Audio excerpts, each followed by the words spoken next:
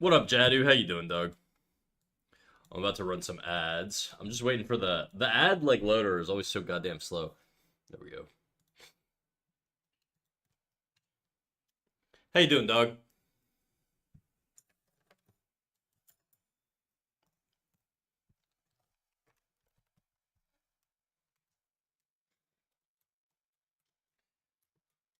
As I'm rendering this, I really don't know how the hell I'm gonna tackle the close, to be quite honest.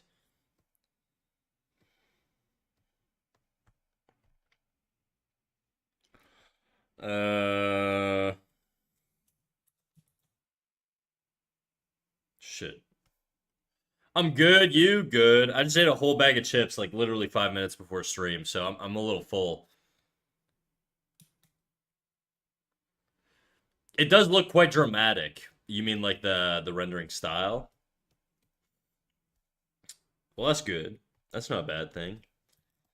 I still have no clue what the hell I'm doing, but we'll figure it out. Rendering is not my forte. I kind of know like the technical side of things, and so I'm just trying to apply that as much as I can. But when it comes to like clothing, I'm terrible at color picking. I feel like it also kind of looks nicer on a white backdrop, but I think I'd have to change some stuff a little bit. I'd have to push the values a little bit. I'm working off a dark background just because it helps me see my values a little bit better, but it's pretty good for something you're allegedly not good at. It's not that I'm not like like I'm not a beginner renderer, but I'm not like it's just as far as like my fucking skill tree goes, I'm much more skilled at doing line art than I am at digital painting. And I think that's sort of just something that I'm cognizant of.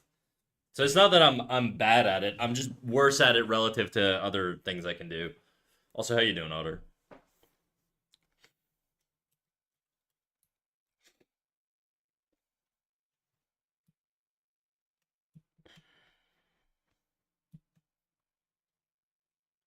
Same dude. I feel like I should learn how to color from the basics right now. I just look up color swatches, and pick one. I think it feels nice.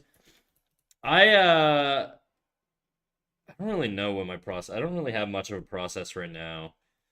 Right now, I think one of my big processes, I guess, is just doing a dark background and then pushing the lights and the darks as much as I can.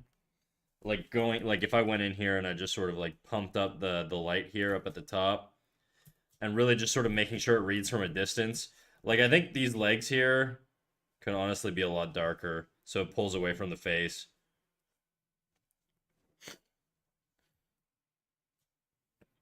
Dedicating the day to doing nothing, too many social obligations this holiday week.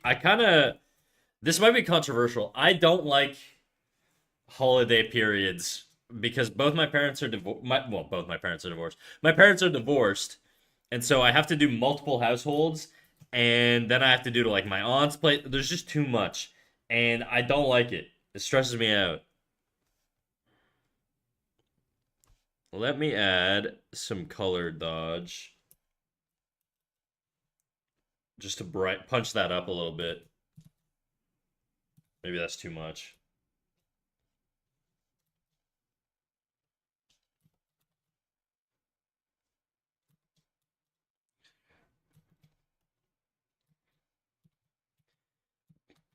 Maybe I don't want to punch it up right now.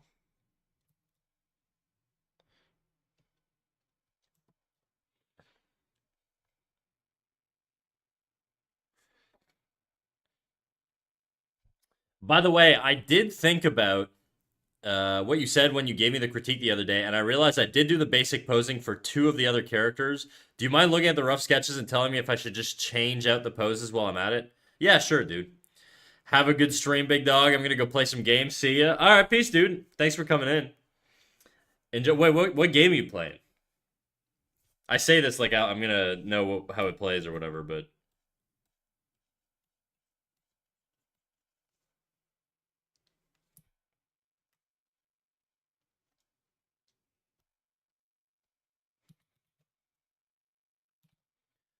yo, Mike, what up, dude? If it isn't my favorite furry, Sade, damn, what up? Returning customer. How's it going, Sade? Pal World, of course. Classic you.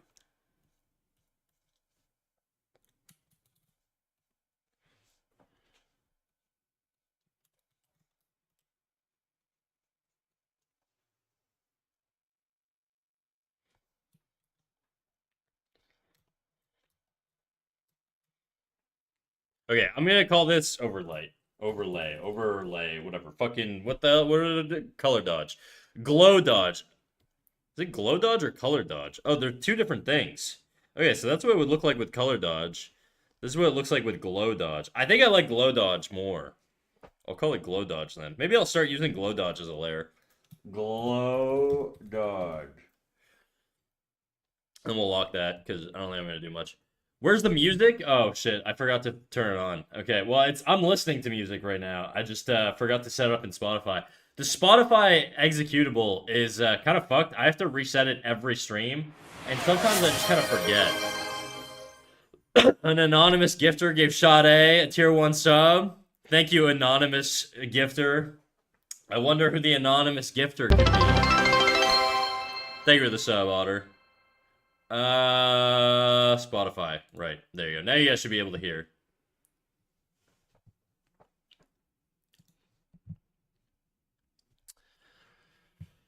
Hello, I'm good. How's yourself and the art coming along? It's coming. I gotta figure out how to render fabric and clothing in general. I think a lot of people, I was talking to Zidodo Bird today. I was in his chat and I was talking to him about sort of what should the approach be for rendering. And he says he just kind of treats it similar to skin. And I don't know how to I don't know. I'll try that, I guess. Like he doesn't really think of it as like a different type of material.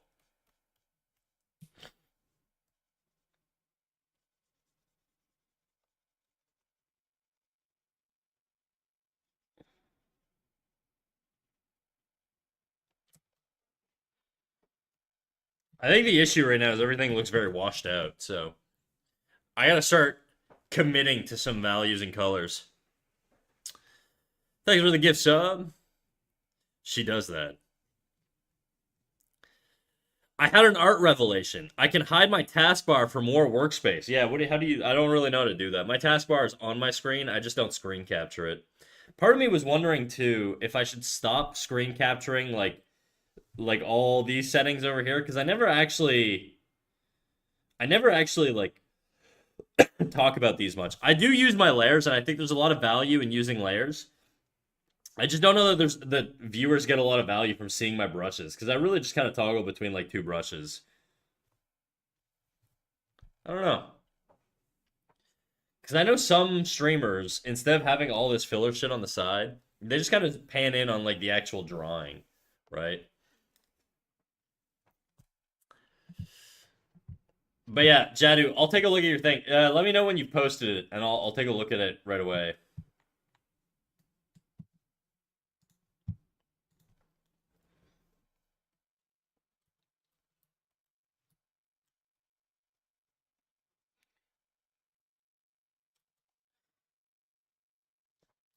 Now, I also don't know if I want to go blue on this. Part of me wants to do like try out a different color here. So let's just select that and shift the hues around. I don't know, dude.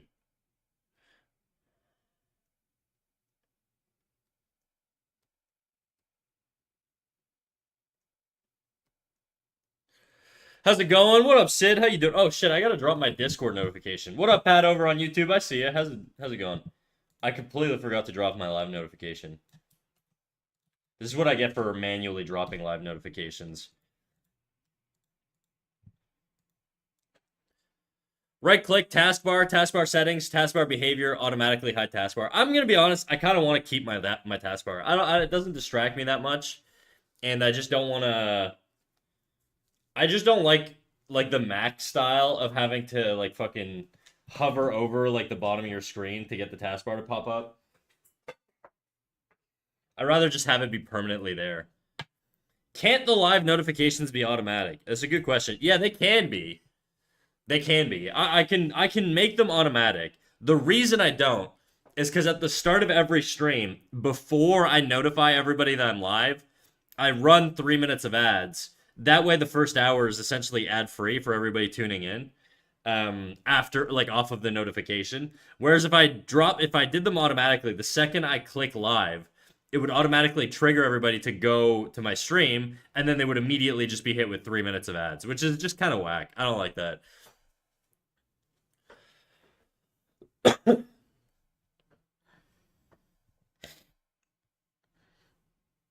I'm on a laptop, so the extra space helps me. Okay, that makes sense. How's the rendering going? To be honest, I don't really know what the hell I'm doing. I don't really know how to make this look appealing. I should probably look at some reference of how people render clothing. Give me a second. I'm gonna do that. Let me look at Pinterest. No, ArtStation. I have like a curated list of people that I go to for like stylistic stuff. Where is my follower list?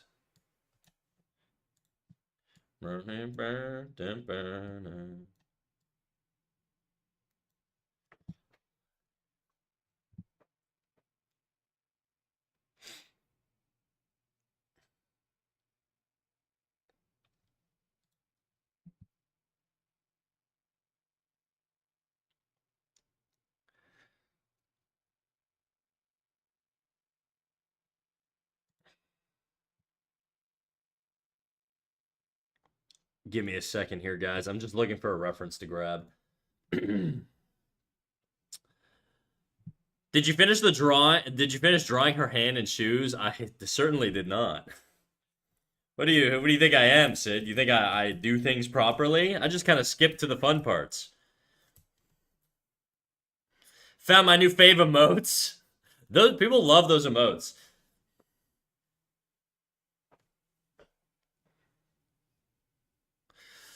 These are more mutual. Okay, it's up. These are more mutual poses than the one I did for the other character, but they aren't. But they still aren't. So I don't know if they'll be useful. Okay, let's.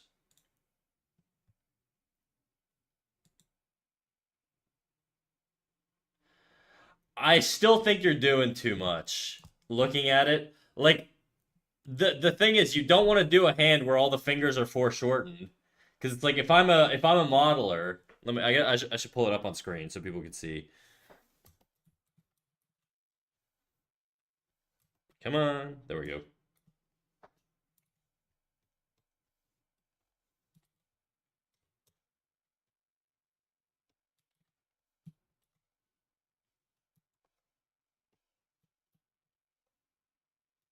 I guess I could just flip my canvas here, but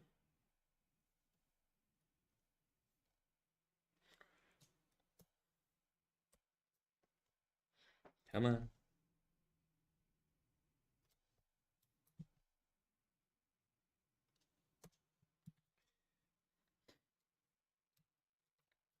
Yeah, so looking at this, like the issue is you're thinking about what these drawings are being used for, right? Like when you're thinking of character design, Jadu, you want to think about the pipeline and what this is going to be used for. If you're working in like a studio that does 3D animation, you're going to be sending this to 3D modelers who are then going to take this and then they're going to reference it, or and then they're going to make rigs out of it for the animation.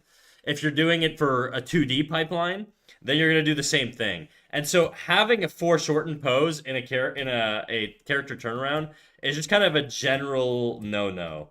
You can do like an interesting pose, but you need to caveat, like if you do, let's say you do something interesting, you need an actual like basic breakdown of the arm and the anatomy of the arm and how all that sort of works for the studio to use. Okay, so character design or character turnarounds in particular are very, very much from the perspective of helping the other departments develop the characters within other sort of mediums.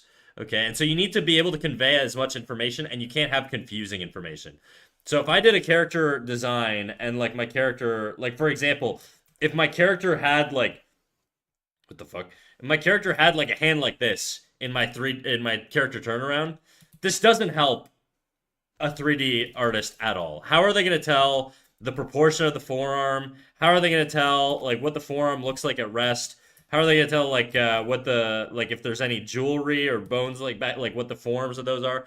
Everything, it sounds boring to say, but everything does kind of have to be a little bit more plain and a little bit more flat. It doesn't mean you can't make it gestural and feel organically posed, but it is like a separate, like a character turnaround is a very specific thing, and it serves a very specific purpose. It's a reference sheet, and it has to be able to convey information without confusing people. I would also say you really, really, really, really need to work at, like, focus on your profile faces. Right now, your profile faces kind of have, like, they all have muzzles, and that's not really how a profile face would go. Your profile face would literally just be sort of a straight line all the way down, not like this, this, and this. I know you're, like, referencing, like, some extreme anime stuff, but it would be like this, and then what you would do is you could dip in for the brows a little bit, come out with the nose a little bit, lips, chin, and that's it really for a profile face. You don't need to do all, I mean, you can, but not nearly as much as you have there. If you're going to do some sort of like anime style dog muzzle or whatever. So really practice your proportions on your profile faces, because I've noticed your profile faces tend to have this sort of you ever see the military commander who's like a furry? It reminds me of that. I'll pull it up.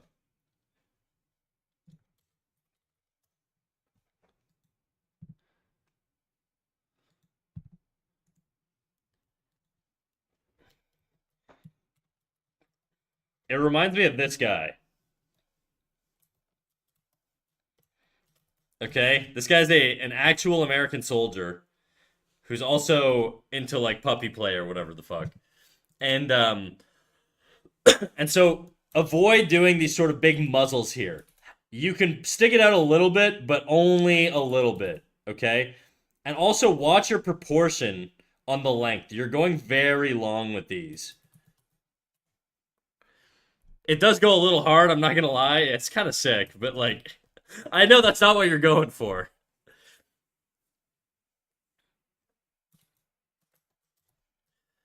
This is quite jarring because I feel like when I do a very stiff poses, it feels like my drawings actually get worse. Well, there's stuff you're not employing here that you could be. You're not applying contrapposto. So I would say, profile is one of them.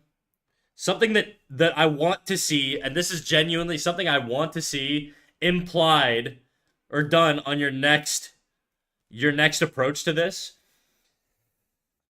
Inami Hamadui, how are you doing? Wow, nice drawings. Thanks, dude. Actually, these are done by a viewer over on Twitch called Jadu Arts.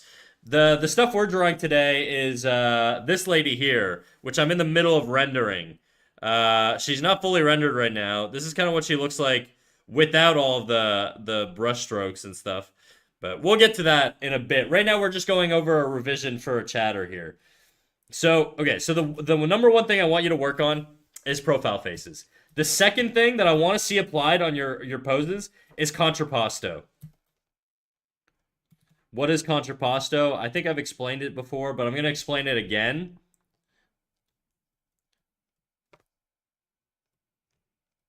And Jadu, you put a lot of effort here, so I'm like, I'm cognizant that you're trying really hard, and I commend you for actually applying changes and really trying to work through this stuff. So, but these need to be hard things that you apply, and I think you will get a significant improvement if you apply these things. So contrapposto is essentially, I think it's Italian for like counter poses. It's some sort of like foreign language. I don't know, but essentially it just means to offset the shoulders and hips. So what you're gonna do is you see how your collarbone is very straight here? That's no bueno.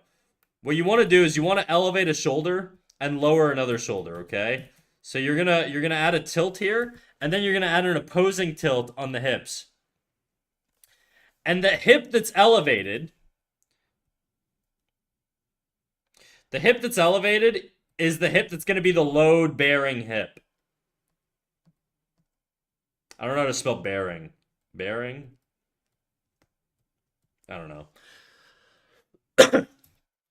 And so what this is going to do is this leg is going to be relatively straight, and that allows you to have a sort of offset leg here and stretch this leg out a little bit because there's going to be less weight on it. So you can point the toe, or you could do something more interesting. This is going to lower this arm here. I draw a lot of faces and bodies, but I can never draw hands. Hands are a pain, dude. My advice, Iname, is you should take a picture of your own hand and draw that. That's what I do. When I draw hands, like whether it's these hands, okay, or whether it's the hands on this girl that I'm doing right now, okay, or the other girls I've done in the past, all these hands. These things are all sort of they're all hands that I've taken a picture of myself from. Now, you don't trace it because you're not going to learn if you trace it. But you want to take a picture of your own hand and then study it. And then that gives you the full control to do it in whatever pose or angle you want. Okay, so Jadu, back to you. This is going to be your load-bearing hip, which means you can have it sort of tilt in towards your plumb line or your center line, okay? Because it's going to carry most of the weight. And then this leg you can put out. You can, do whatever you want with it, really. You can, like, bend it. You have a lot more freedom now with that other leg to do something more interesting once you've got all the weight shifted to one side. And it's the same thing with the arms, except the arms don't need to actually touch the ground. So you don't really need to worry about weight distribution on the arms. I would also sort of, because it's foreshortened here, your arms should probably stop around the mid-thigh here, or just below the crotch. Oops. I guess I'm drawing on your thing. Whatever. So apply this for profile faces. Contrapposto to make more interesting poses. And number 3 is no foreshortening, or nothing that muddies the proportions.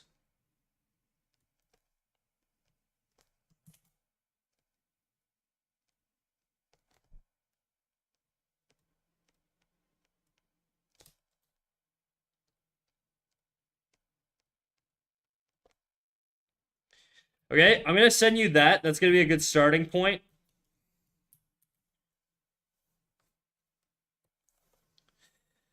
And also the reason your leg feels weird here, despite being bent, is because you sort of you don't have this leg bearing the weight. So if you want to have this leg bent like this, Jadu, tilt this hip up to become the load-bearing hip, right?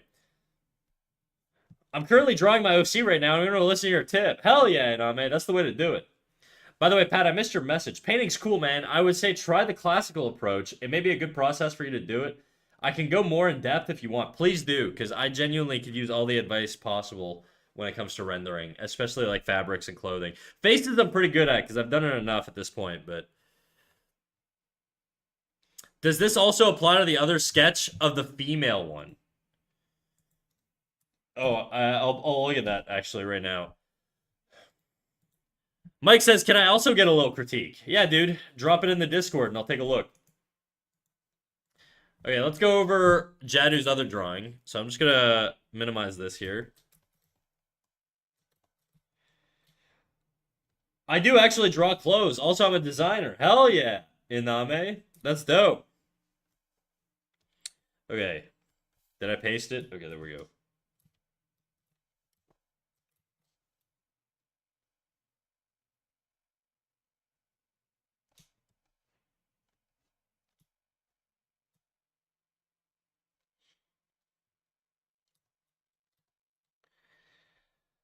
So this one suffers from something else that I'll talk about.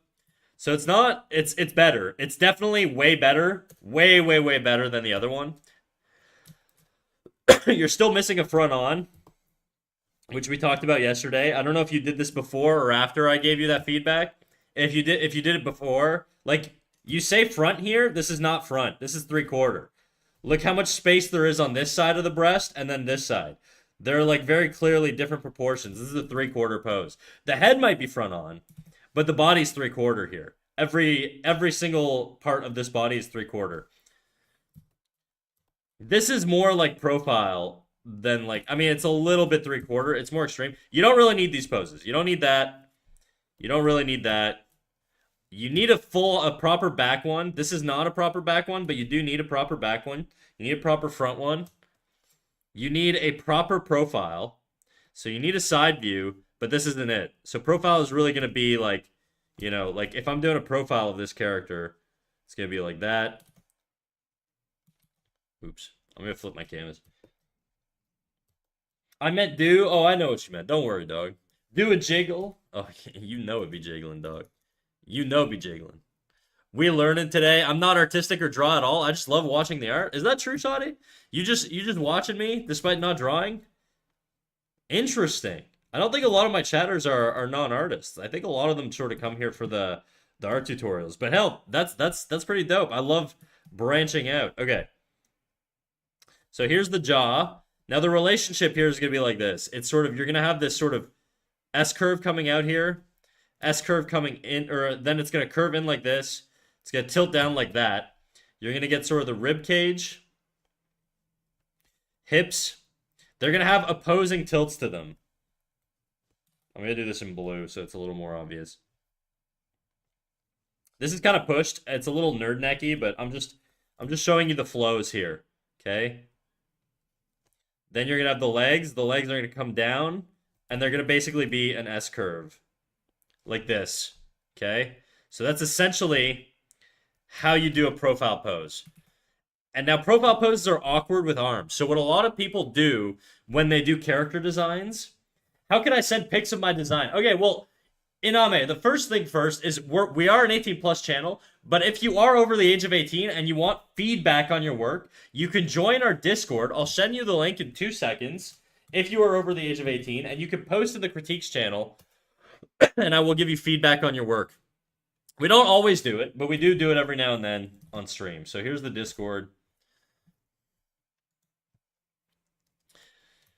Now, what people do to not sort of confuse the illustrator, because you don't want the arm to cover up all the details of the proportions and stuff on the actual pose here. So what a lot of artists do is they'll draw the arm, they'll add like a little socket here for where the arm sort of inserts, almost like a figurine, and then they'll draw the arm like here. Right?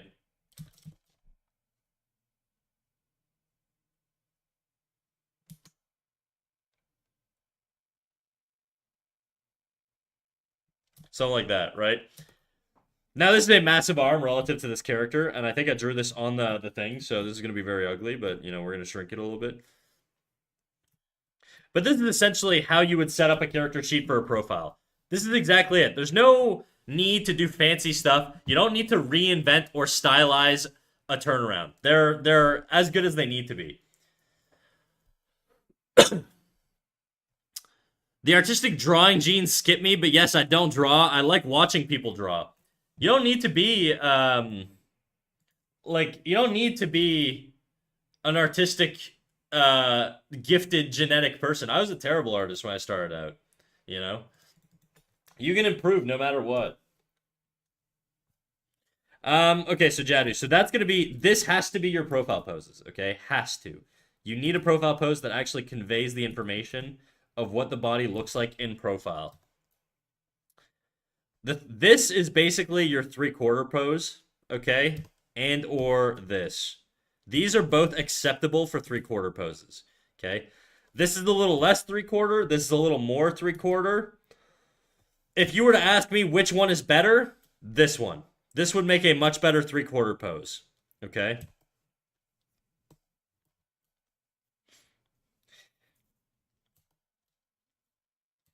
And if you want to make it more interesting, it's totally fine for you to draw a 3/4 head on the profile pose. Okay, if you want to do that. Thanks for the site. I'm actually a teenager, but my country does allow very young designers. One designer who's 13 years old, and I'm 16. Sorry if this causes awkwardness. Sorry, big dog. That unfortunately means that you cannot be here. So I'm gonna have to remove you once I figure out how to do that on YouTube. You're lucky I don't actually know how to ban people on YouTube, but I will let a mod know, and we will have to remove you. Unfortunately, sorry about that, big dog.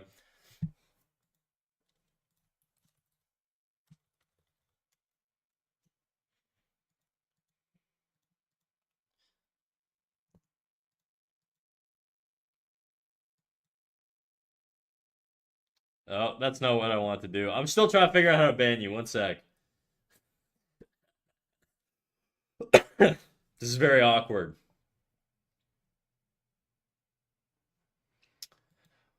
Well, for now you're safe because don't know how to do that. So whatever. Panic Page, how you doing? I'm a mediocre artist and I make a living at it somehow. Good luck with the drawing. Thanks, dog. But yeah, okay. So Jadu, there's nothing wrong with sort of having the profile body have a 3/4 head on it, but that means you also need a profile body on one of the other heads. You can mix and match the heads, but you need to convey this information on your character sheet at the end of the day, okay? So I would just say pick one of these poses. This is my ideal 3/4. Don't do this. Have one arm, at least one arm be neutral, okay? At least one arm be neutral.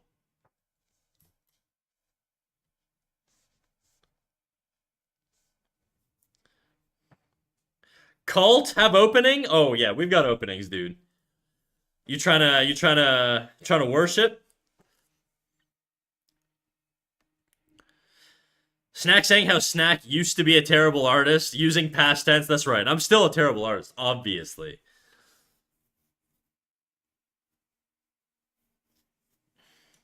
So at least one neutral arm in every pose. Okay, so every pose needs to convey what the arms look like at rest. They need to convey what the face looks like in all different angles. Same with torso. You need to convey the information. You don't need all this. You don't need all this. You do need a back pose. You don't need all these in-between poses. You're just making more work for yourself. I'm gonna say get rid of this. Add this. Plus or add this. This is also just kind of a 3/4 offshoot, so get rid of that. You need a back. You need an actual front pose.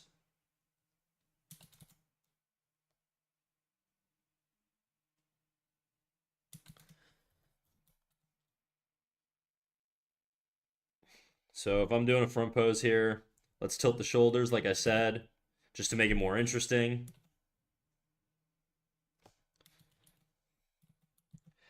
Pat, in digital, you can do all these in your own layers. What'd you say? Okay, so the process goes something like this: drawing shadows, darkest points, midtones, colors, and highlights. After that, just go over what you have and push and pull contrast where it's needed. In digital, you can do all that in their own layers, but what's most important is to define clearly the light direction, similar how they do in cell shading for anime. With all that, you can easily go there and add textures, occlusions, and all the cherry on top. Okay, you know what, Pat? I'm gonna do that after we finish with the revisions. So once we do all of these chatter revisions, we'll go in and we'll do that. So hip tilt, what did I say? We're gonna do an opposing hip tilt here. Because we've elevated this hip here, guys, remember, this makes this leg the load-bearing leg. So this leg is going to tilt on an angle in, because it's going to be sort of the leg that carries most of the weight. This leg can now come out and rest. This arm is now going to come down. Oops. And then if you want to put this arm on the hip, you could totally do that. Normally, the hip that's elevated is what's going to get the arm pushed on it.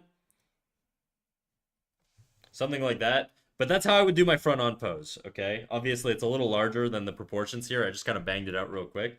But I would do something like that. And I think that is what I've done in the past also. I don't know, not on this drawing, but one of these drawings, oh no, I might not have it open right now, but so this is what I'm gonna say. Do this, okay? So I'll send you this, and that should send you on your way, Jadu.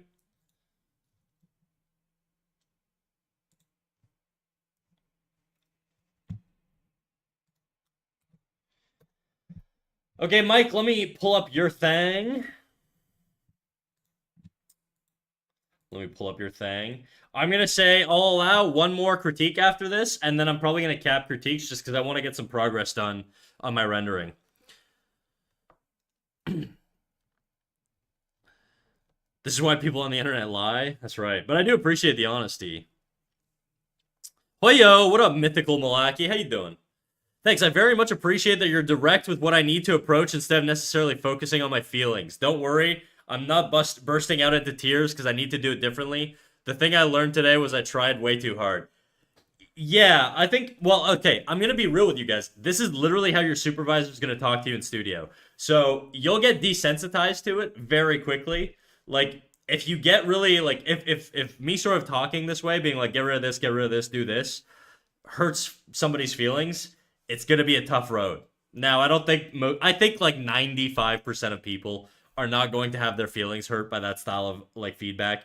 But just know that if you want to join any professional art industry where you have a direct supervisor, they're going to talk to you exactly like that. Maybe they'll be a little nicer than me. Maybe I'm a little bit of an asshole, but, you know. I'm existing again, and I'm not working at the chocolate factory today. Damn, they let the Oompa Loompa out of the cage, huh? What are you going to do with all that freedom, Mythical Malaki? Mythically Malaki? Okay, let's get rid of this, and then let's jump into Mike's thing. I think I've copied it already, so...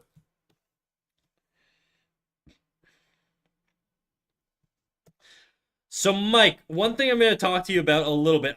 First of all, I really like. I'm going to reduce the opacity on this, and then I'm going to draw over top of it. I really like the flow crime. What crime are you going to commit, dude? I really like the flow. You've got a strong gesture going through this. So kudos to you. That's something that is like a very common critique that I give to people is a strong gesture. And I think you have a very nice, strong gesture in here. Where this can be improved is mostly in the shape choices, okay? So a lot of your shapes, and I'm looking at the hair spikes here in particular, they're very much the same size. Okay, there's some variety, but it's just not enough, okay? You need to push your shapes a little bit more. If we tried something like this, and now what I'm also going to do is instead of having these spikes come up like this, because we've established that our flow and our direction is this way, we want the spikes to serve that flow. So I'm going to spike this back like this, and I'm going to break it up into 3 primary shapes. So large, medium, and small. Something like that. I don't actually like that too much. Let me see what I can do here.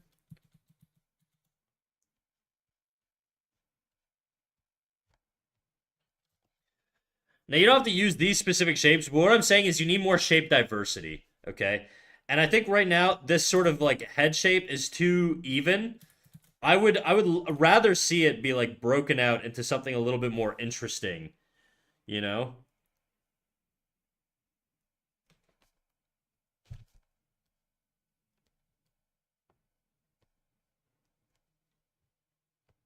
Now, this looks a little bit more like a fox, so maybe that's not the design you want to go with. Maybe you really want to have something more boxy. But I think, you know, what I'm trying to convey here is I just think that you need more intention with your designs, okay? And more shape diversity or more interesting shapes. That's sort of the big issue here. Everything else works. I think the colors are fine.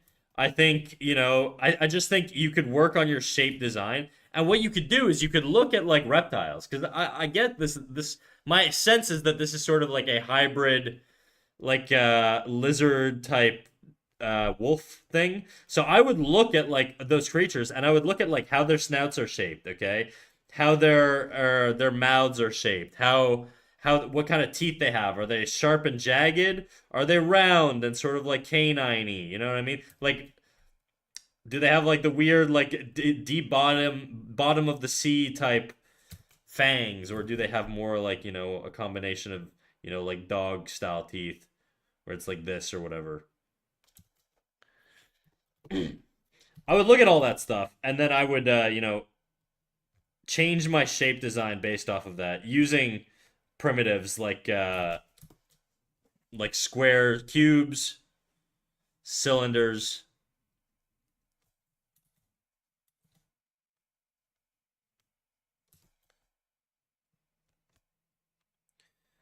and spheres. Right? These primitives, you could build basically anything out of it. I need to have a text file of all your notes while drawing. Well, that's why I usually add bullets. So I would just say study shape design. Well, that's too vague. Use a combination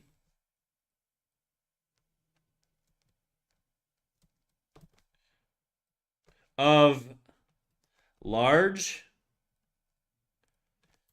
medium, small shapes. Try to not have shapes that are symmetrical in size. It flattens out an image and it's a lot more boring. Avoid basic tubes for head structures and stuff like that. I mean, you could totally do it, I guess. But there needs to be something to make it more interesting. Like if I did like a tube like this, I would just sort of make the taper a little bit different, or just make the shapes a little more interesting. Like if I want to do, now see how I'm adding the mouth? It's not halfway. It's like a little bit lower. Okay? It makes more visual interest if you split up the proportions like that. If I move the mouth up, it's going to be a lot more boring. Okay? Like it just sort of becomes more boring. It's more neutral. Whereas if you lower it, you get a little bit more visual interest. And then see how I'm basically, this is just a box, okay? So what I'm doing now is I'm constructing the head using the primitives I had mentioned. So I'm just thinking about that.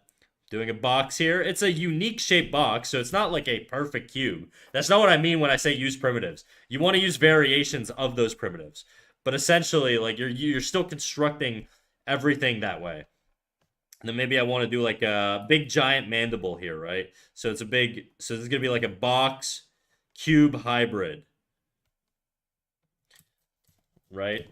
And then in here, maybe I'm gonna do like a sphere. And maybe that's gonna be overlapped by a brow bone that's gonna be part of this box. So these are sort of the things I'm talking about when I'm saying like use cubes or whatever, or use like primitives. This is what I mean. Think like this when you're designing things. And then it gives you the opportunity to mishmash stuff more. Maybe now I want to actually use like a perfect sphere, you know, for the head. Maybe I want to change things up. This is how you play around with shapes until you find a style that is very unique and appeals to you. So, I don't know.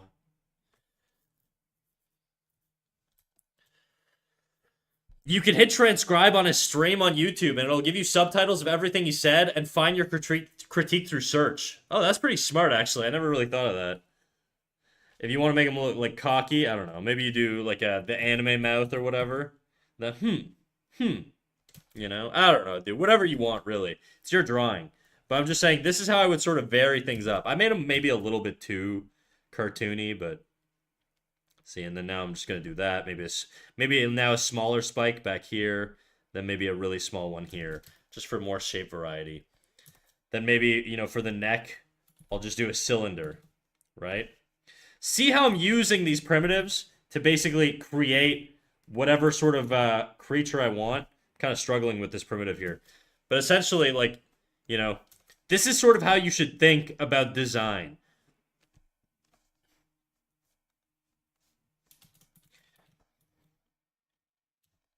And then what you can do is once you're sort of happy with your established base, you can lighten this up, let's say, and you can sort of go in and really flesh things out. So if I want to sort of now I can go in here and I can be like, okay, what if I want to round this out? Like I'm thinking of how the skin's gonna sit over top of all this stuff.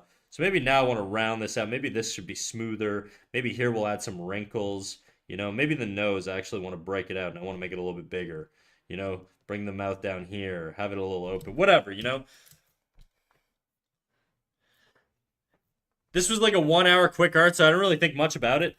Yeah, but the thing is, even if you're doing a 1 hour study, the point of a 1 hour study is to consciously think about this stuff and see how fast you can get it in there and how much information you can convey. Doing a 1 hour piece doesn't mean you turn off your brain and you just sort of freestyle it. It should serve a purpose, right? It should be to practice a dedicated thing. And I think anyways, all that to say, I hope this helps you and I hope it puts you in the right direction. And I think you even have it, like, you've got good shape design on the back here. Like, this is an interesting shape. This whole piece here is an interesting shape. It's broken out in an interesting way. These guys, honestly, even though they're a little bit repetitive, they work because they kind of they follow the flow. Could you vary it up? Maybe, yeah. I think it works. So it's not to say that symmetry is always bad. But I don't know. You could just play around with shapes more. Would be my advice to you, Mike. So I'll leave you with that.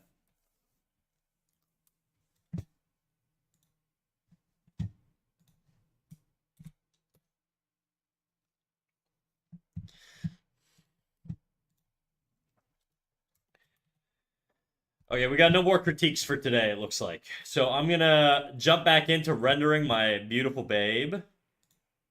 Oh, Boba, since you're here, can you go ban Iname Hamdawi on YouTube? I don't know how to do it.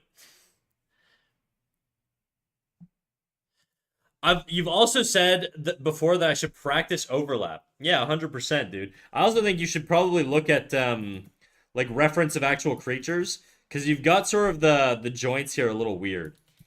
Like a dog leg, and from what I understand, has like the shoulder, which is like this big sort of chunk at the top, and then you've got sort of their humerus bone, I guess, which connects to a bottom joint here, and then I think this is sort of how dog legs work. That doesn't look like a dog leg at all.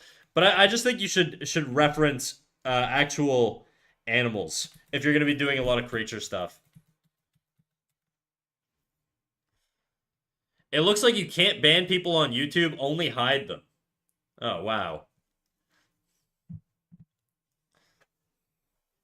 How'd you do that, by the way?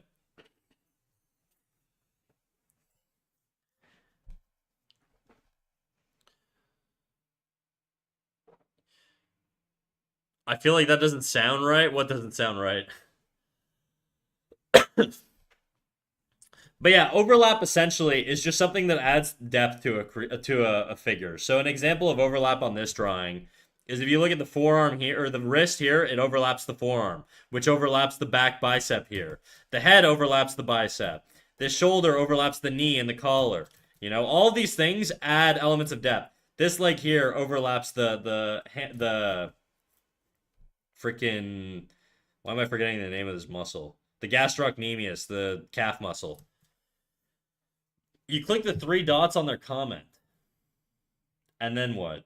I just see channel activity, go to channel, pin, report, remove, put user in a timeout, hide user on this channel. Oh, that makes sense. Got it. Whoopsies. I swear to God I was looking for that earlier. Anyways, not important.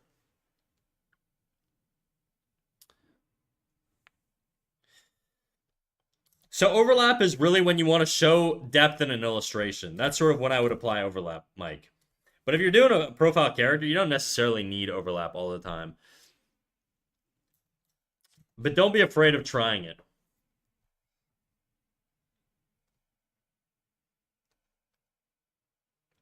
Okay, I'm going to do what Pat was saying. So he says, the process goes like this. I'm just going to write it down first. And then what we're going to do is I'm going to write it over here so it's not distracting, because I'm going to write it in bright red. He said, first drawing. Okay, we've got a drawing. Then he said, what did he say? Digital art, drawing shadows. So I think what he means is trying it kind of like doing your hard shadows, like defining the realm of the shadows. Dark points.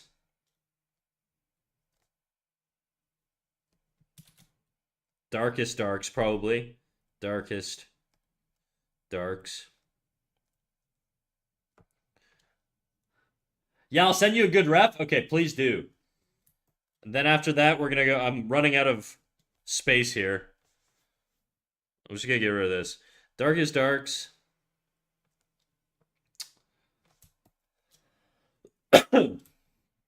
Midtones.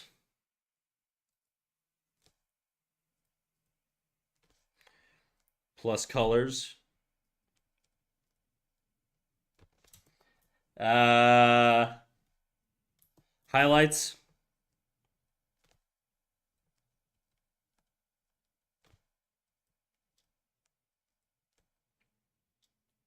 And push and pull.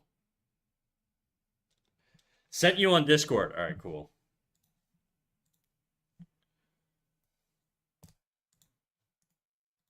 Okay, I'll try that.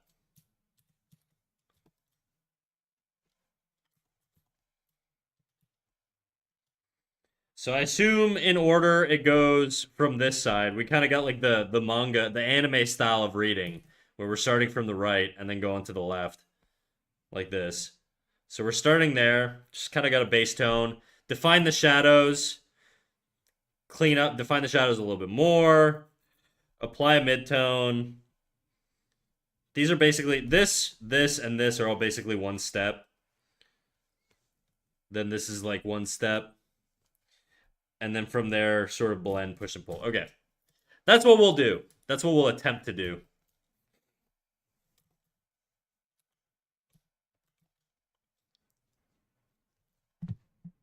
And you know what I'm gonna do? I'm gonna use my hard brush to do this. Dude, you flip the canvas.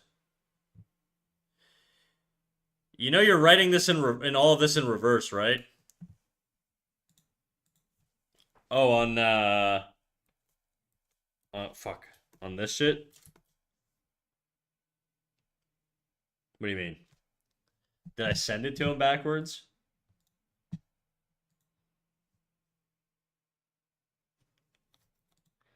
Oh, I sent your stuff backwards. Oh, I get it. Well, whatever, dude. You know how to flip your canvas. You can figure it out. Hey, rocket science.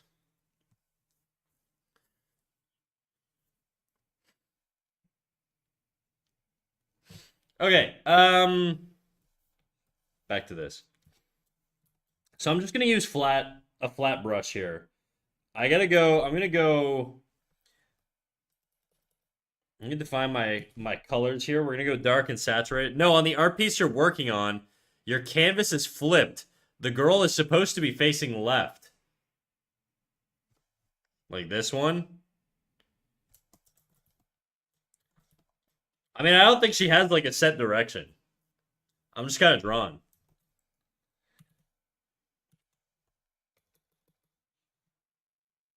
Okay. You know what we're gonna do? We're gonna do lasso tool.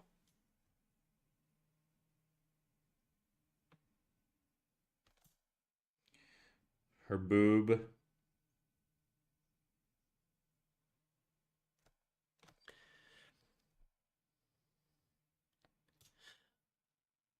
Yeah, but that's why the image you imported and the text that you wrote on the canvas is backwards. Oh, okay, I get it.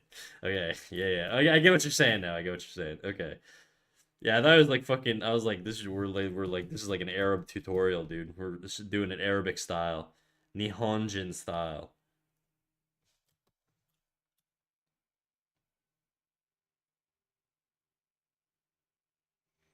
I don't like that shape pattern. We're gonna go small, large, smaller. So we get a large, medium, and small shape there.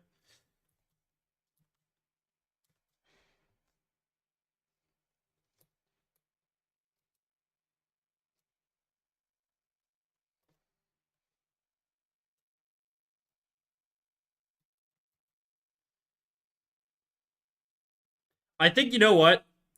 I think this part here is probably just I'm just gonna make this all shadow.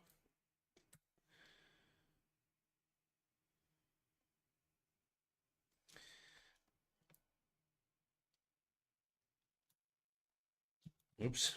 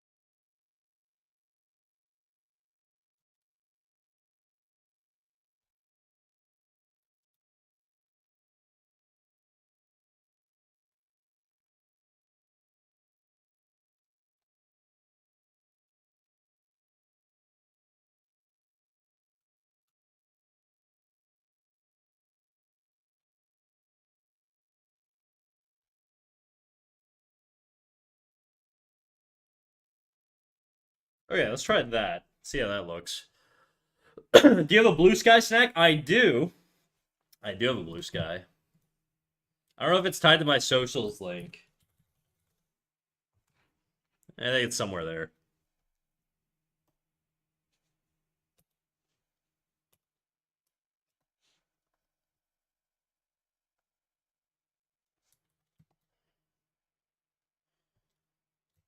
I think I'm gonna carve out a little bit on the breast here. I'm gonna do a soft brush actually.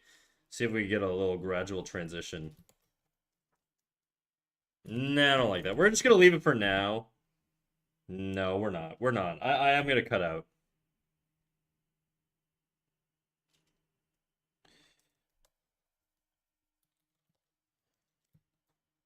I don't like that either.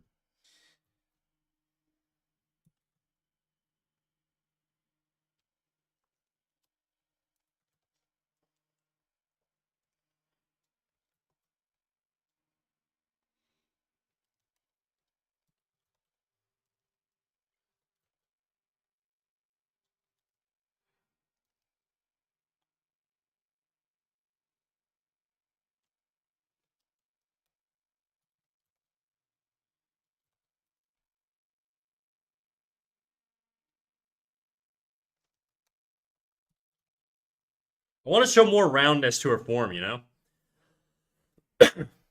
Whoa, mama. Oh, neat. Blue sky. Nice. Thanks, mommy. Dude, that is a fantastic emote. Where'd you get that? Looking at the title, Cat Snack Inflation. That's right, dude. I'm bloating right now. No, I had a big bag of chips before stream. And I feel like a fat fuck.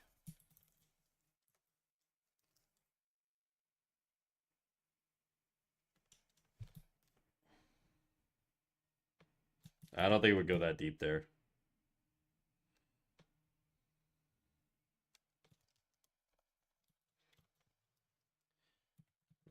You know what? We'll just leave it the way it was. We do need to sort of round this stuff out, though. I think it's a little too much. It is a rib cage, you know, so it's gonna have sort of a round shape to it and form. It's not gonna be like just these hard stop lines. And I think this is also sort of gonna need to. We want to show a little bit more form here.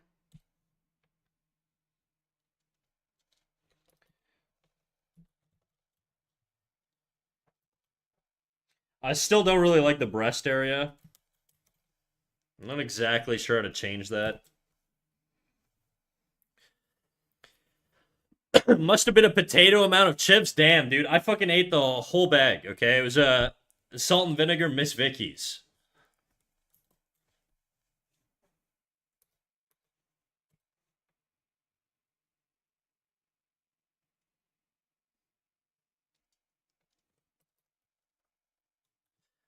Take care. I gotta go do some stuff. All right, peace out, John. Or Mike. Sorry. Your name always fucks me up. Have a good one. I appreciate you coming in.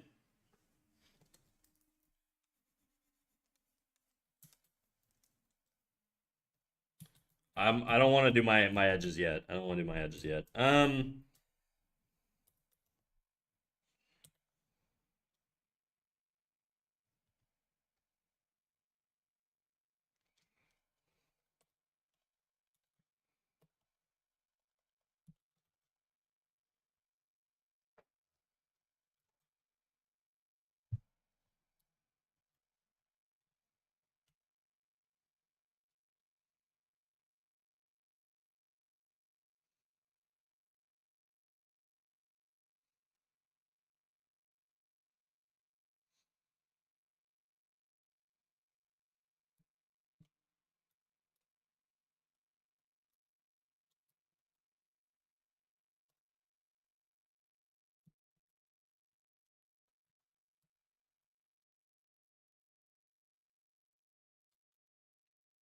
I searched them up because we don't have them here, and they look yum. I'm jealous. They're awesome, dude. I don't know if they're a Canadian company or not, but they are certainly incredible.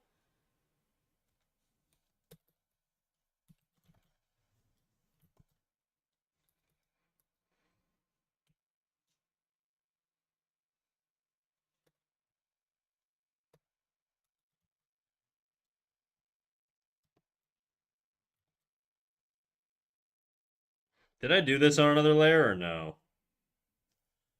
I think I did. The reason I ask is because I'm considering shifting the hue around. And if it's all in one layer, it makes my life a lot easier. Probably means I'm shifting the hue of the lettering down below also.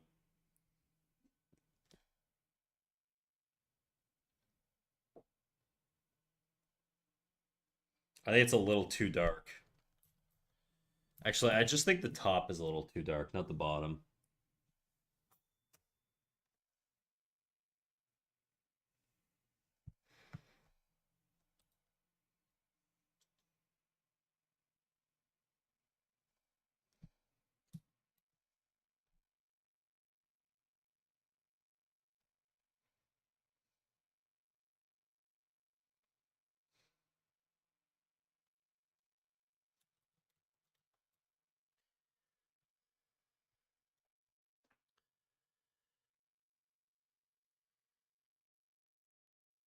You should try using a correction layer to do that. I find it makes changing hues and saturation a lot faster. I have no idea what a correction layer does.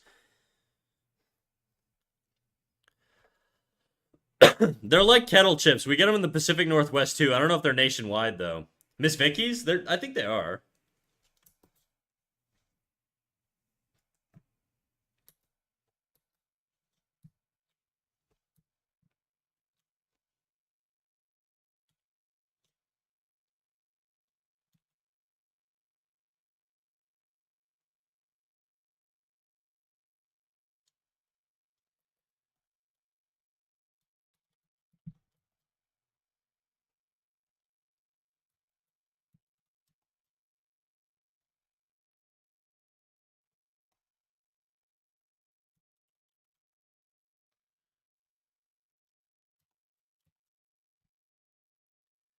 Just left click on any layer, then do new correction layer, and you can pick out the list of hue, saturation, and values. There's a if you hit Control U though, it just lets you like mess around with the sliders. So that's what I normally use.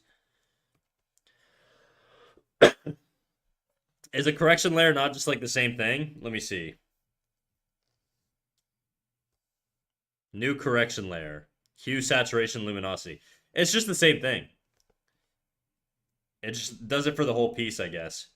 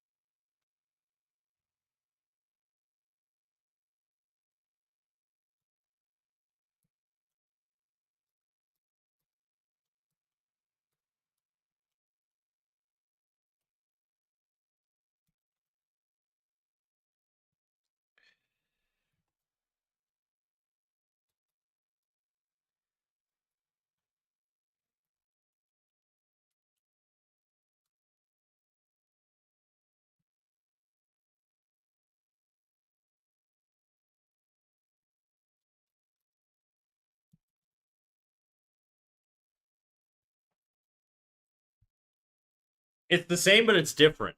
I see. With the correct layer, it's non-destructive, so if you decide you don't like it, you can just turn off the layer. Oh, that's a really good point, actually. Yeah, that is a good point. Potato, potato, how you doing, Nistradamus?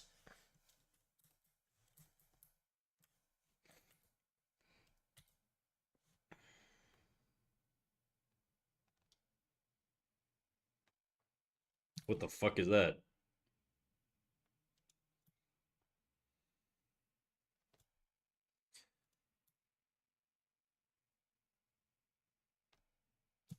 I'm trying to think of like the shoulder blade here.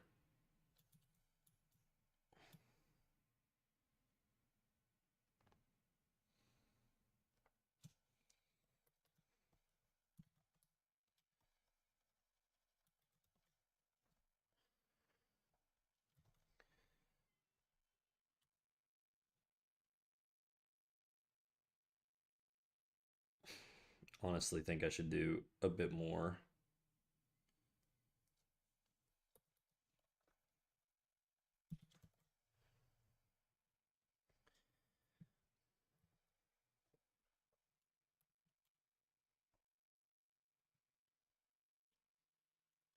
Doing good, doing good. How's it here? It's good, dog. I'm chilling. I'm chilling. Just trying to get my piece done, you know?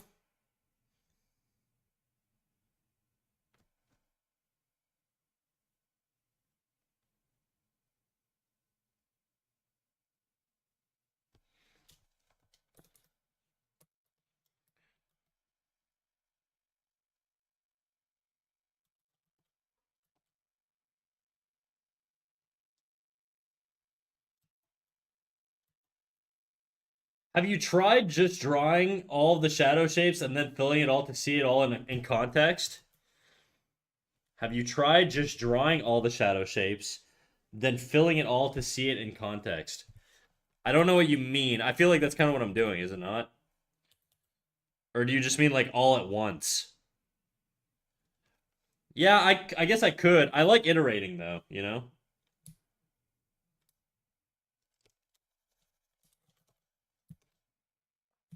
I do think I want more shadow in this area.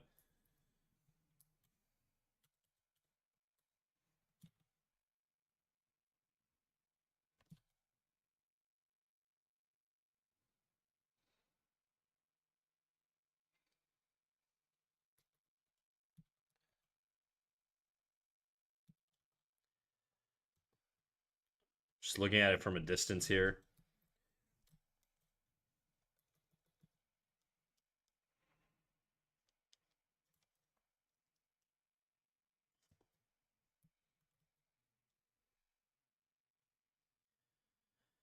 Very swagalicious piece.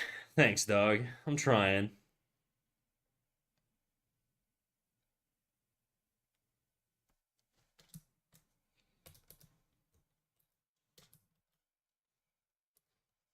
Why purple? I don't know. I like the aesthetic. It doesn't have to be purple, I guess. I just kind of like it.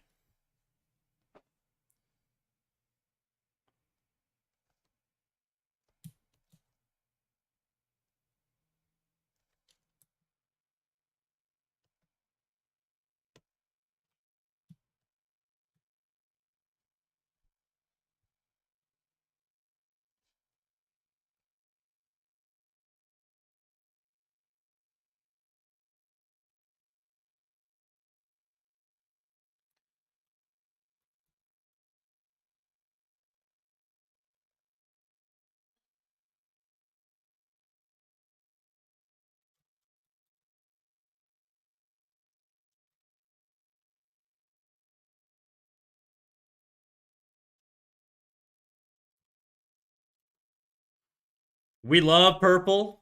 Purple's cool. I think so.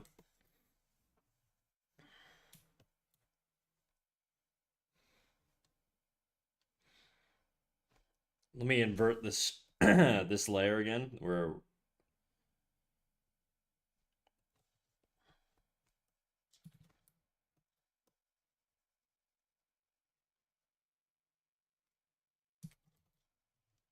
it might be a little too bright. I did pick like the highlight of the face, which is a little much, so I'm gonna tweak that a little bit.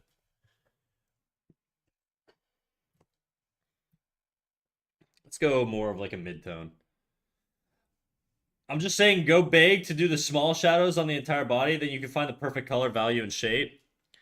Go big. I'm saying just go big to small, then do the shadows on the entire body, then you can find the value and shape. Okay, I think I know what you mean. You mean like just sort of go in and do like the large overarching shapes. Snack lives in Quebecois Eternal Darkness. It just lets you see your values better. If I tried painting with this off, it's a lot harder to see my tones and my relationships to those tones from that perspective. Whereas with a dark background, everything pops a little bit more. It's a lot easier to see the value differences, which is why I like setting a dark background when I'm starting out my paintings. Now, I might get rid of the dark background altogether later, but for now, it just sort of, it helps. Honestly, I kind of just like it having a dark background. Me too. It's just going to depend on like sort of how I want to go with it. Yeah, just get the direction and then see the volume. And then you can get to the specifics. That's what I originally did. Um Pat, what I did originally was I selected the whole piece. I just kind of went in with a big brush and just sort of like painted in everything I wanted to be a certain like in shadow, right? Like all of this or whatever, right? And that's sort of how I started my piece. So I have a general idea, and I feel like I just kind of want to like carve into stuff now a little bit. So I get what you're saying. I think I prefer just jumping into it though right now, just because I kind of did that earlier a little bit.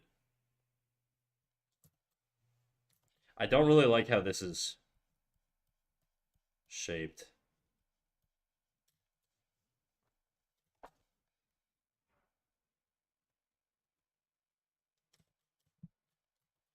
Fair enough.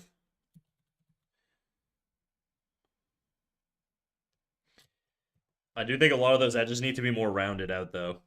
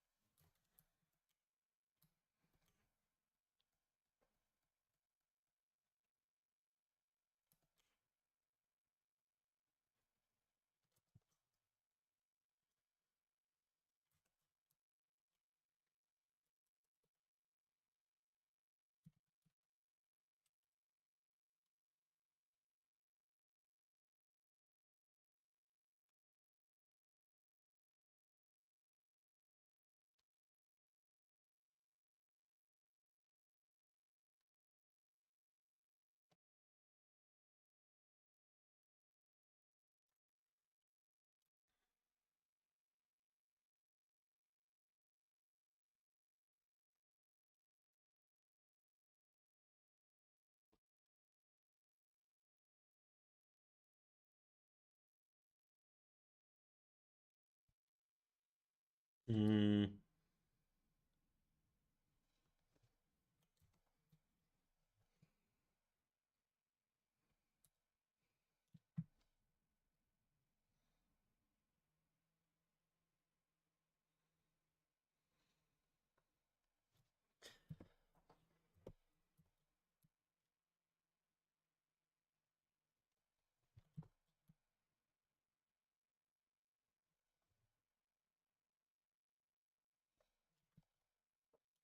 okay.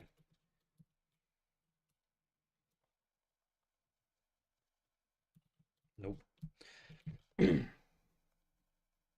Why is this changing colors? I'm trying to color pick this exact color here. There we go.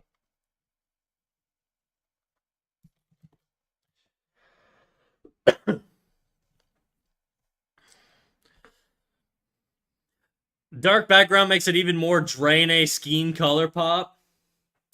I have no idea what that means.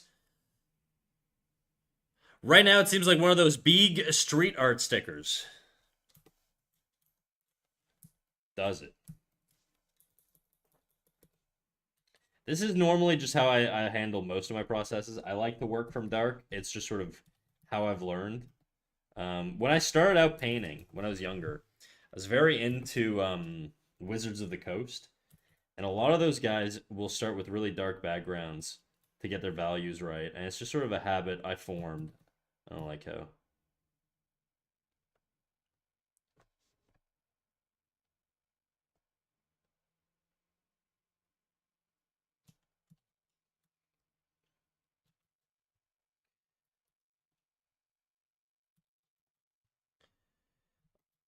Shape's not very nice here. We could do better.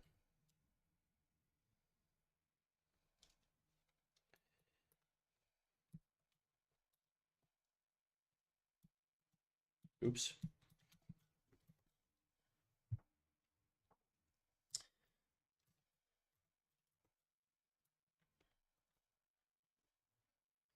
Lies? I'm not lying to you, dude.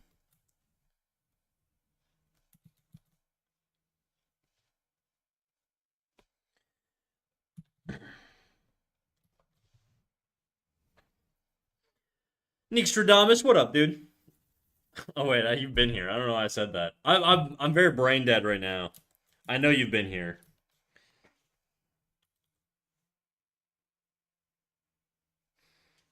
Hi again.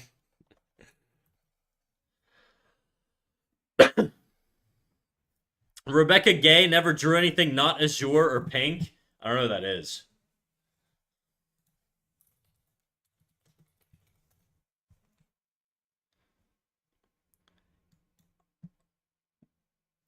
When I talk about like the guys I'm referencing are kind of like dudes like Tyler Jacobson. He does a lot of he starts with dark backgrounds when he's checking his values and stuff.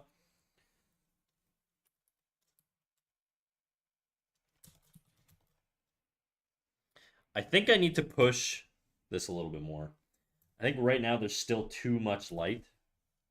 I'm trying to think of like how the hips would work. Probably something like that. Shit.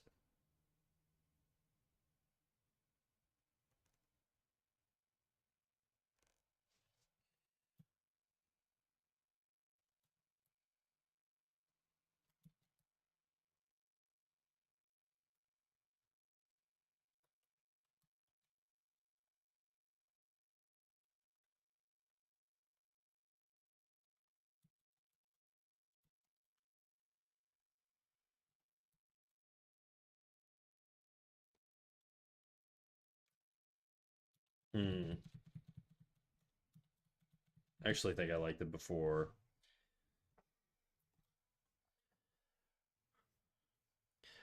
D. Terlizzi and also D. Terlizid, even when doing Wizards of the Coast Guard. Tyler Jacobson. Yeah, Tyler Jacobson.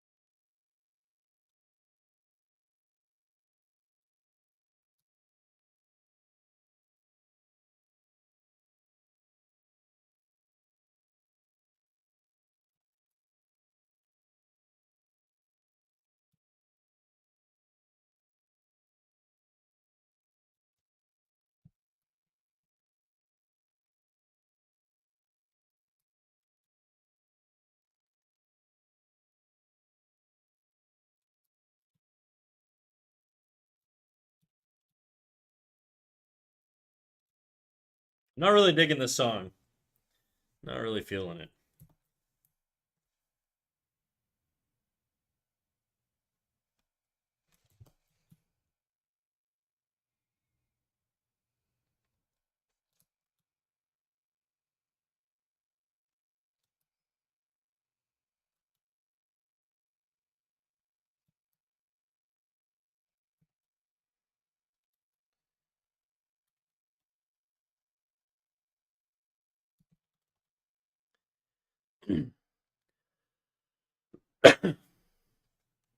Oh yeah, does Snack feel like ordering in all the art series card sets for the Magic the Gathering? Hell no, dude.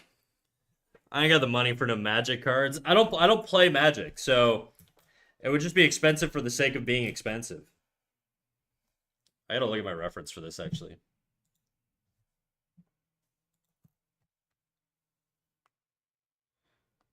For my hand, my little fingies.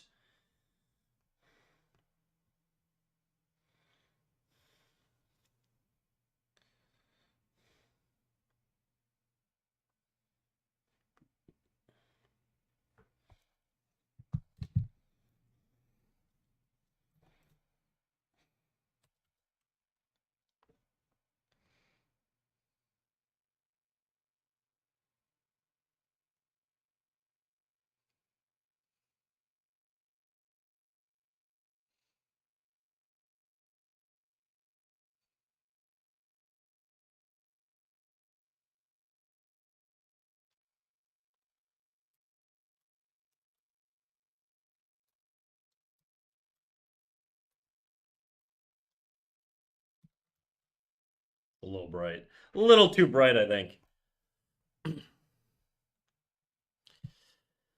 Snack could just make his own shiny cardboards. I had a buddy, actually. That reminds me, Sade. I had a buddy back in like high school, or no, not even high school, middle school, whose dad had like a card printing machine in the basement, and he would make his own like bootleg Pokemon cards. And I thought it was the coolest shit in the world when I was like fucking 10 or 11 or whatever. This is why I play Hearthstone, so I can scratch the magic itch without having to buy cards. Exactly. Free card games.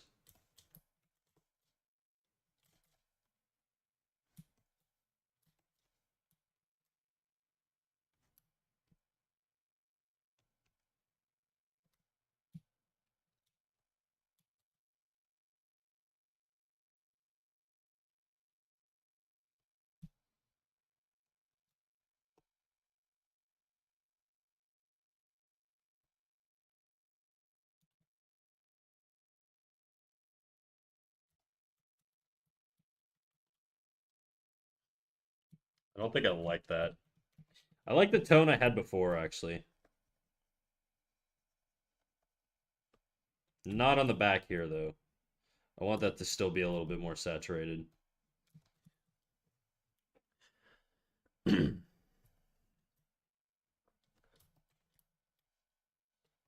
Maybe not.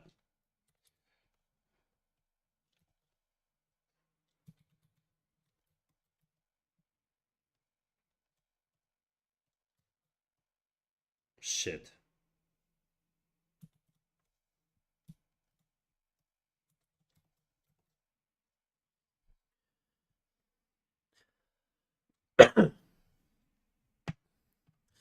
Recently, one thing I've been finding really nice is people making semi 3D Pokemon cards by taking a bunch of different versions of them, of the same card, and cutting them and layering them. Yeah, I've seen a lot of those. The like Pokemon cards, they're basically like they're like they've got parallaxed backgrounds. I really really like that. Parallax is a thing that's used a lot in animation backgrounds. It's a thing. It's a very basic thing you can do to bump the quality of your animation or your background movement by layering the trees and having them move at a different pace than the things that are closer up.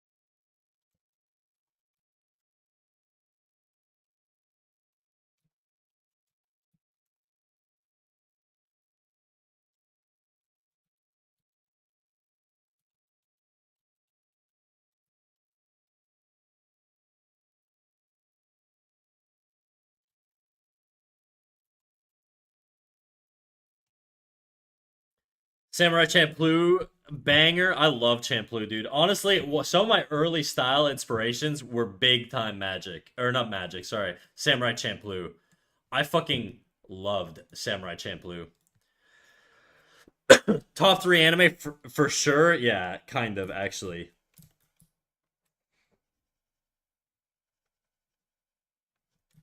Some days, some nights, die in the ways of the samurai. Some fight. I'm gonna go a little darker on the neck values here.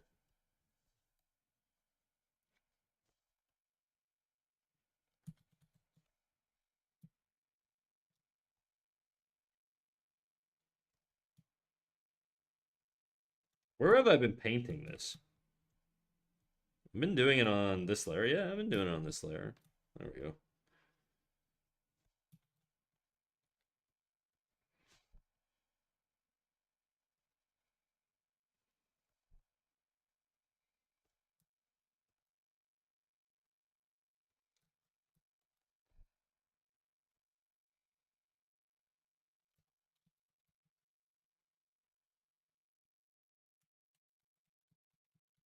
Yeah, it looked better when it was like more even toned. There's just something weird.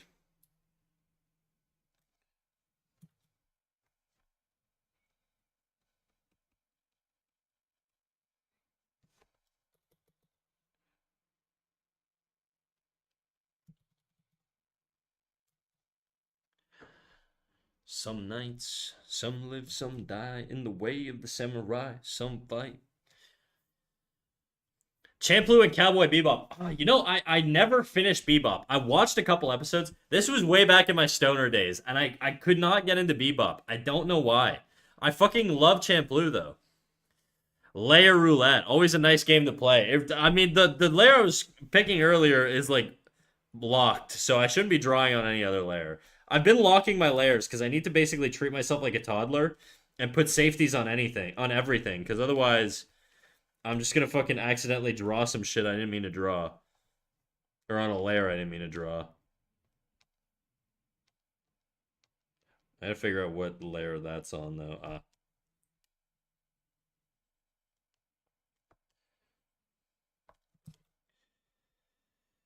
Okay. I do think I want to do some sort of dark, really dark value. I'm gonna go try. I'm gonna go a little less saturated than my instincts are telling me to go here.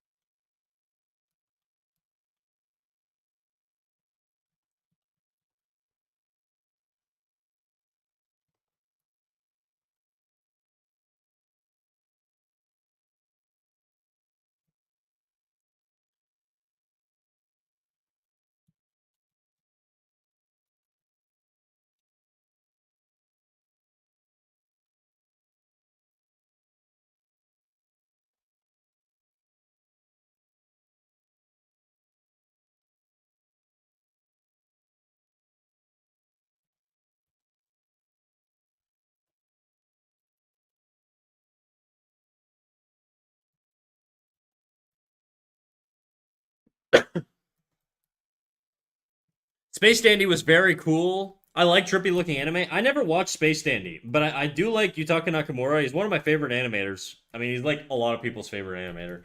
But he did a lot of work on Space Dandy.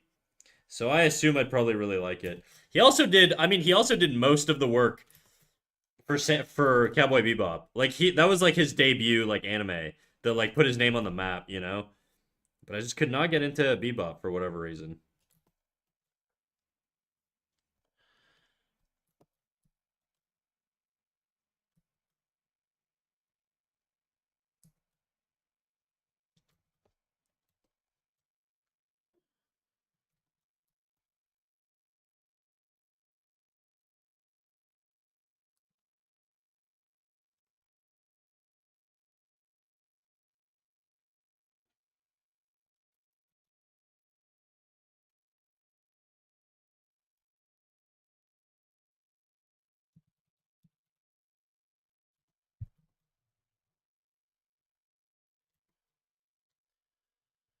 I'm not really into sci-fi anime, but Cowboy Bebop was a good one for me. The art style of Champloo and Bebop.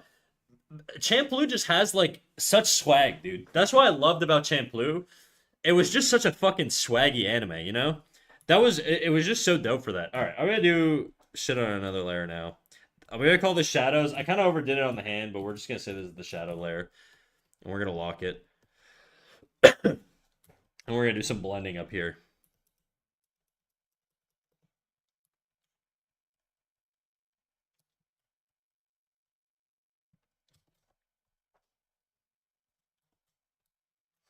Yeah, I don't know. Champloo is just really swaggy, especially like Sade. You know the scene where he's like in the weed field. I love that shot.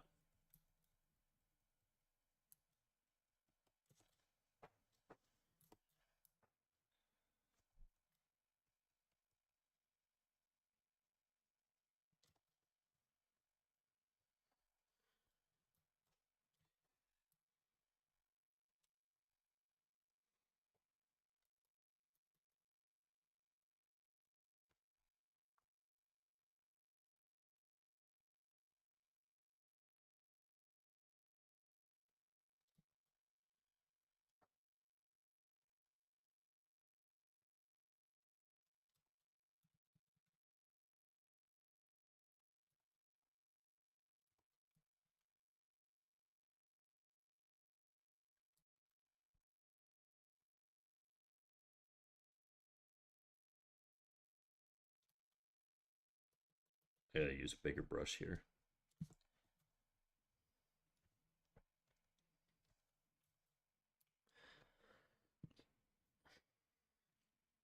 Space Dandy was has one director per episode with wild swings in style. You have not enough gym badges to appreciate it yet. Huge aura. Yeah, I'm like an untrained Pokemon, dude. I'm just gonna fucking crash out the second I watch an anime I'm not trained on. It's above my level. I like that comparison. Most people swear on the baseball episode. I think I'd probably like Space Dandy. Honestly, I think I'm sort of because I'm older now and not as much of a stoner, and I also know how to animate. I can appreciate a lot of good animation. Whereas I think when I was younger, I was just kind of a stoner bum who didn't know anything about art, and so I probably had really dumb takes, and so I just couldn't get into it. Now I can appreciate good art just for being good art, you know.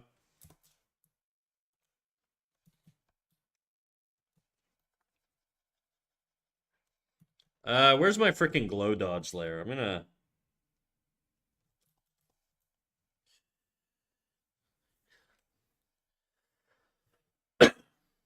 I thought the baseball episode was the worst one, actually. Well, look, guys, I love the pain arc, okay? I love the pain fight with Naruto. I think it's one of the best fights in the series. Everybody thinks it's done like fucking some Looney Tunes Acme bullshit. I like it. All right, sue me. Don't sue me, please.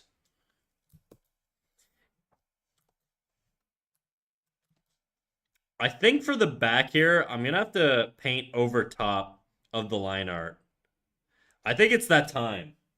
I think it's the time.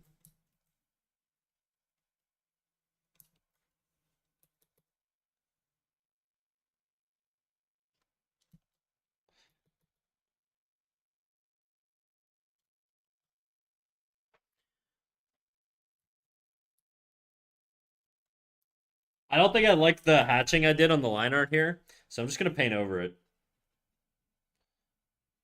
I'm gonna even out a lot of the tones here.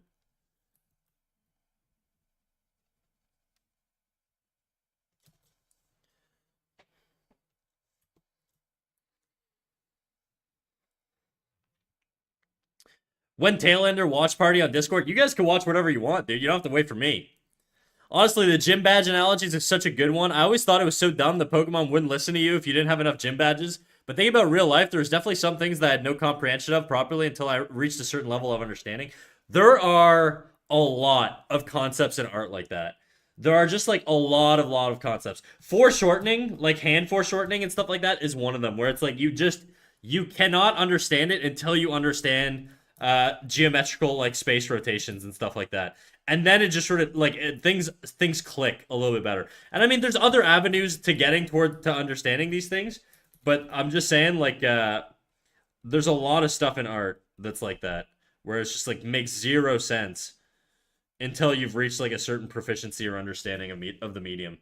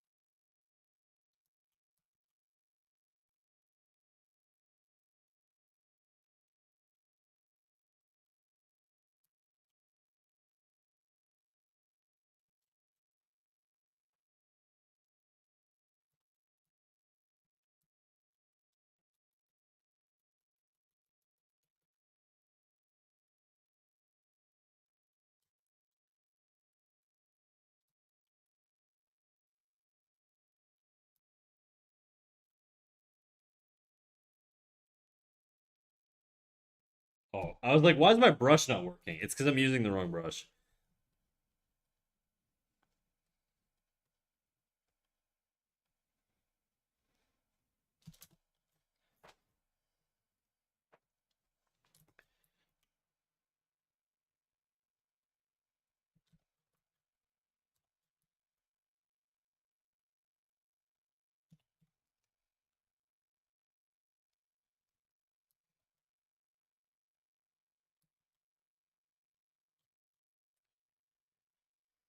I don't know if I like that. I think it looked better before.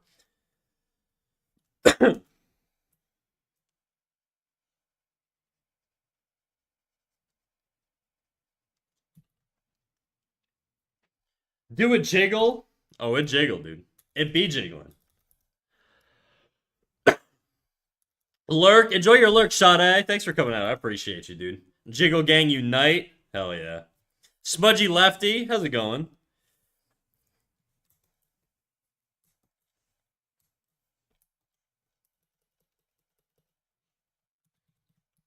I want to like paint. I'm very tempted to just paint over all this shit, but I'm trying to stick to the general shapes that are here.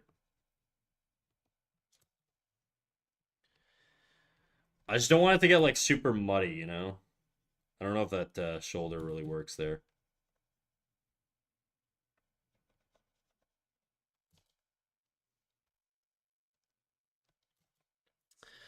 All good? Just eating breakfast? What are you eating?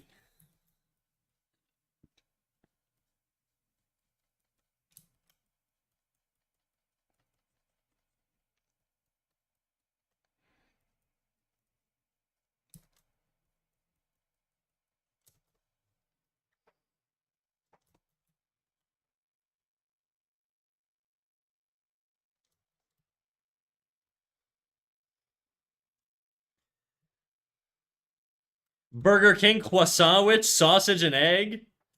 That sounds fucking awesome, dude. I'm incredibly full, so I can't like salivate at the thought of it, but it does sound really freaking awesome.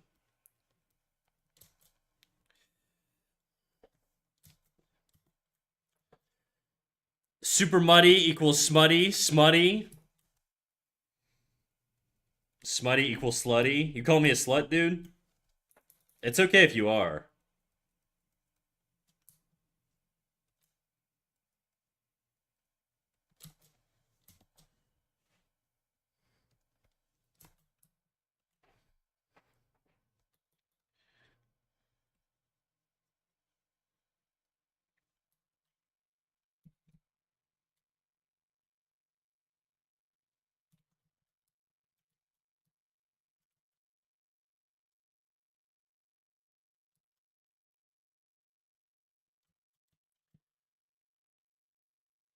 Love the pose and the lighting, man. Thanks, dude. I'm trying to experiment and do new stuff.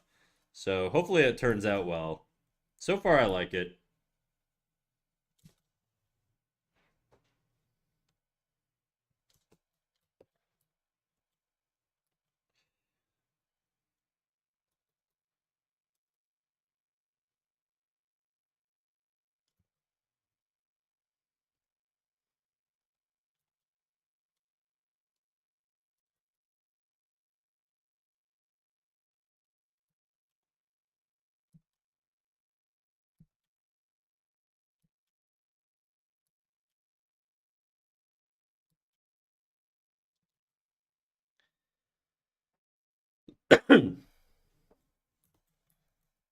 It's kind of tough to know sort of how the skin would render around this light source here.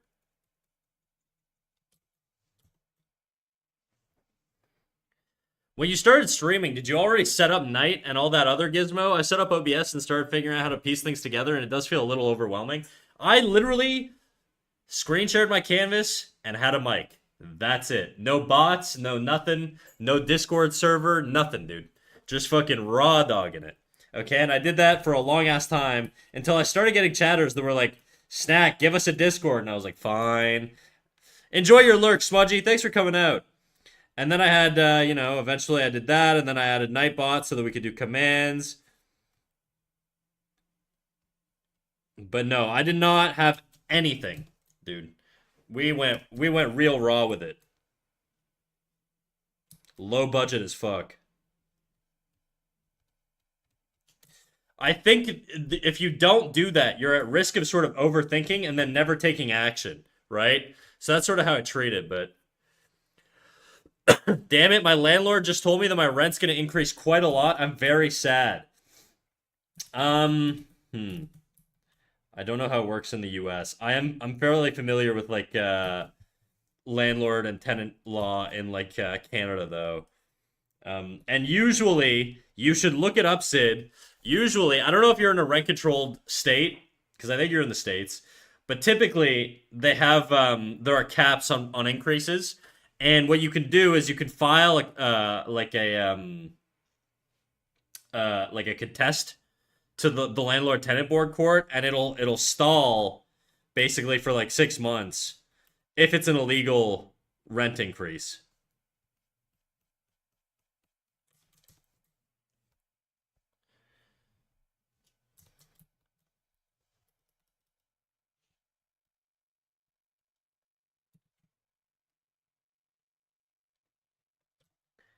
Also, if you have the funds, Sid, you can always hire a paralegal. They don't cost that much. They're like you could go to them and just ask them for advice. Also, like a landlord tenant board legal service. It's like if for like maybe $100, you can get like an hour consultation to just know what your options are. Okay, and if they tell you you're screwed, then maybe you're screwed. But I wouldn't give up. I would really sort of a lot of landlords bank on the fact that their tenants don't know sort of the laws and the rules. And because of that, they end up getting away with a lot more. Okay. And for full transparency, the reason I know this is because I manage 3 properties for my dad. Okay. My dad's a bit of a landlord, and but he's also a bit of an old ass man who's got Parkinson's and now can't manage his own shit. So I've been doing it for the last 3 years. So I'm quite familiar with like landlord tenant relationships and stuff like that. Yes, Cat Snack is a slumlord. I'm an evil capital owner. Well, I'm not an owner actually, and I do it for free. I make no money off of this. Okay, I do it out of the pity of my heart. But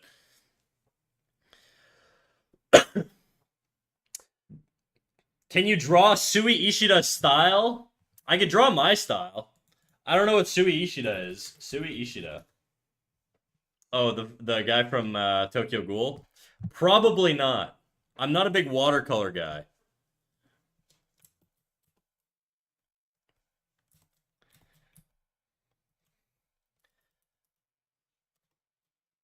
Snack just likes seeing the fear in his tenant's eyes when he says the rent is due. Actually, I haven't raised the rent on our tenants in the last decade. Well, I mean, I wasn't the manager like 4 years ago or whatever, but my dad hasn't raised the rent on. It's like a small thing. It's basically he rents out like he's got like he has his old house.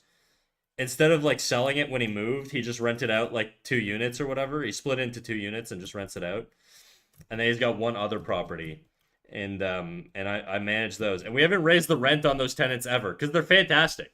They come over for like they bring us like my dad lets them like grow weed in the yard, and so it's legal in Canada, by the way. But like they'll grow weed, and then my dad smokes weed, so they'll just come over and like bring him a bunch of weed, and they'll all like smoke weed together. And we bring him bottles of wine, and we get them Christmas gifts. We have good relationships with our tenants, So it's not and my dad's not like strapped for cash, so there's never been a point. in raising the rent or whatever, and they have a pretty fucking sweet deal.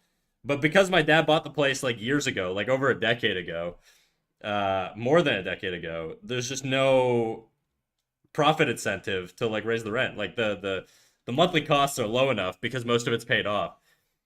So we're not slumlords, I will say. But I have dealt with bad tenants, and I have gone to court over certain bad tenants, and so just know, Sid, a lot of landlords do bank on the fact that the tenants don't understand the law and they don't understand their rights, and there are a lot of avenues for you to explore, okay? So my advice would be to talk to a paralegal, book a 1 hour consultation, just be like, "Hey, I want to know, is this a legal rent increase or not? You know, is this appropriate, and are there any options for me to fight this?"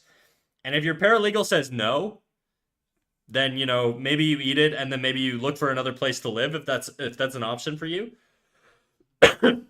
If they say yes, and then like you say you want to file a landlord tenant board like thing, that's fine. I think in a lot of cases there's a filing fee, but what happens is if you win the case, you can make the landlord pay the filing fee for the fact that you had to file it in the first place.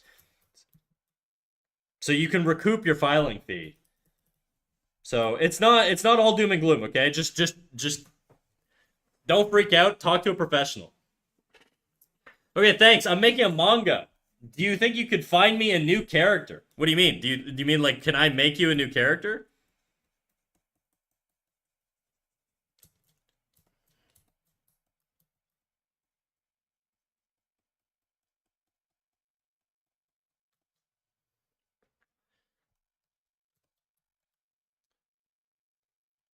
That being said, I have dealt with nightmare tenants, and it fucking sucks.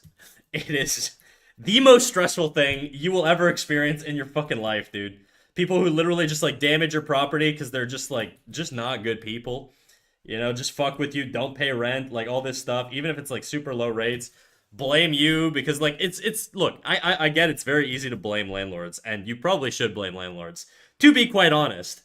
But like the not every individual landlord is a dick. There are a lot of them though, I won't lie. So I'm not gonna devil's advocate too hard here, but all that to say, uh I don't know where I was going with this. Just talk to a paralegal. They're cheaper than a lawyer. And make sure you get a tenant law. Like, make sure that you do one that does, like, real estate law. Okay? Or landlord tenant law or whatever. How much do you draw? How much drawing you have? How much draw you have? I've been drawing for a long time. Probably since around 2016 is sort of when I started to take art very seriously. Um, but I've been drawing on and off since then, probably consistently about 4 or 5 years, something like that. Because I had a lot of time in my life where I just didn't draw much. But thanks, Snack. I briefly looked it up. It seems like the increase my landlord gave me is exactly the capped maximum for my state. Yeah, it is what it is. I don't think there's a lot you can do to fight that. It is just kind of unfortunately part of the system. And I know the US is a little bit worse for that stuff than it is in Canada.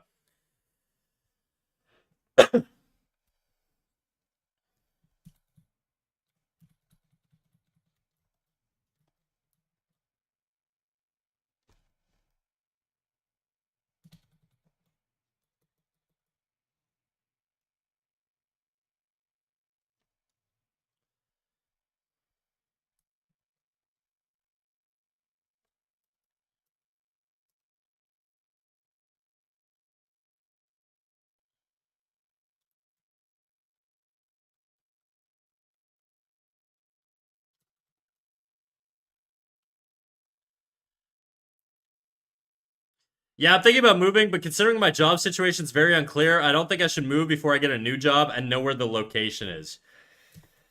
Yeah, probably wise.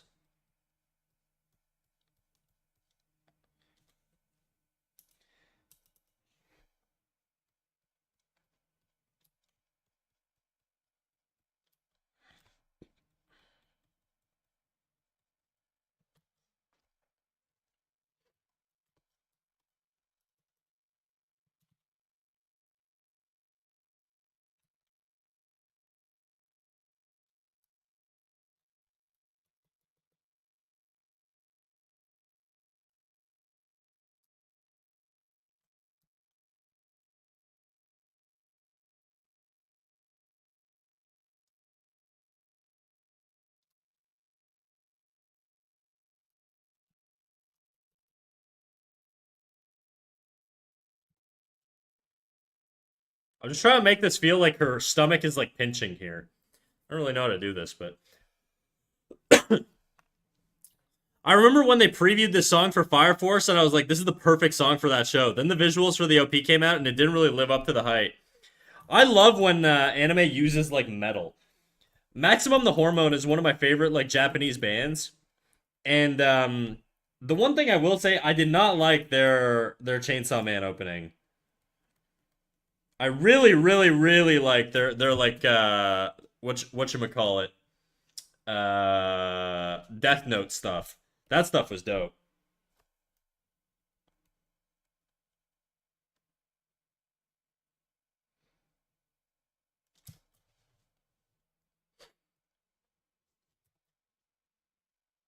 You can go pretty dark down here, I think.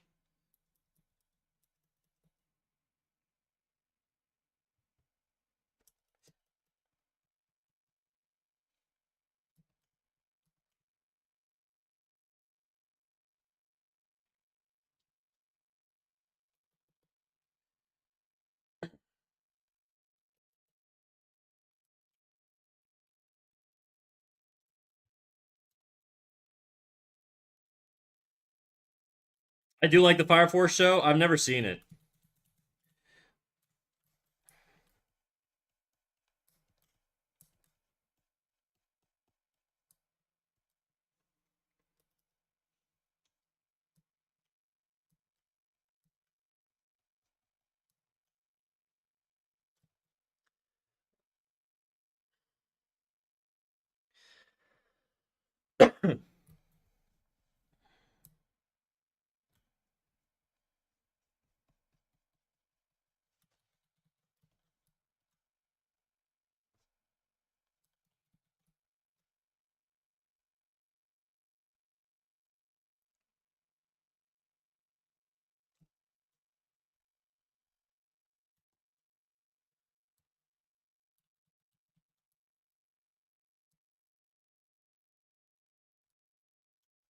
I don't know if I really like how dark I went in here.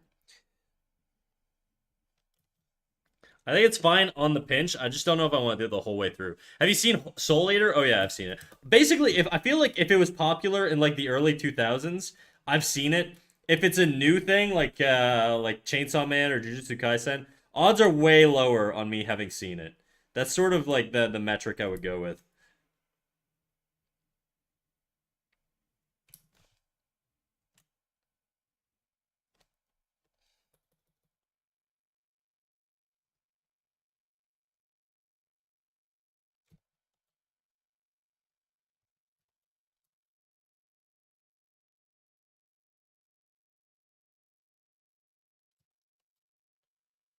I don't know if I'm gonna do that.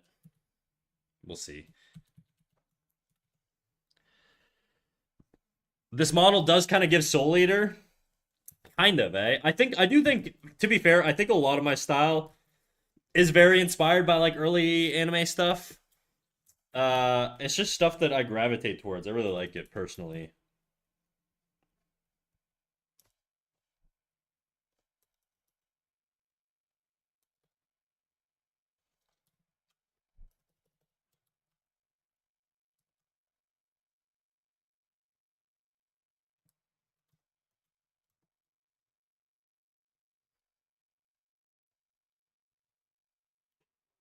Yes, yes, we love it. Hell yeah.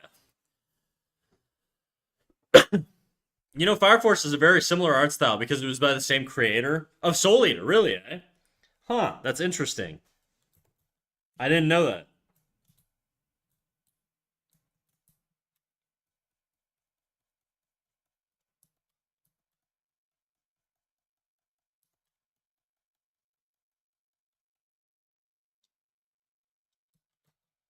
I don't like that.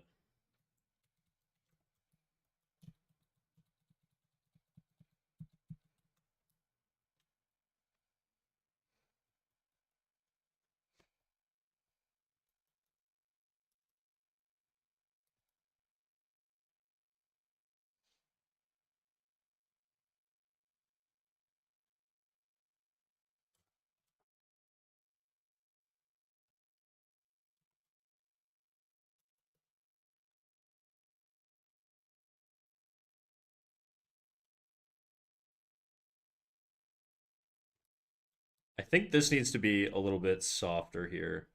This whole area.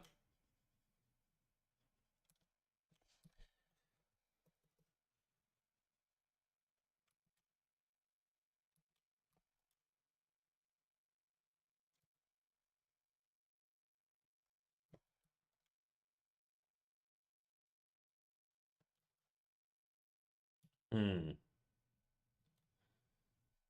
I just don't like the hard edge I have there. You know, for someone who said that you're not great at rendering, this is coming along very nicely. I should clarify. I'm not great relative to like my line art. I don't think I'm terrible at rendering, but I'm definitely not like an expert at it.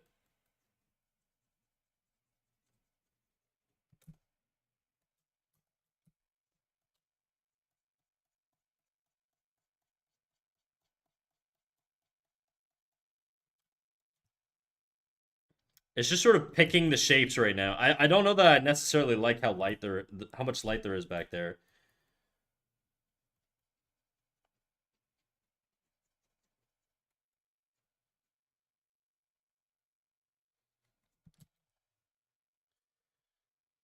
I do kind of like that there's like a spotlight here, but I don't know. I'll come back to that region. We'll just sort of leave it for now.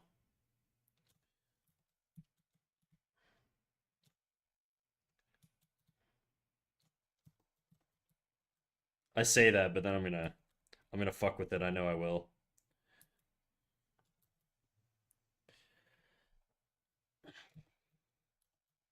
Okay, whatever. I'm gonna move on to the arm here.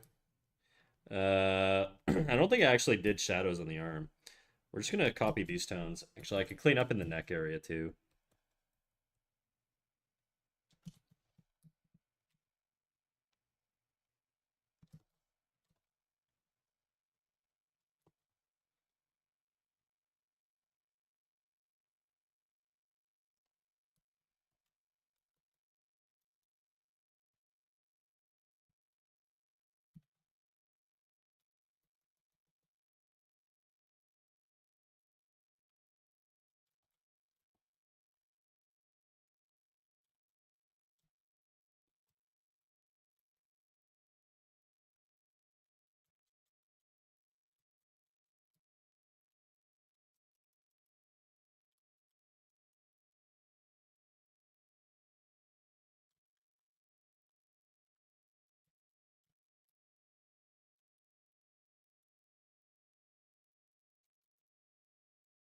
I want to sort of wash out some of these lines. I don't want to do too much of it though.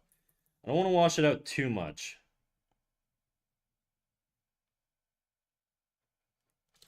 I'm trying to be very deliberate with my shapes too. Tarny Owl, how you doing? How you doing, Tarny? Dude, I cannot wait for this cough to go away. I've had this cough for so long now.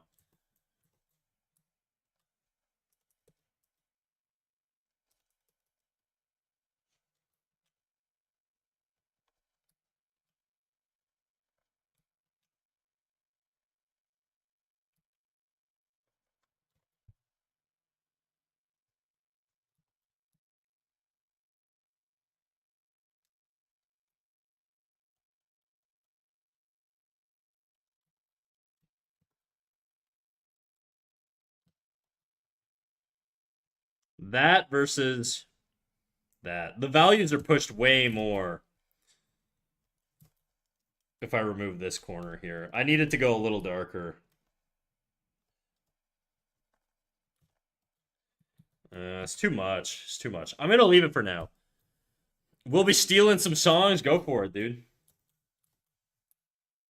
Okay, I think I'm gonna add a little bit more highlight, just like here. Just gonna add a little punch in this area.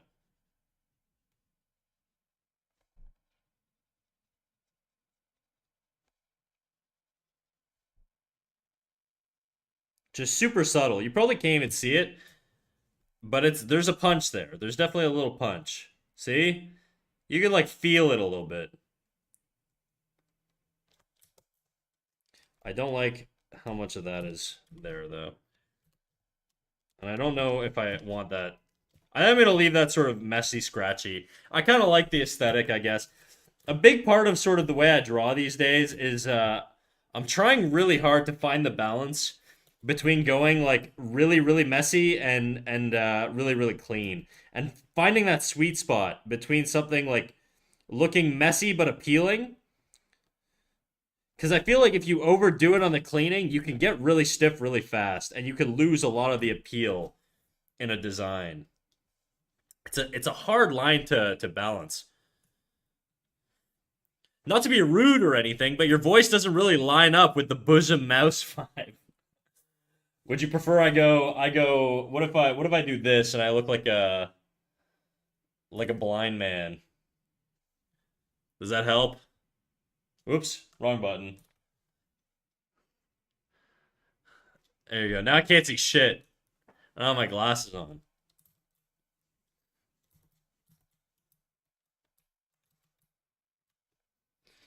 Facetune filter off. That's right. I took my Pokimane filter off, dude. I'm all natural now, with the exception of the blush on my cheeks. That's just a medical condition.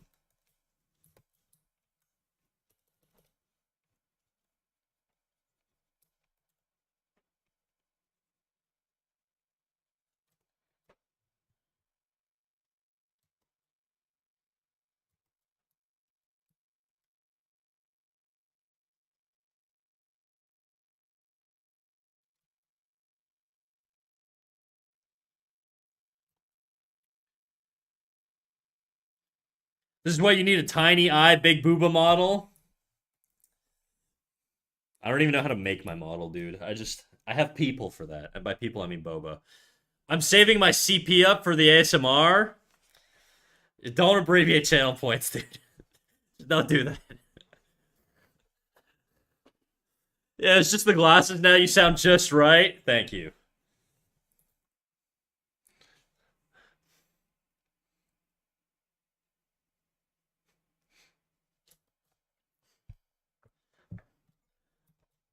Top 10 worst abbreviations. They just meant cheese pizza? Right, right.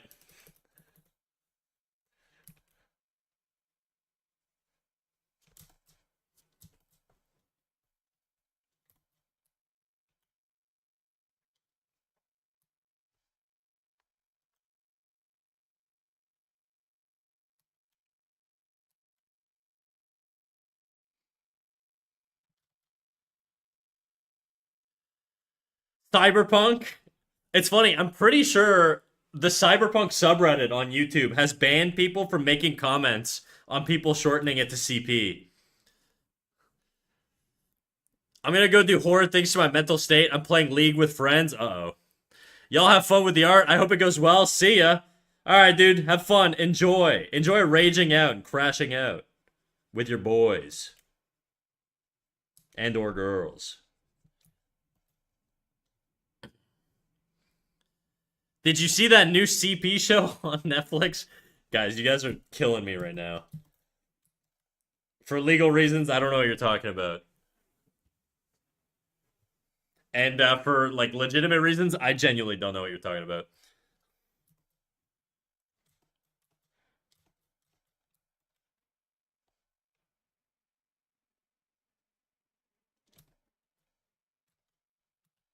It's a little much.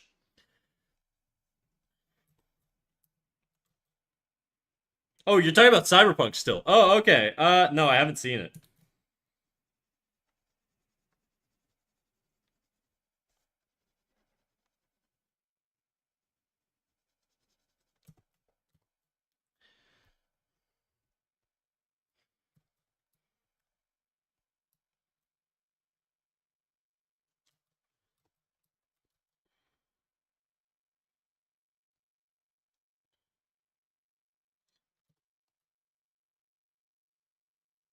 Can't wait for season two. Is this like new? I feel like there's been a lot of Cyberpunk shows lately. So I genuinely have no idea like if this is like a new thing or like an old one.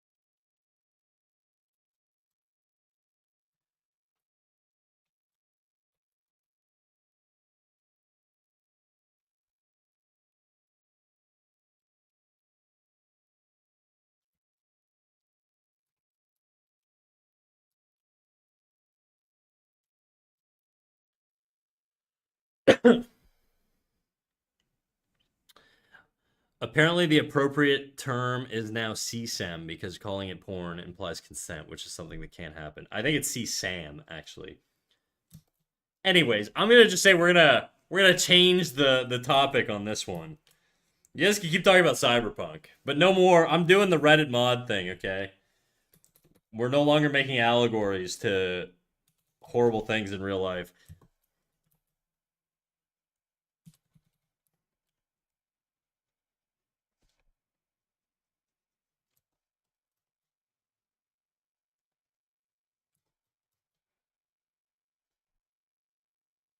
Well, the weather's been so nice this time of year. Has it really? It's dog shit in Canada right now. It's so cold out.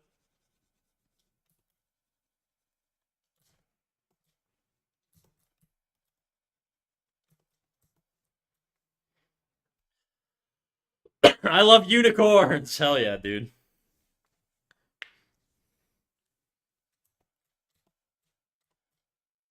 Do I like? I don't know if I like that. I think it's better. It's more subtle like this.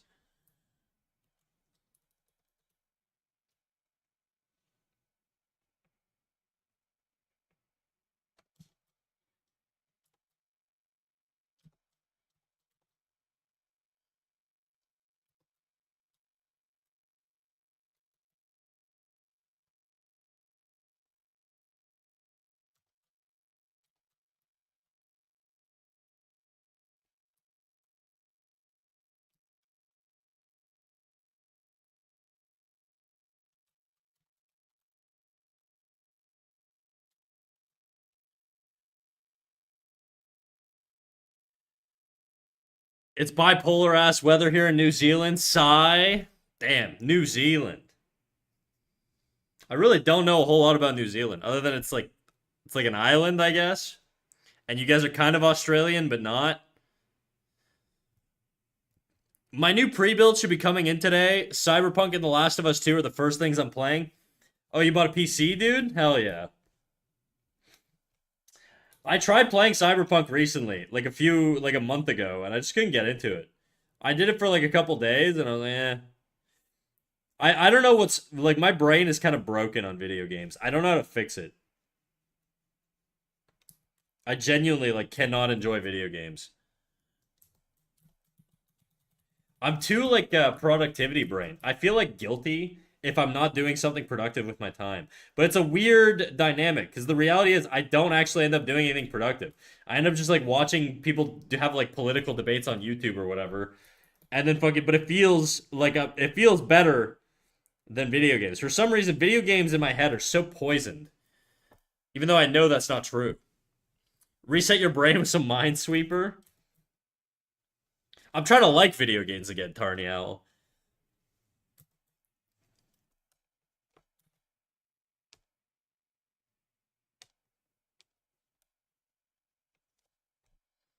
Okay, I should probably do this arm now before I start rendering other shit in detail. How does it look without the background? It's not terrible. I bet you this hurts your eyes, huh?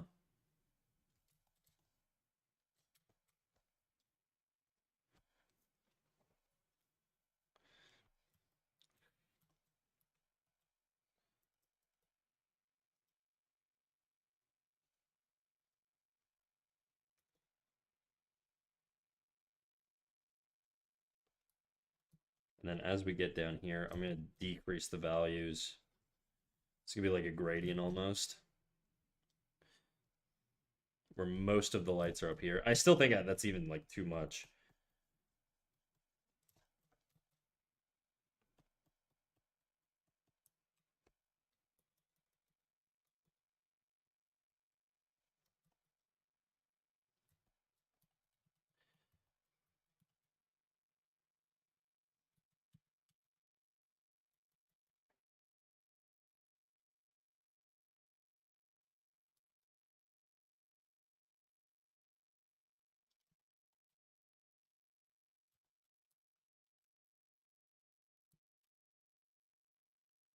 I don't think this would be that light.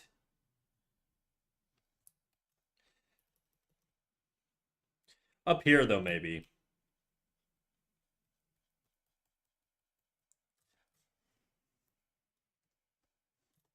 I don't really like how purple it is down in this region.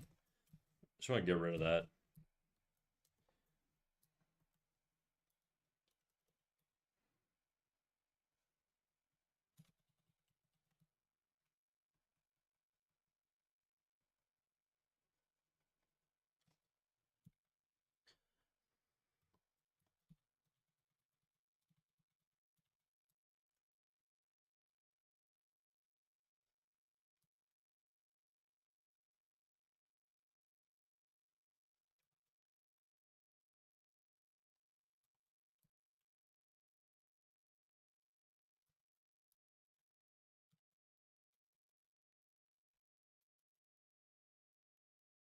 I'm kind of jumping all over the place on this painting, but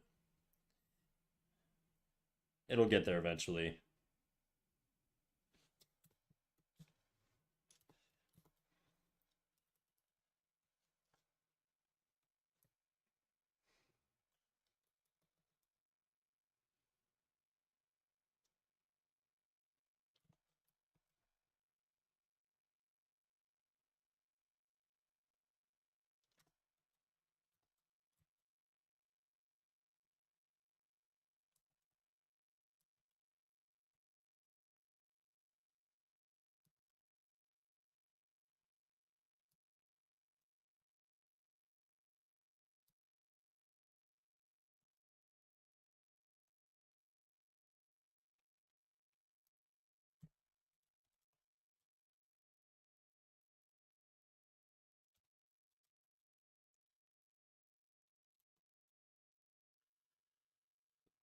The first time I'm seeing you paint? Is it really? I guess I don't paint a lot on stream.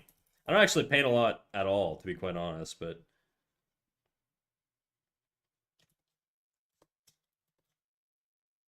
this is it though. I don't like the changes I was doing there.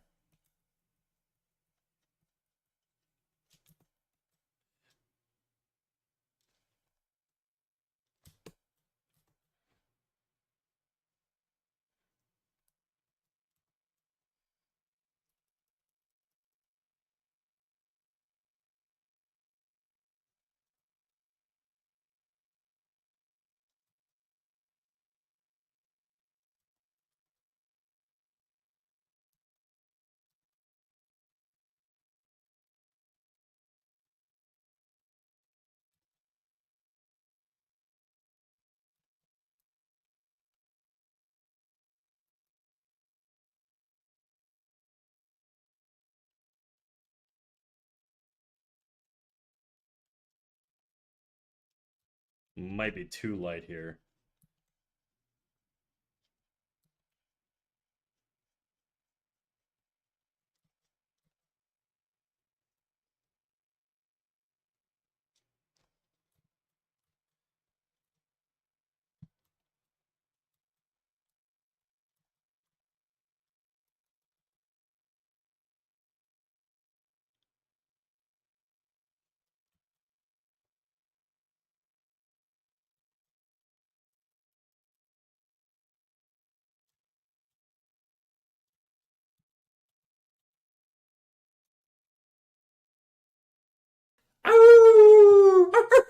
That scared the fuck out of me, dude. I always forget how loud that is.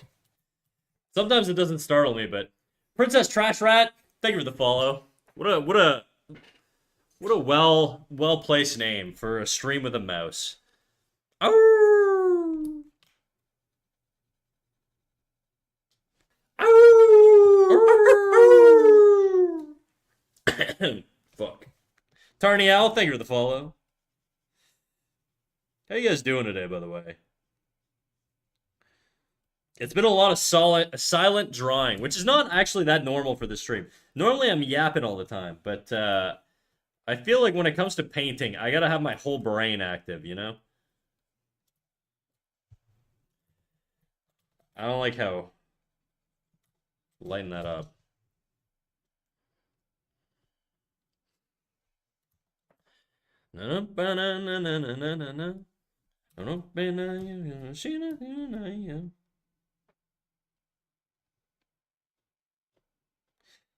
I think I want to actually darken a lot more of this. I just think the back is taking too much.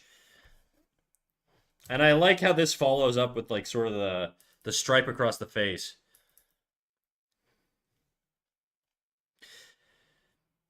To be honest, it's been nice, relatively chill. Not every stream has to be a dynamic back and forth between you and chat. I know, I know. I mean, as a streamer though, I feel like I have a responsibility to be moderately entertaining sometimes.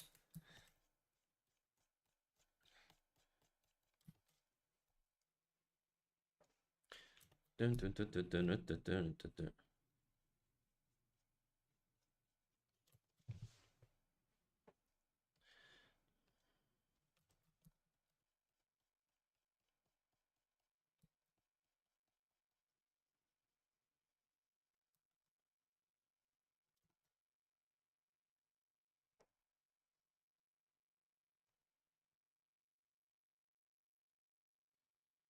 I still feel like the shapes were just more interesting before. Let me tweak some stuff here. I do like the belly. Is the art not the main entertainment? Depends on the day, I suppose. Whether you like what I'm doing or not.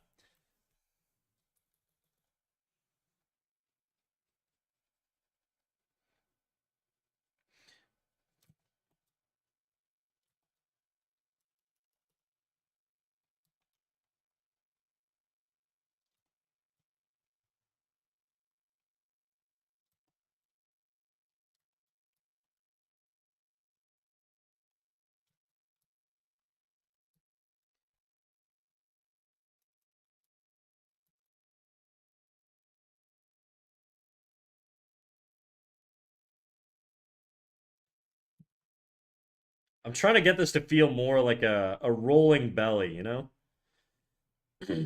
Like actual flesh. I need to push the values a little bit down here, I think.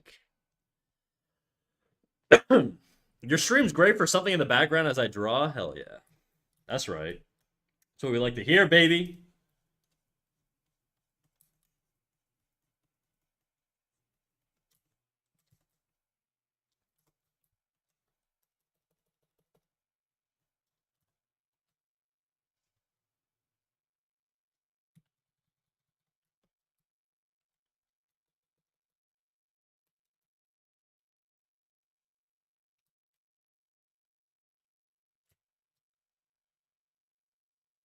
It's too much. I think I liked it a little bit better before. Yeah.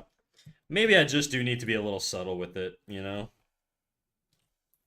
I'm still gonna try some more shit, but we'll see.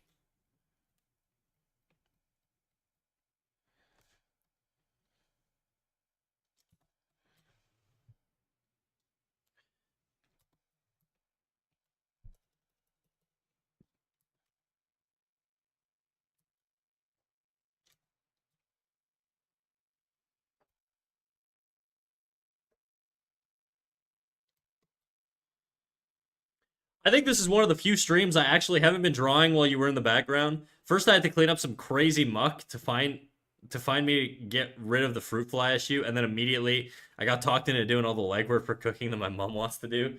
Damn, that sucks, dude. My mom would never trust me to cook. She's a way better cook than me. Okay, let me. What do you got to cook tonight?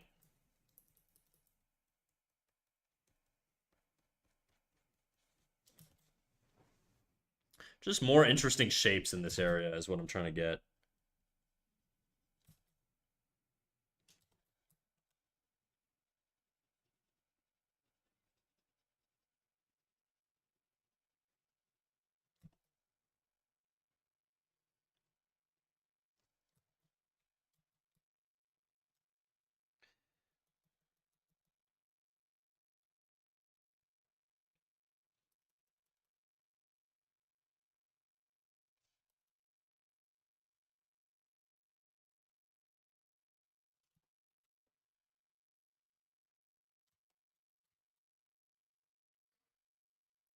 I've recently found a pretty solid recipe from a work friend for this cabbage-based stew that goes with rice and sweet potatoes. It's extremely good. I just don't want to do the work for it. That also sounds really like cost effective. I should start doing that. Stews are pretty easy, you know? Or well, maybe I don't know. Maybe I shouldn't talk about things I don't know about. I don't cook a whole lot. I'm a bit of a microwave chef, you know?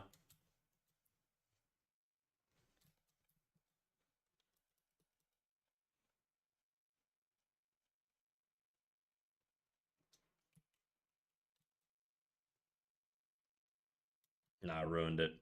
I ruined it. I kind of like that hard line I have here.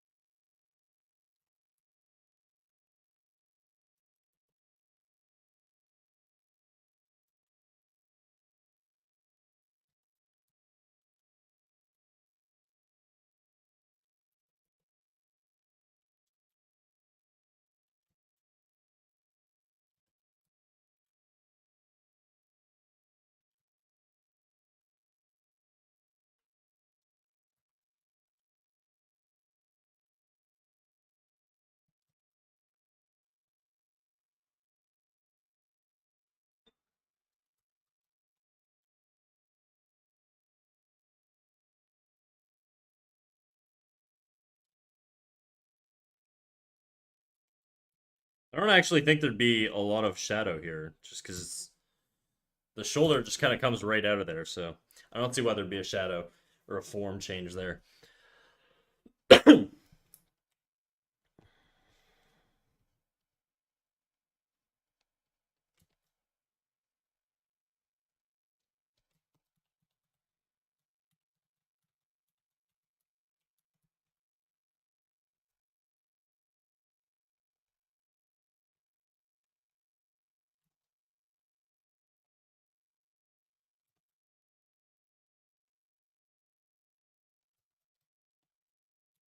I don't like that.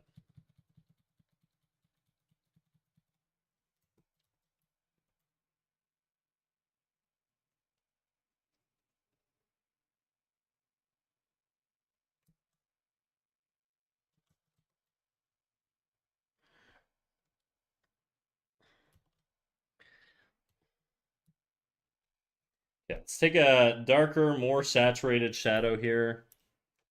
We're gonna do this on another layer, just because I feel like I've done a lot here. I need a little bit of a checkpoint.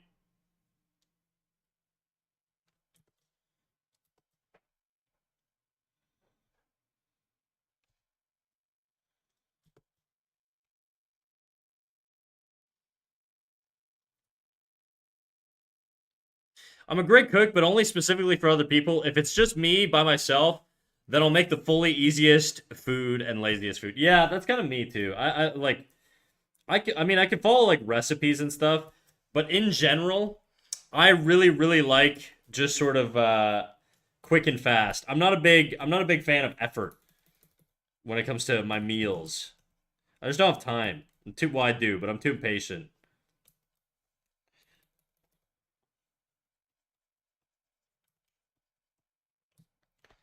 How dark can I push this here? I need like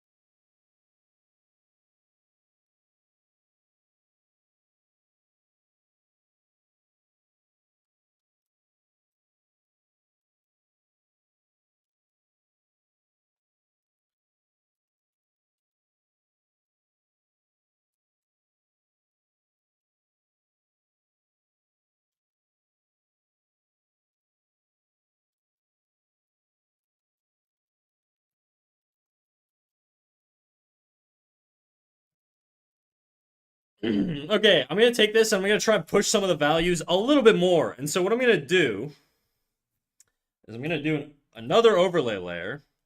I'm gonna do a color dodge. I'm gonna go real light with my color dodge colors. I'm actually gonna do a really weird color. If we're doing a lot of purples and pinks, I'm gonna do some green color dodge. Just complete opposite color. I want to see how that looks. It might look like total dog shit, guys, but I don't care. I'm sort of in my experimental mode right now. Okay, let's do glow dodge, actually. I think that I like that layer mode a little bit more. We're gonna do that just in the face here. A little much. It's kind of too much. It's too much. Okay, I think what we're gonna do instead is we're gonna switch to a multiply layer, and then I'm gonna color pick here and see if I can darken the darks.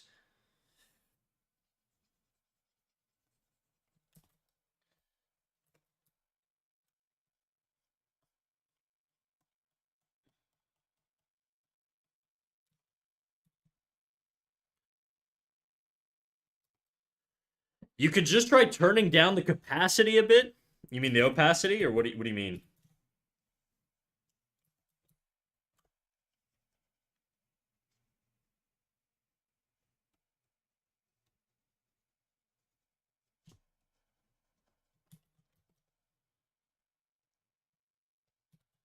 I don't think I like that very much.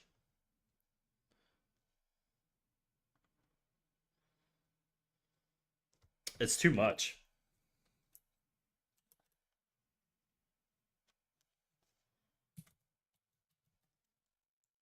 Okay, I don't like that. I'm gonna undo all that.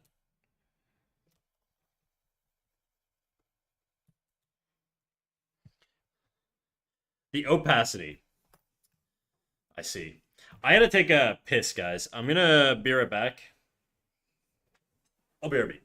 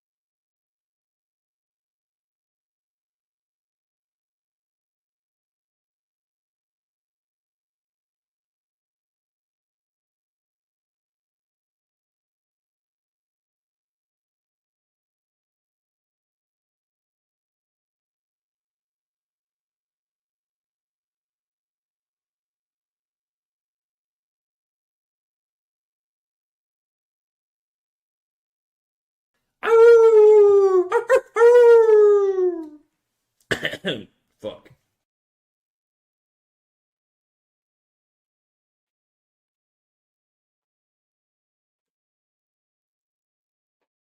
Kim Dokja fan, thank you for the follow, big dog. Welcome in, welcome in. Sorry, I was just gone to the bathroom.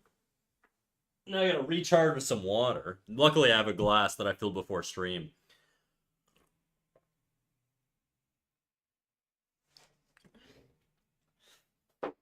Your follow alert is such a jump scare. Oh, I know. I know. I'm a freaking naughty little streamer, dude. No mercy for the chatters.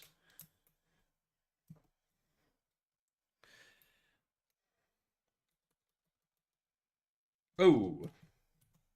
Oh, it's because I'm still on a multiply layer. I was like, what the fuck?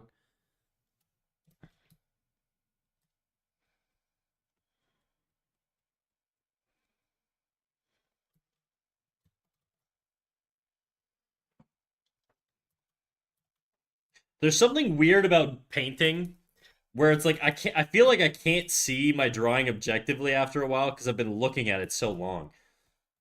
It's so hard to tell if I'm like doing something that's making it worse or not. I gotta change the My Bluetooth. Oh my god, guys! I almost just actually powered off my PC. That would have been fucking wild. I would have just disappeared.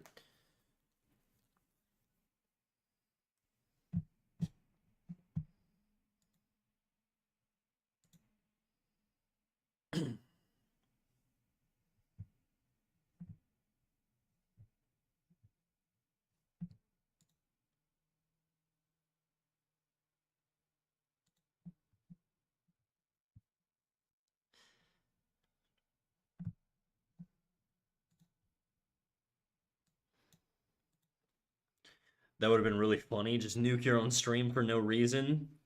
Hilarious. At that point, I'm like, all right, whatever. I'm done for the day, I guess. Nah, I'd probably come back. It's still too early. We've only been going 2.5 hours. Jisha, how you doing?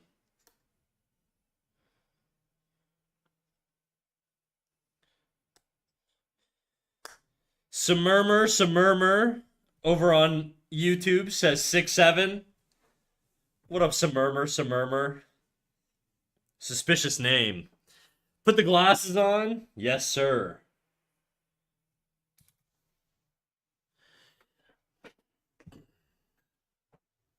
You're the boss, Shisha.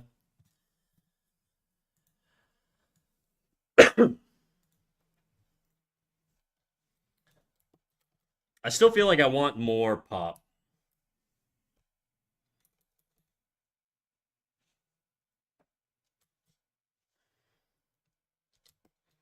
I do kind of like the sort of softness of like the skin here, but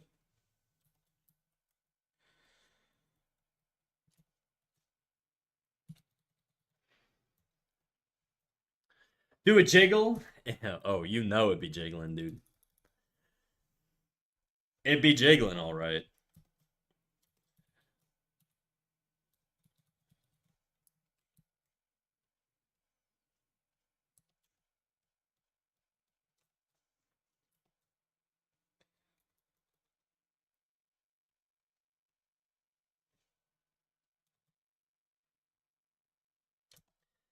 I don't know how to handle like the sort of like spinal erector muscles back here. It's a weird angle. I've never actually drawn these, so I'm trying to figure it out, but it's kind of tough. And I think there'd be a hard edge here, and then it would soften as it goes up. I wonder if you can see the screen when the honkers are out. Oh yeah, dude. These mouse eyes see everything. Unless the glasses are off, then I have no fucking clue what I'm looking at. But it helps me blend my values better, you know? There's a concept in art, Sade. I know you're not like an artist, but there's a concept in art where if you're looking at your values and you squint your eyes, it helps you differentiate the value tones. So being blind is kind of advantageous in a way.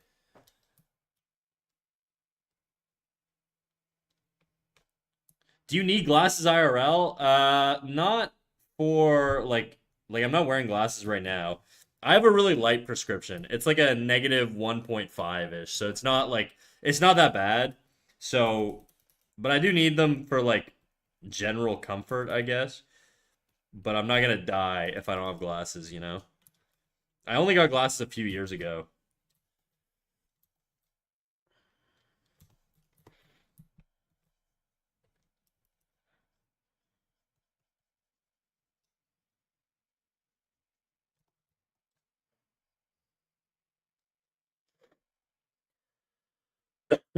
I have homework.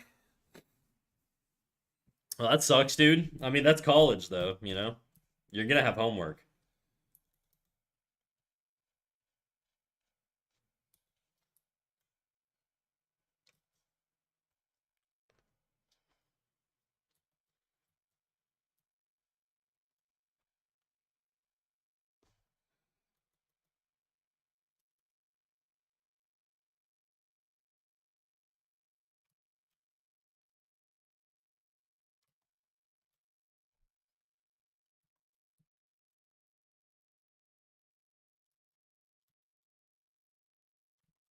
I don't know. Maybe it looked better before.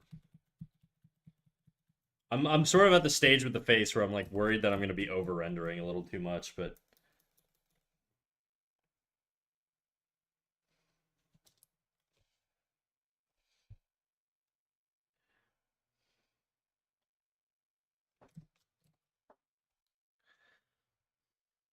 Be right back. Anime time.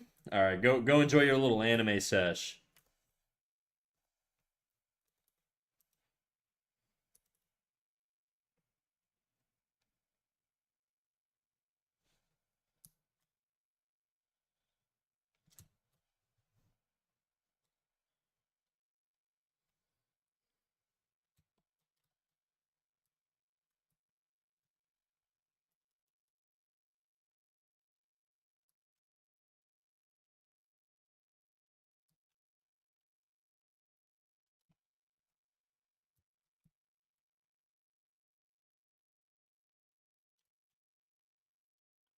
Trying to make it feel like a shadow here. Kind of just looks like she has a black eye, but whatever.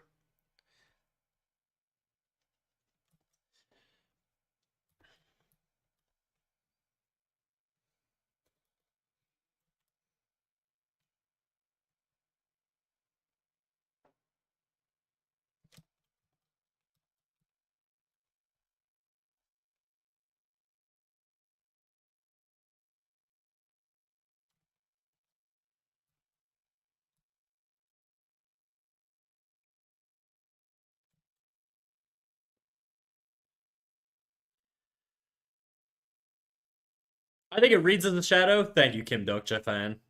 I'm just gonna call you Kim. Kim Do. I'm gonna call you Kim Do. Unless you have a preferred name, then I'll do that because I'm a nice guy. But okay, let's go pretty dark on these. Still gonna go kind of earthy looking tones here. This I think we could go pretty bright. It's a highlight. It's a reflection. Too much. Too much. My name's Hero, but Kim Do's fine. Hell yeah, dude. Hero. Are you Japanese? Snack. Where are the paw slippers? I don't know, NFT. Where's your homework? Is it done yet? Still androgynous? I feel like a lot of the characters I draw are pretty androgynous. Nah, I'm Chinese. My name's just Hero. Okay.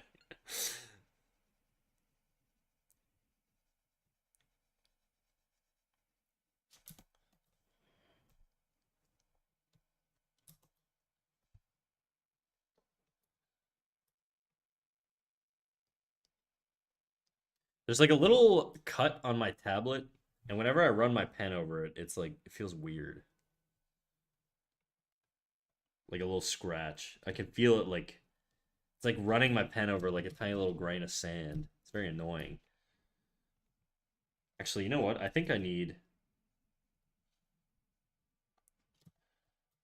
No, I don't know. I don't really know how to do glasses, guys. I should do these on another layer because I think I'm gonna fuck it up.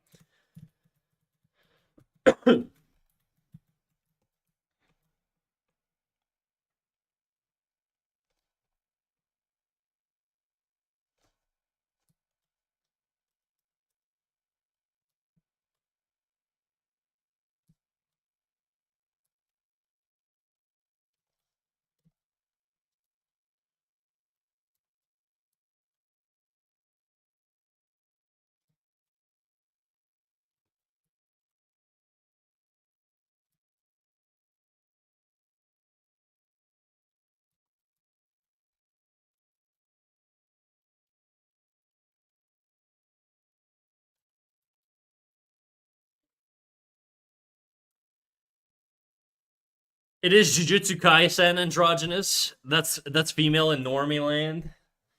I mean, guys, it's a girl. It's very clearly a girl. All right, you guys are calling it androgynous. This definitely looks like a lady. Paw slippers turned into chunky boots. Yeah, they will actually.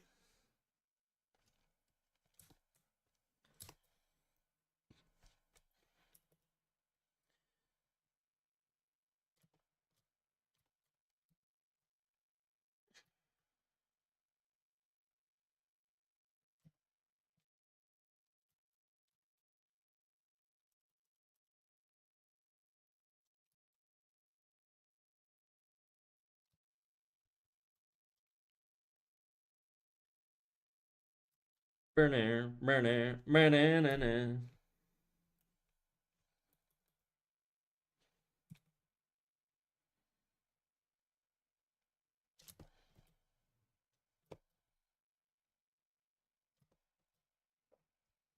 I don't like that. I don't like how dark it is, you know?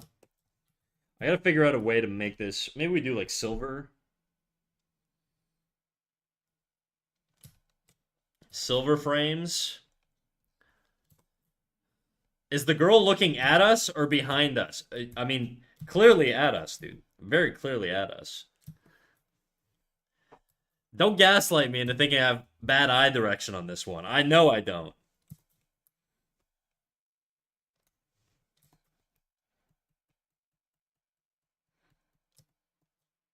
Made me realize I should do something with the eyes, though.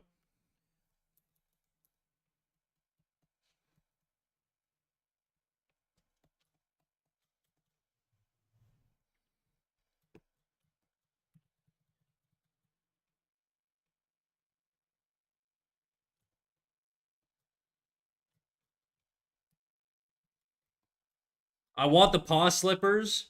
Well, a good lesson to learn in life, NFT, is that sometimes you don't always get what you want.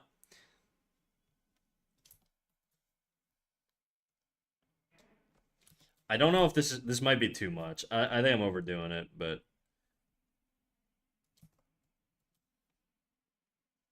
I kind of like the dead eye of like the less rendered look.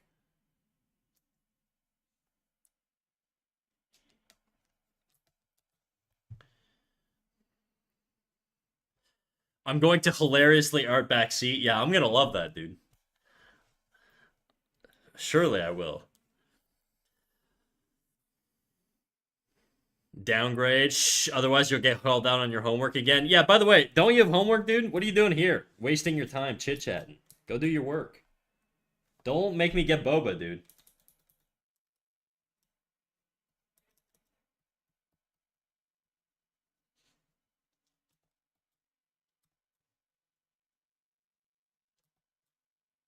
Nah, I looked better before.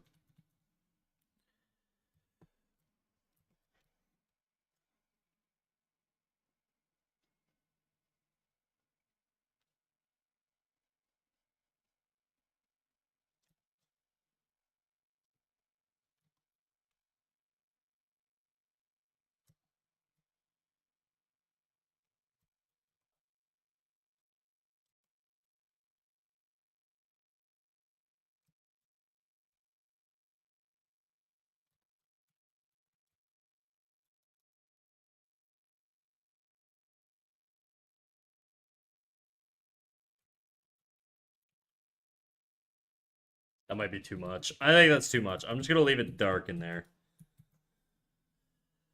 A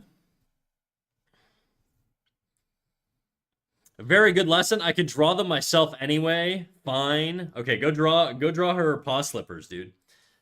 Does snack have a story to go with the expression? This girl's expression? You guys ask for too much. Now you want lore? I want to parasocially connect with the drawing. Hmm. How do I lock in Damon even more aggressively so that he becomes like obsessed with this character and has to show up to every stream just for a glimpse of her? Hmm. I don't know, Damon. What are you into? I don't know. That's a dangerous question to ask Damon, I think, but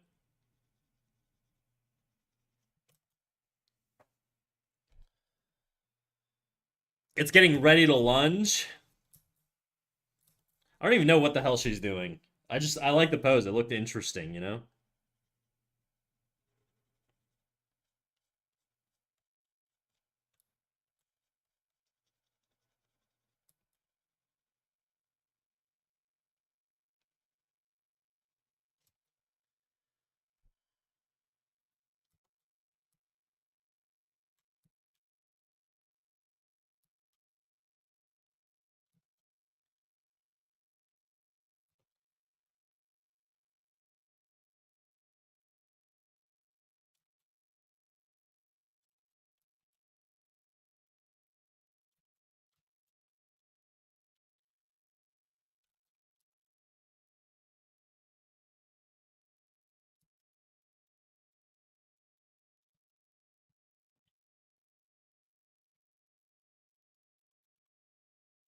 Hmm.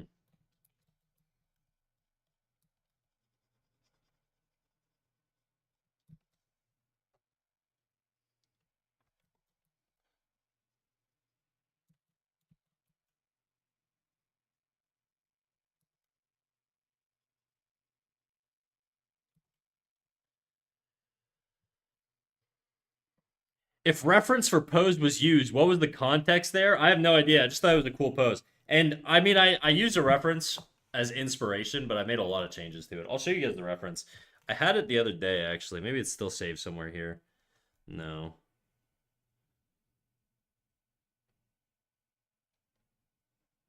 Whatever. I have it somewhere in my Pinterest.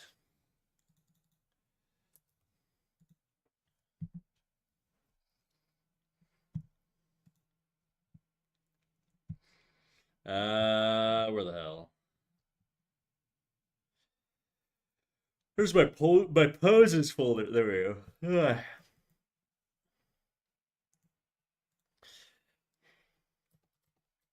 This was the reference that I originally started with. And then I tweaked a lot of stuff. I wanted to push sort of the C curve going through her. And I like the idea of her like prowling rather than I just this pose was just like kind of stiff in a way. I didn't like it, so I made some tweaks. But that was the original sort of reference base, you know? And then I took a picture of myself. I'm not going to show you the reference for the arm, but I took a picture of myself with this arm. And then this is basically like my arm with a little bit less tone. But that was it.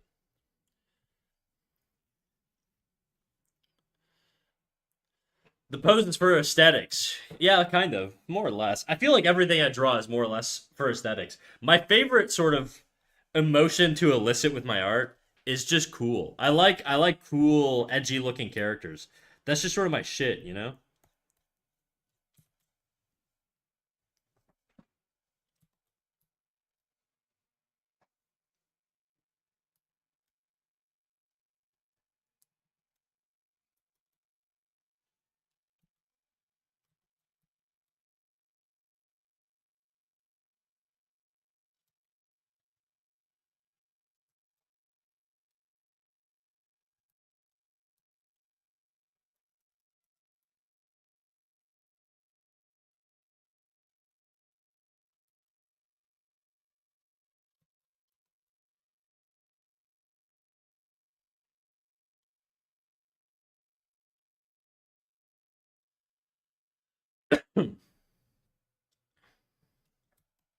Your arm is male.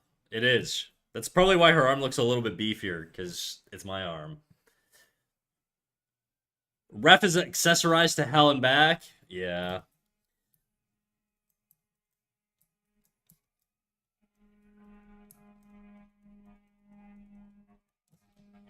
You know what'd be awesome, guys?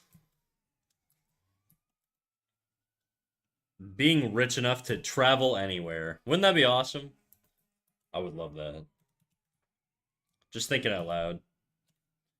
Okay. Let's go. I'm gonna darken a lot of this in here. I feel like I could push it more.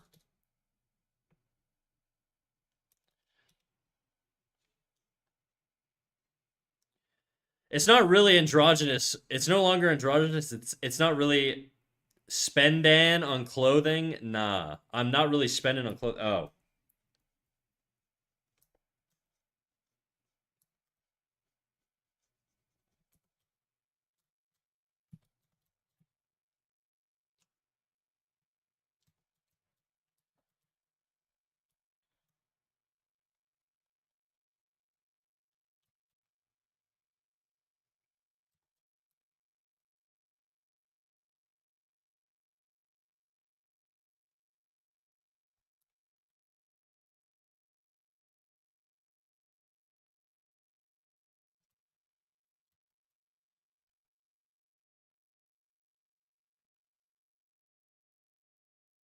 I feel like she isn't really androgynous. She just has short hair. Yeah, I know, dude. Don't worry. Damon's just saying things.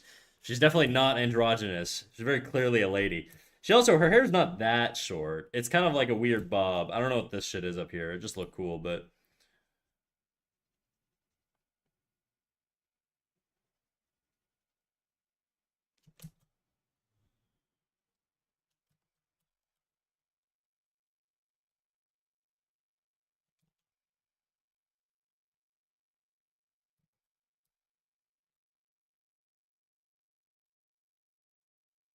I'm gonna add some hue variation in here.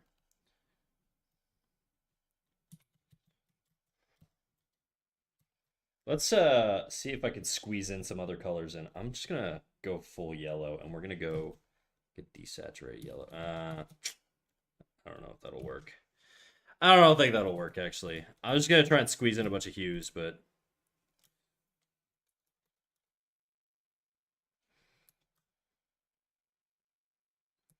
I think that ship has sailed. I should have probably done that sooner.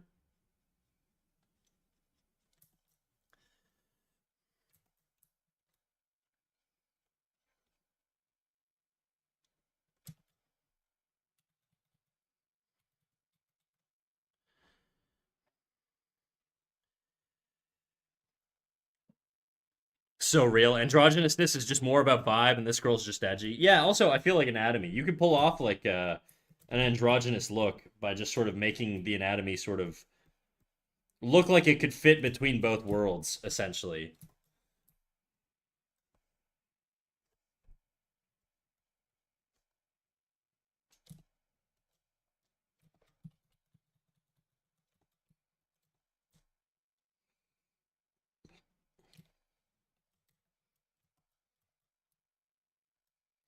I want to pump up the values on the eyes, but I don't want to overdo it.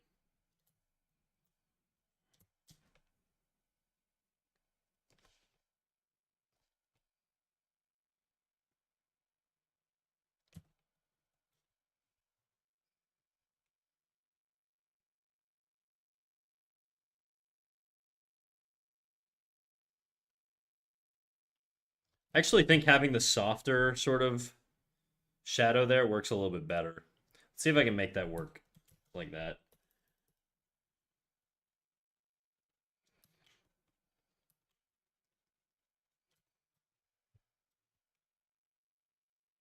Yeah.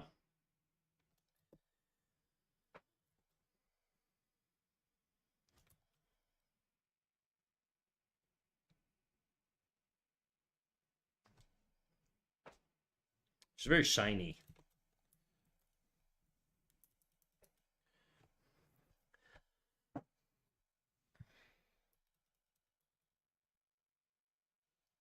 Okay, how could I push the values in the skin up here? Boom, boom, boom, boom. Art backseating endeth. You gave it a good run, dude, I will say. I was almost triggered there for a little bit.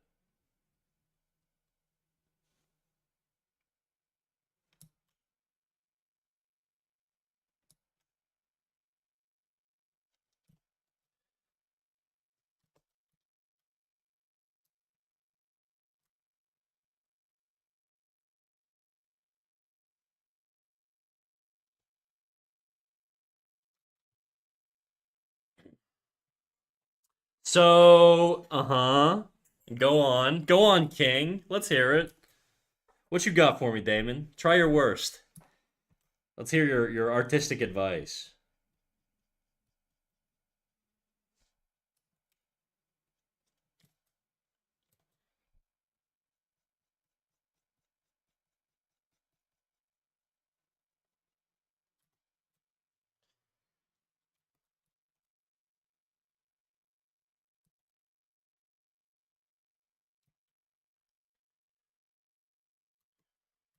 The back here feels weird. It doesn't feel like it's too round. The back has a lot of like it's got like shoulder blades, it's got muscles and stuff. I just don't think that's looking too right to me. I'm gonna see about tweaking that. I'm gonna do it on a new layer. And I'm gonna do an overpaint on this just because I think I don't like how smooth it looks. I really think there should just be a little bit more flavor in there, you know, a little style. Are you 3 hour gang or 4 hour gang? We might go five today, just because rendering I tend to get kind of locked in.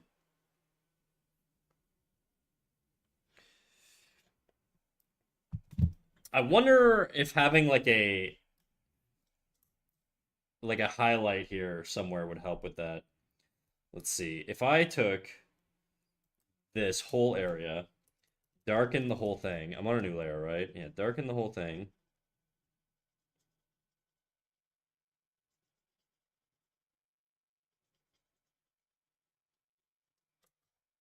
Okay, we're flattening it out. We're dropping the values a little bit. Actually, quite a bit. And then what I'm going to try and do is I'm going to see if I can get like a rim light or something to describe the forms back here. I'm going with blue just because a lot of my tones right now, or my hues, or my colors are very blue.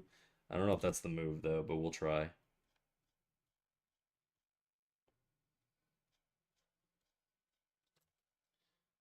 And it's too much, I think, but whatever.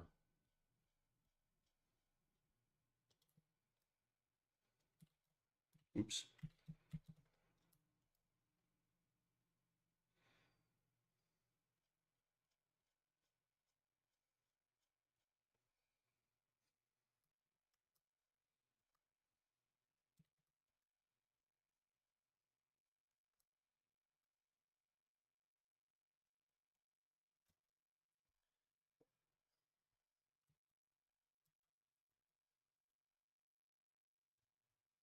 Hmm. Okay. I don't know if that's the move. Let's try doing shadows where the shoulder blade would be. So I actually think this shoulder needs to be quite a bit darker here and carved in.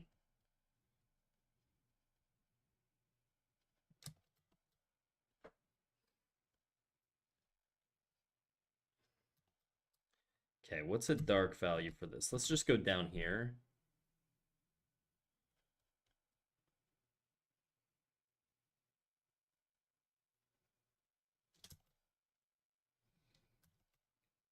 I'm just going to paint in the values, sort of the back muscles here.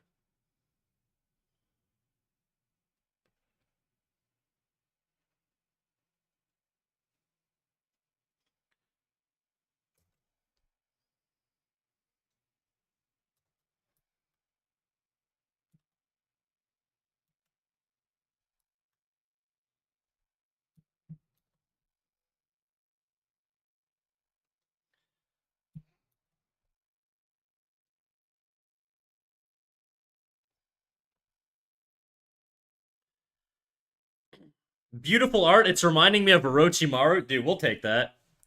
I fucks with Orochimaru.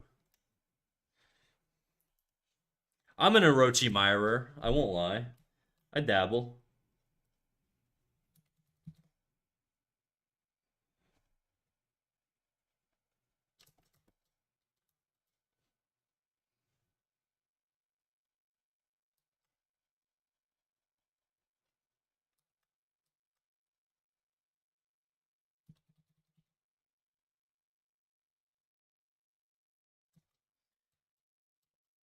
I'm getting kind of wild here. I don't know if this is a good idea. Whatever, we're gonna keep doing it. What's the worst that could happen?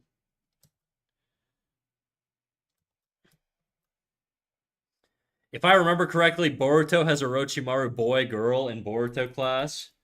Maybe. I kind of stopped. Once Naruto ended, I just stopped giving a shit. I never actually watched Boruto.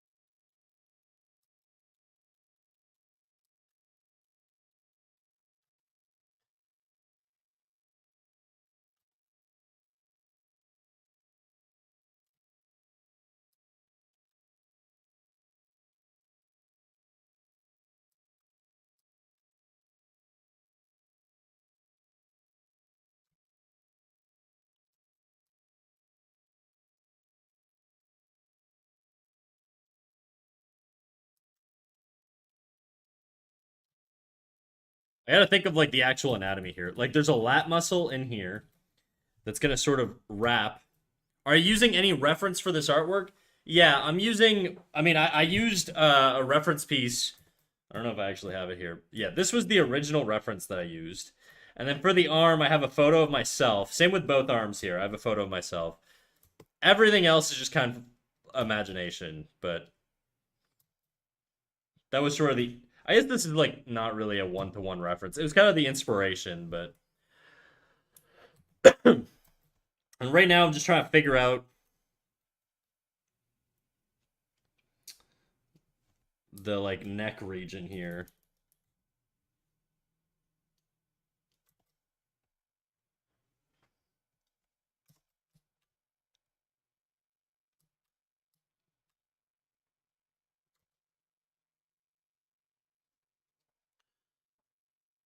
I like how you manipulated the reference. It started off where I just kind of used it as a base. Not a base, sorry. That's not the right term. Base is like sort of when you trace over something. I just sort of used it as like an idea. And I just kind of wanted somebody doing this. And then as I started drawing it, I was like, well, I think I could push the gesture by having a stronger C curve going through. If I have sort of the arch of the back flow into the leg a little bit better, then maybe it'll feel a little bit nicer. And then what I did is I changed this back arm into this so that it continued sort of that C curve. And I angled this arm this way so that it would be like almost like an arrow going to the face. And I moved the legs. But anyways, I started off just sort of looking at that reference, but it wasn't it switched. Them finger pose begs for a good boy snout to go through the gap between the fingers. Yeah. You looking for snoot boobs?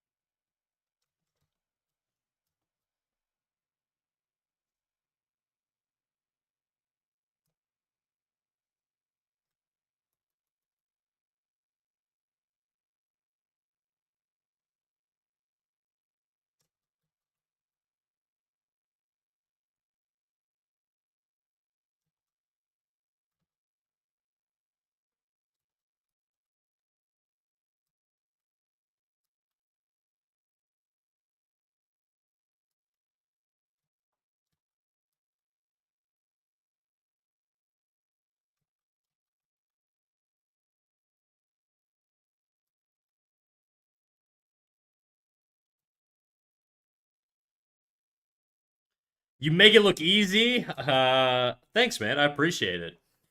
It's certainly not. I think I've recorded every minute of this drawing because my plan is to make basically like a TikTok out of it.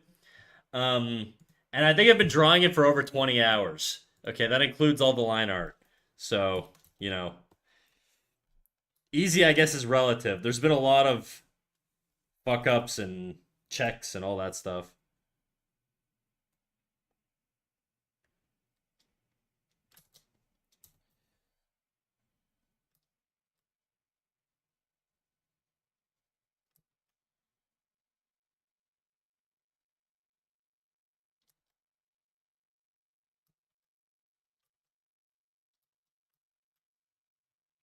Shit, Gangnam style.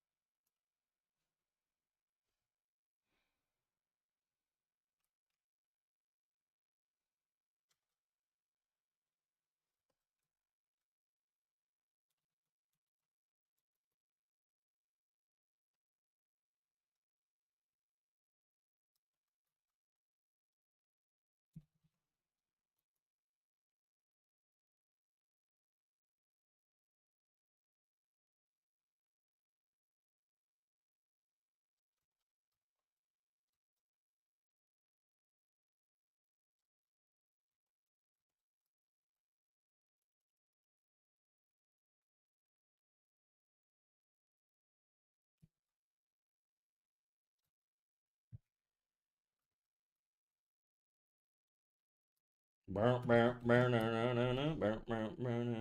don't like that I went black on that. I think I'm gonna go like a desaturated or like a very saturated dark purple for the shadow in here.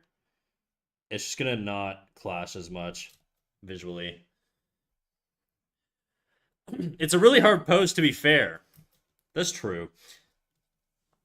I think if you're prepared though, like if you gather your reference, you plan your stuff out, you can handle fairly complex things, you know. And I think a big goal of mine this year in particular, other than to do more animation, is to just sort of actually like uh take on more complex dynamic posing. I mean, that was a big theme last year was dynamic posing, you know, but it hasn't changed much this year. I like challenging myself, and so doing poses I've never done before is a good way to really test your knowledge and push your knowledge too.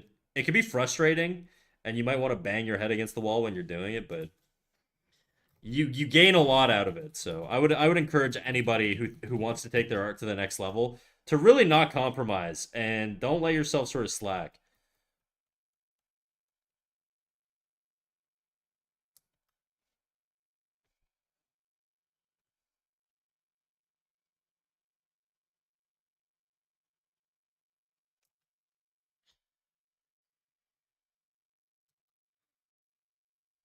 Hey, Snack, what up, Venosa? How you doing, big dog? Sexy lady. Speaking of sexy ladies, what up, Venosa? I know you're not a lady, but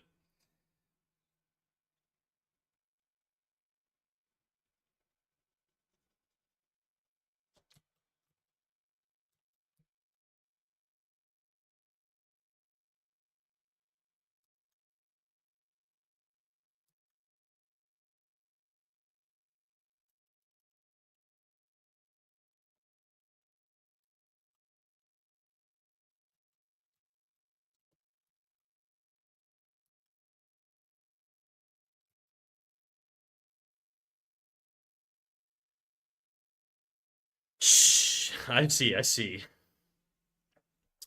I'm curious to know how you construct the pose, whether it's more structured like with boxes or very gestural and loose. I'll show you the original sketch. Here, let me minimize all this. And then let me just turn on shit, actually, I'll where the hell did I do this?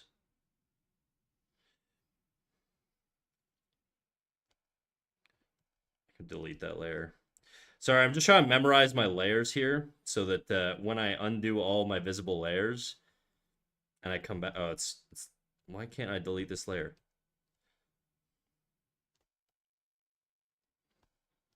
Delete layer. God damn it. Okay. I'm gonna make it so that all of the okay.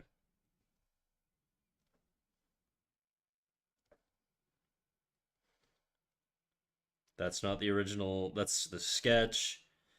That's that. I've gone through a lot of iterations here. These are all the base sketches. Ah, here we go. This is what I started with. So you could tell it was like very close to the actual sort of the reference I used. It was a lot closer to the reference. But then I pushed things more and more, and then I changed some proportions around.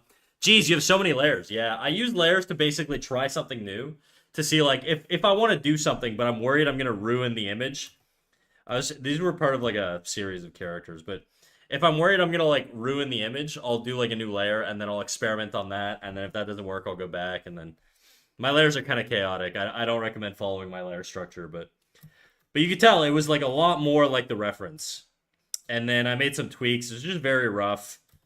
Um, and then yeah, that was it basically. That was the initial sketch, and that was a one shot. So now I gotta figure all this shit out.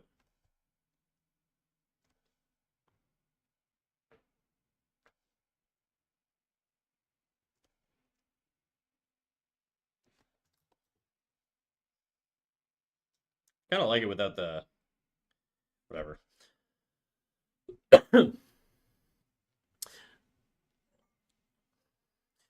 I like to challenge difficult subjects too. Most of the time, I give up after like the first few hours, but at least I tried. Yeah, art is one of those things that you really have to sort of hammer at it. And you're not gonna get it the first time, or the second, or even the third or the fourth, but you just keep going and going and going and going. No one should know in here. Doing fine. How about you, Venosa? My bad, dude. I didn't mean to friggin' gender dox you. I'm good. I'm doing good, dude. I'm chilling. Slowly chipping away at this. I want to figure out this arm. I've tweaked it a little bit. I'm trying to make it so that it's a little bit more realistic. So I'm doing this little dip here to show the separation of the deltoid along with sort of where the trap starts. Just because I think it might help sell the perspective and the position.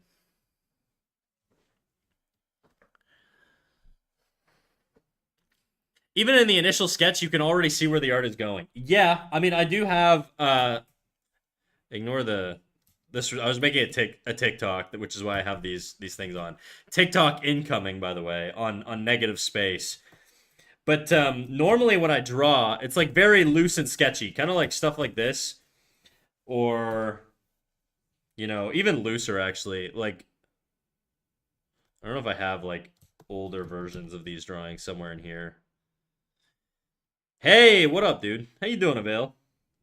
Yeah, like very, very sketchy stuff. And I build up from there. That's not my work, but I gotta be careful. I don't really know what's on these. I don't know if I use myself as reference. I probably didn't. I wouldn't do that, but these were just chatter revisions, raid things. Okay, whatever. Anyways, the point is, I start very sketchy. I have different ways of approaching things. Lately, I've been going very ink brush, so I try and one-shot my poses straight away with as clean a lines as I can. But other times, I go very chaotic, just like fucking all over the place. Like I'll just sort of do literally this till I find like abstract shapes that I like, and then I'll sort of flesh them out on new layers or tie things down or whatever. That's I have two sort of approaches. Or I have the very like clean approach, which is what I use for this, where I basically just go in and I'm one-shotting everything. I'm doing the eye carefully, diligently, trying to go very, very slowly, methodically, you know.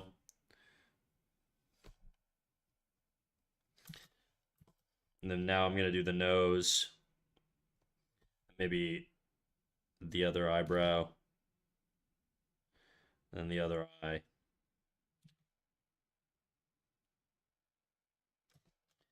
Stuff like that, right? So there's no like right or wrong way to approach something. That's just sort of how I think about it. It depends. And the thing is, the reality is, I could do this 3, 4, 5 times until I'm comfortable with sort of the way it looks, and then I'll take it to the next level. But it's really really critical to have like a strong base to go off of. Like realistically, I was talking about this yesterday, but I should not have started this drawing without finishing the feet and this hand here. This is a big no-no. I would really, really advise against doing this, and it's probably going to fuck me in like a day or two when I get to that point. So, you know,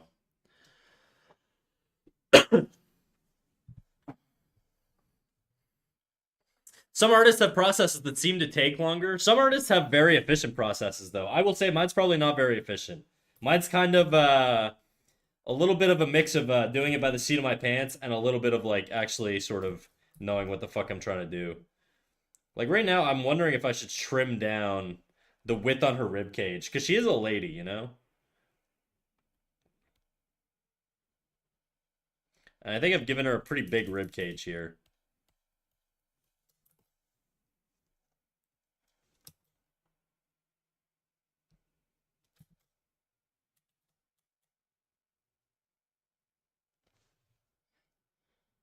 I don't know. I think her rib cage is kind of big, but we'll tweak. We'll do that in like a final pass. We'll do like some A/B testing where I'll like what I do is once I get comfortable, I tend to merge everything onto a single layer or duplicate the folder, and then I work out of the new one and just try weird, wacky shit to see if I like it. And if I don't, then I just go back to the original, you know? And that's sort of how I do stuff. A little bit of A/B testing. It is really really chaotic. I would not advise using my process in any way whatsoever. It's not even really much of a process. It's just kind of freestyling. I mean, I guess it's kind of a process. There's a moderate structure to it.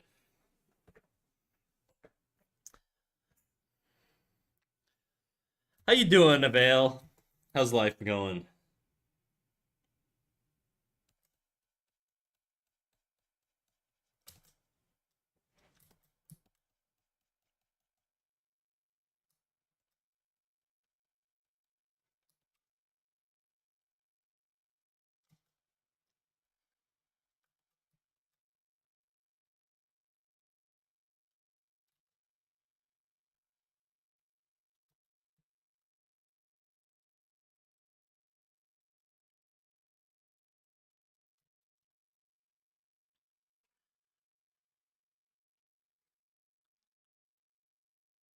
Well, if it works, it works. It works like 50% of the time. Sometimes I just spend like multiple days just drawing nothing worthwhile. I'm trying to refine my process more and more. So right now it's still kind of like it's cooking. It's getting a little bit more defined, but it's not quite where I want it to be.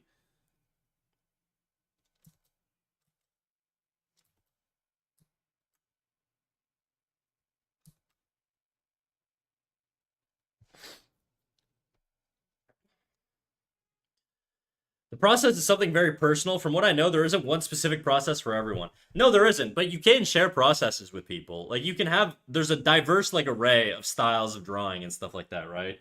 And ways of doing things. And no one way is necessarily wrong. There's some that are probably better than others, let's be real. Like not every process is awesome. But that being said, like you, you can do whatever you want at the end of the day if you so long as it works for you. I don't really know that this works for me yet, though. I don't know yet. We'll find out. We're gonna keep fucking around, and we'll see.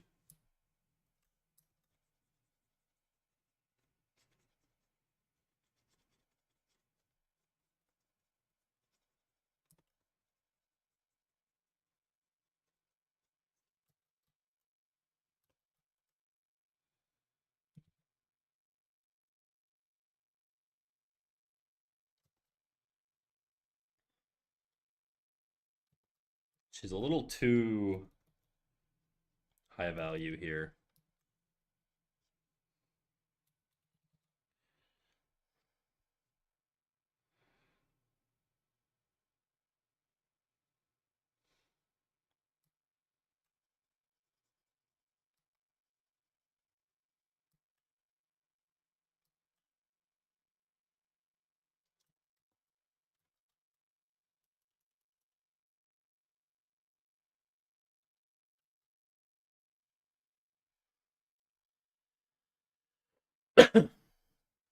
I'm still trying to figure out my process, but I'm a traditional artist, so it's more complicated. Yeah, I definitely agree with that. There's like less room for experimentation because you can't really go back in time the same way you can with digital art. I worked traditionally for a few years, and then eventually I did the switch to digital, and it was a weird switch, and it wasn't the most comfortable thing to transition to, but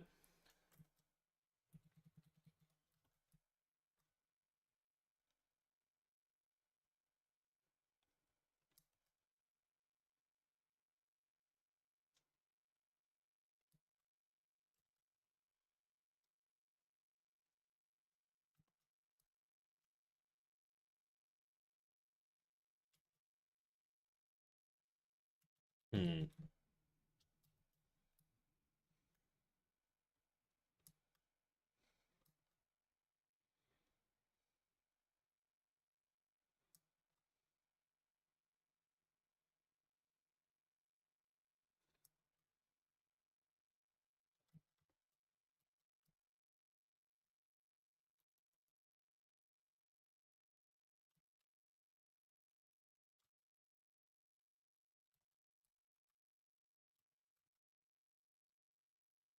Did you ever watch America's Next Top Model? Oh, like back in the day? I probably have. I don't really remember though. So the answer is probably going to be no, just because I don't remember. Why? Is it back? Is it a thing that's like returned? Or maybe it's always been there and I just didn't know.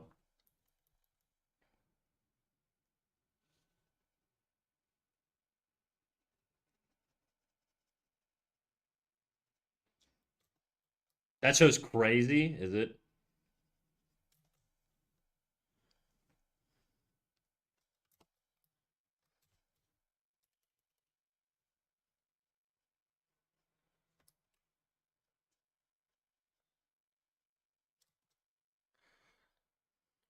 So I don't really know what's going on with her collar here, but whatever.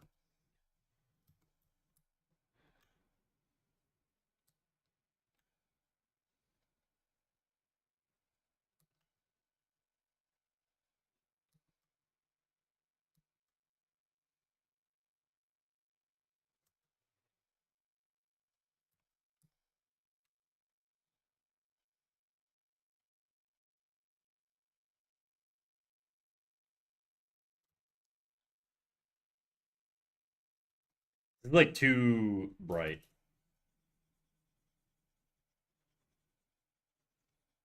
Let's mute it down a little bit.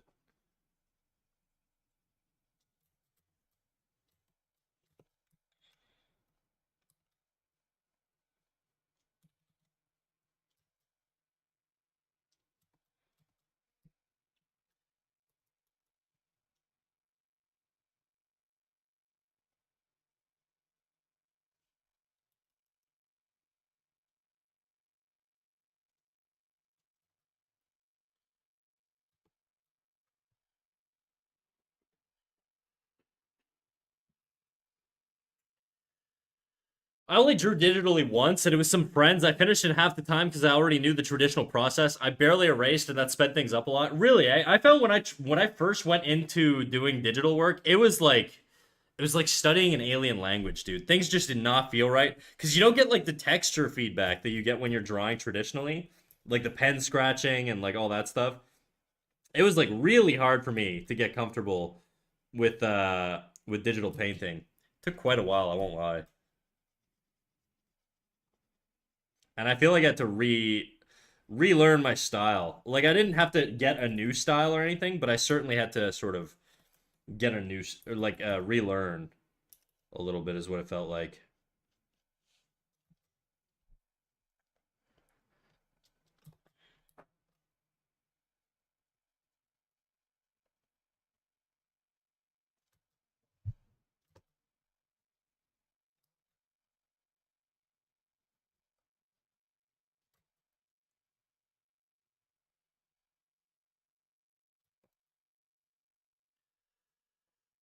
I believe that this time spent in traditional methods will help me when I go digital. Yeah, there's still going to be like a little bit of a learning period to like switch over to the digital medium, but I'd just say do the jump if you feel like you're at that point, but or if you feel like you want to do digital art full time, then I would say do that jump, you know?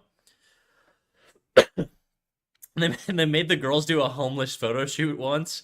It hasn't aged well in a variety of ways. Oh my god, dude. I gotta watch the show.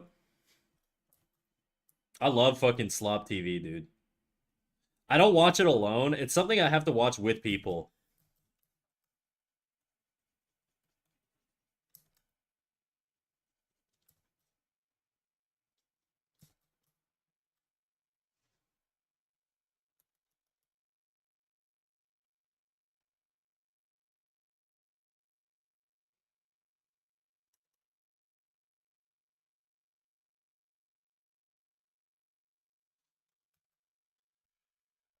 I don't like that. Like I don't think I would have such harsh lines on this trap muscle here.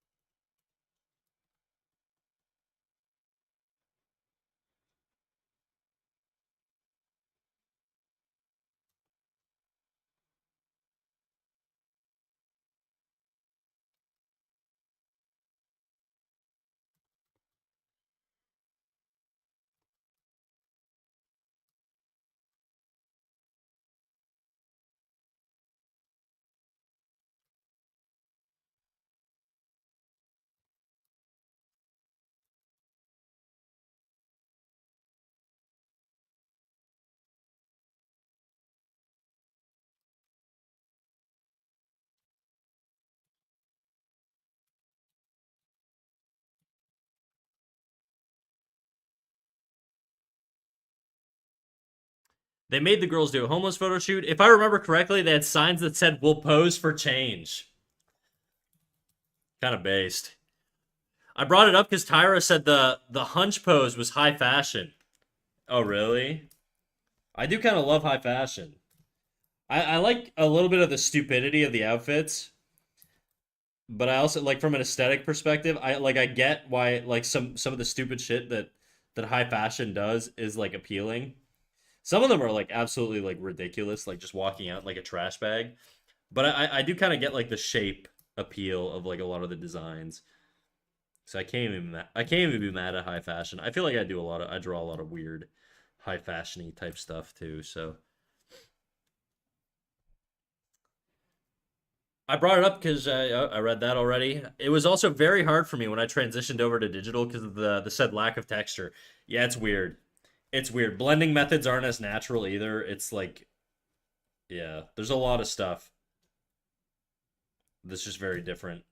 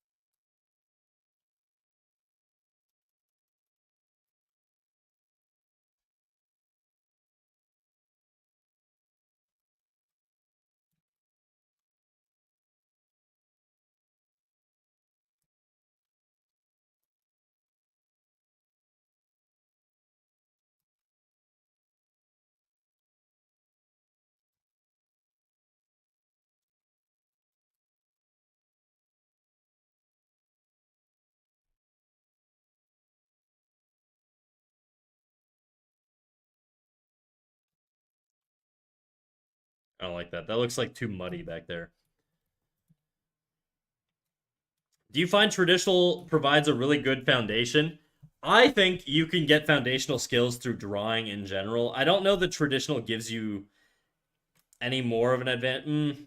It probably forces you to rely on less digital tools, right? Like if I don't like this, I could just take the liquify tool and move shit around. Doesn't mean it's gonna look perfect or nice even, but it will look a little bit better maybe if I can work. Like it just gives me more options. I think digital or traditional in one way sort of narrows you in to having to learn like the motor skill with less of a fail safe or like a safety net the same way digital does. But at the same time, I think it's also limiting in the sense that you can't explore as much, and so you're kind of stifling the diversity of the work that you can output. There's only so many traditional mediums. I mean, you could do pretty wild shit with traditional, but I really think you could push the envelope a lot more with digital. So I think there's limitations that traditional have. They have their pros and cons, you know. Like I don't think one's better than the other. Mm, do I? This is gonna come down to subjective taste. I think I prefer the look of digital for the most part, unless it's animation. Something about pencil animation is just really nice to me. Um, I don't know. I shouldn't be so hasty and say that. I really don't know. I think like they both have their place.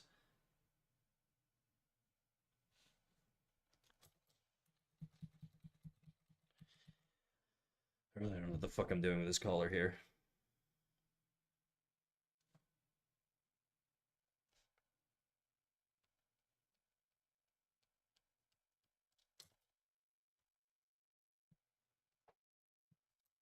We'll figure something out later.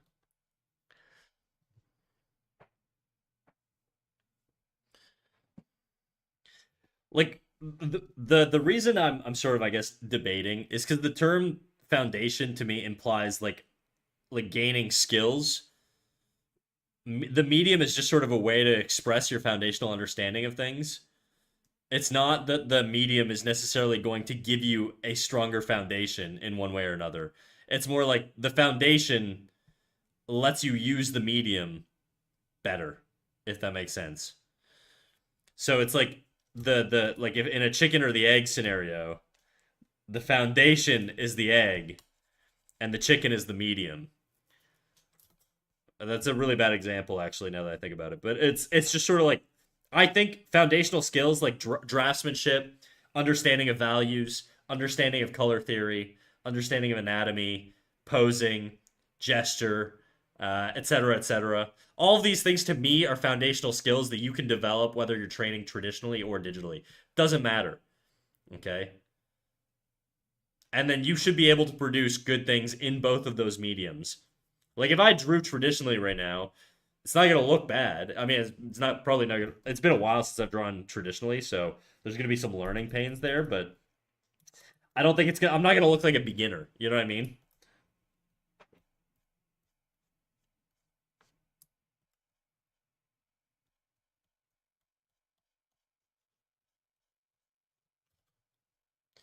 So I don't really know that traditional gives you a stronger foundation. I think it gives you a less of a reliance on digital tools, which is probably a good thing. But I think the only way to get better at digital art is to do digital art, and the only way to get better at traditional art is to do traditional art. So just sort of pick what you want to do. It just comes down to your taste and your own preferences. It definitely has limitations, but you can go pretty far in theory, anatomy perspective in the traditional way. But to make a living from art or something similar, you definitely have to go digital. I don't know about that. There's a lot of people who sell their traditional paintings, like oil painters, acrylic painters. Even if you do like honestly, some of the like if the billionaire like money laundering shit where they're buying like splash paintings, like Jackson Pollock type shit, which I'm not a huge fan of. But if you can get your bag doing that, then who am I to stop you?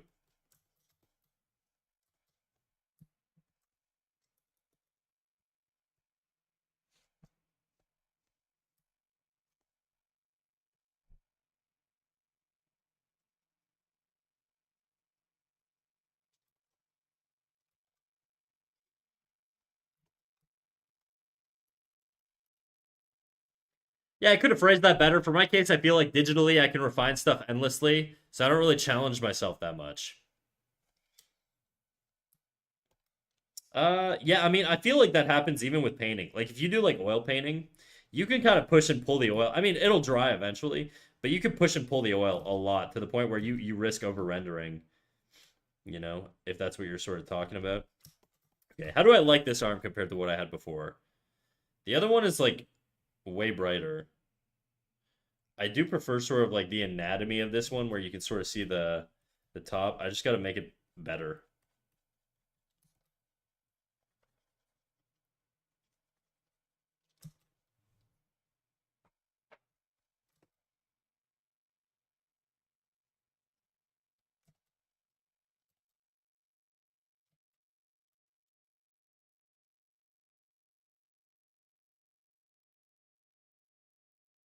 Yes, to do something more old-fashioned, even if it works in the traditional way.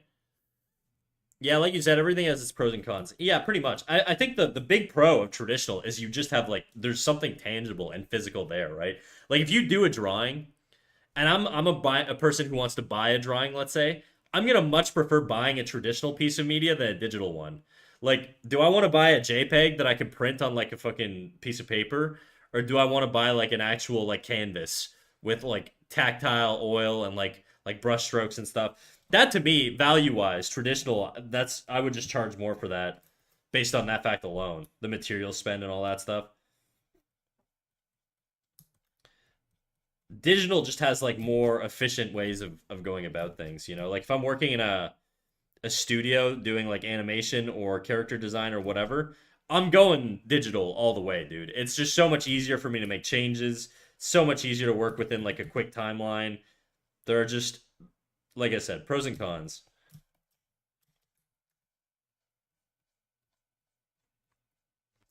This back leg I think needs a little bit more of a healing shapes.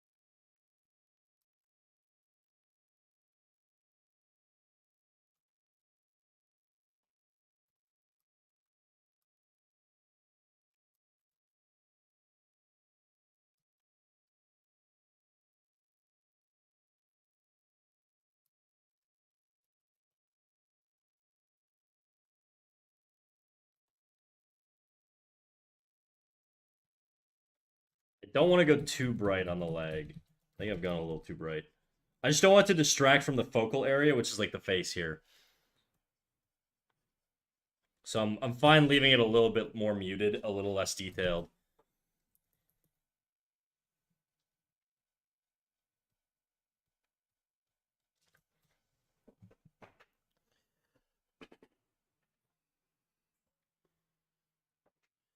I recently started digital, just getting used to it. Been a month or so. Yeah, it's not a comfortable transition. I will say. I did traditional for a long time before going into digital, and it was very weird for me. It was very weird for me to get into it.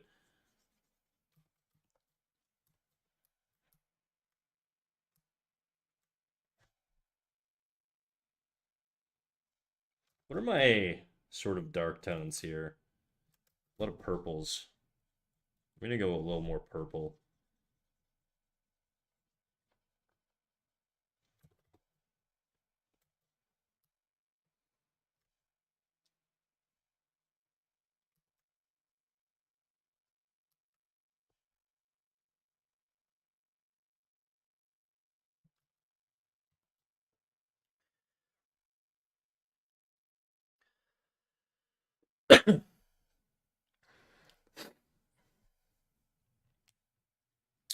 In 2026, I'm going digital. I'm already scared of the color theory.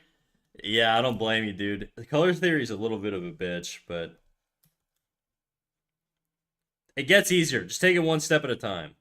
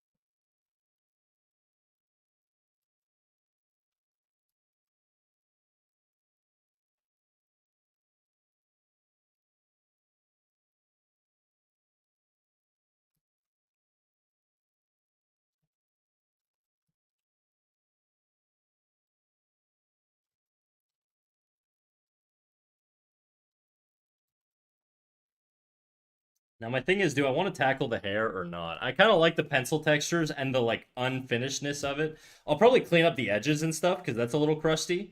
But I think the actual textures and whatever the fuck this is, I may just leave it. I think there's like a nice charm to it. Let me switch my brush real quick. I'm gonna paint this in.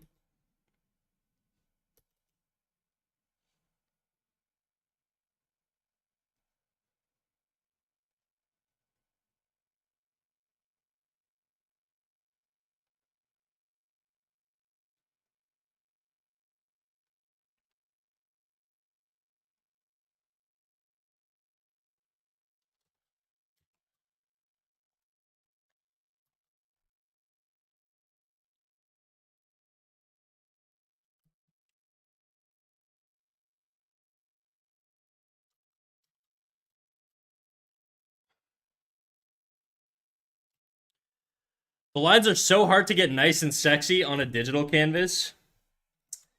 Definitely takes a while to get used to. I feel like I've been saying that over and over, though. It is the truth.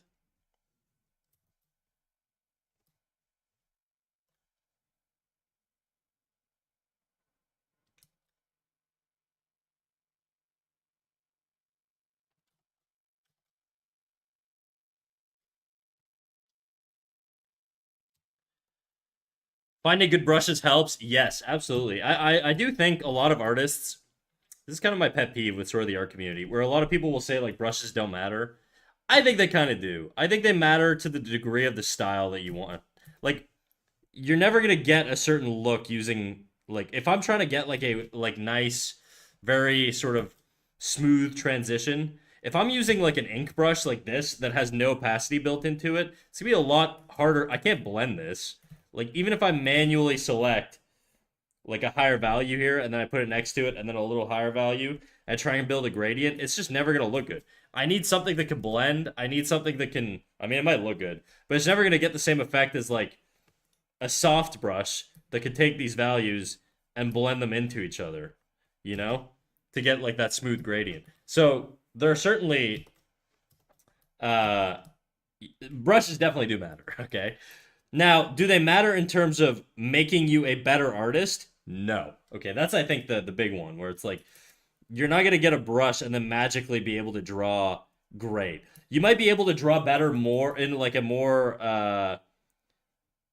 in a way you would prefer to draw in, like a more stylistically preferred way. But you're never gonna be like you're never gonna grab a brush and now you could draw anatomy flawlessly, you know?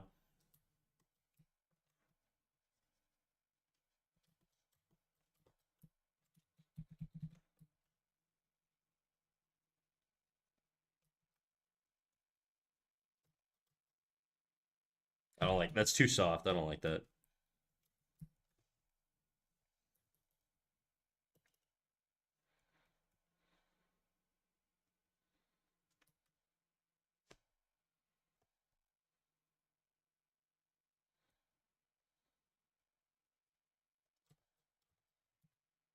Still don't like that. Snack being beginning to feel like a broken record. I know. I mean, you guys watch me for like hours on end on week. I'm bound to say the same shit over and over. You know, can only be original so many times.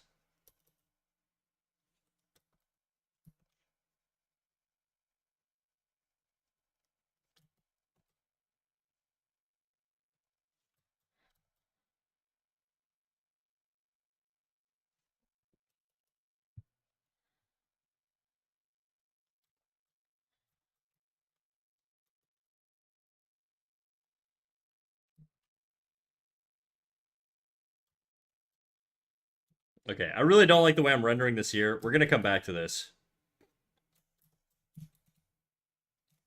I do gotta do that stupid ear though. Ugh, ears are so weird, dude.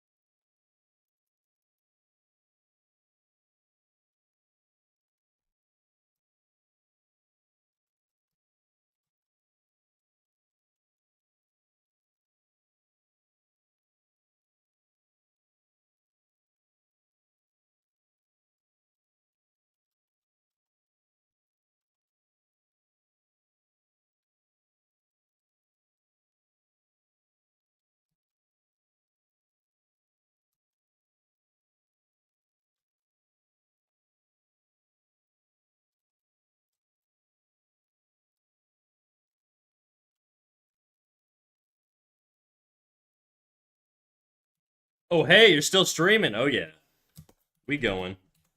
How you doing, Zaza?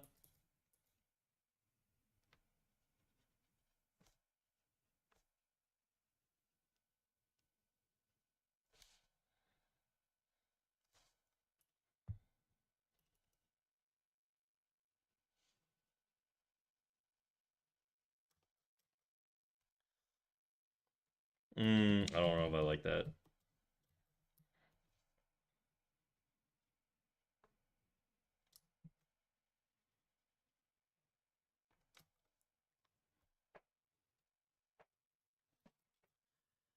Been a bit. I'm all right. Has it been a bit? I feel like you were here not too long ago.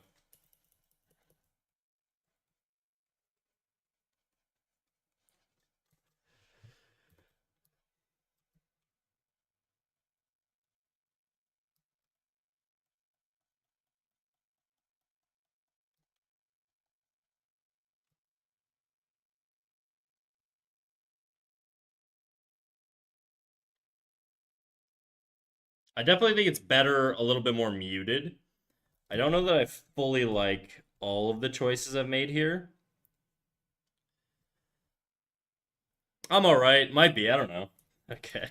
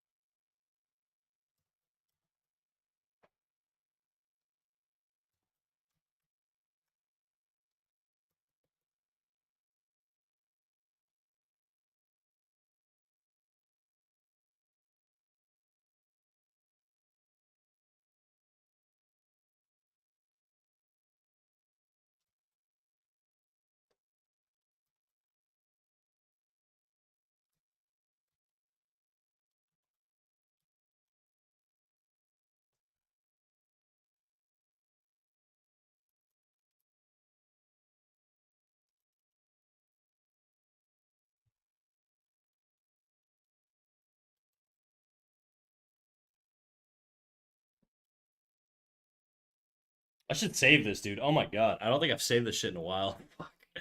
I'm so bad. There we go. Safe for a little bit.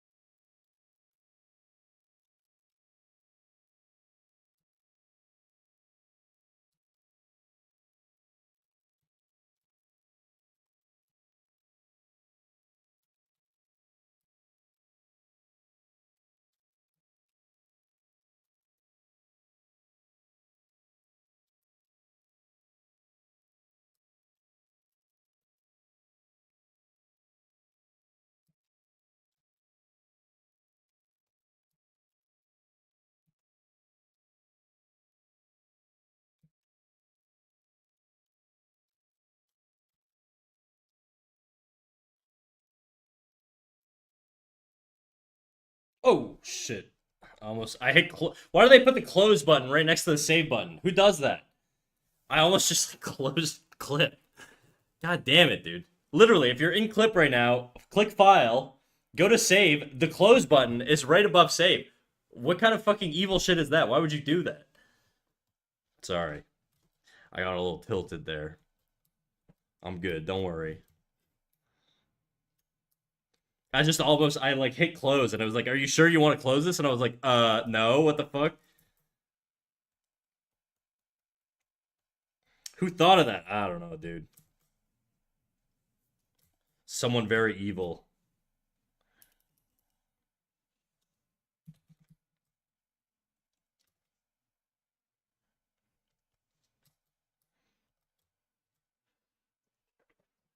I never realized that I always click Control S. I'm old school, dude. I still physically tap the flip canvas button. I don't even have a shortcut for it.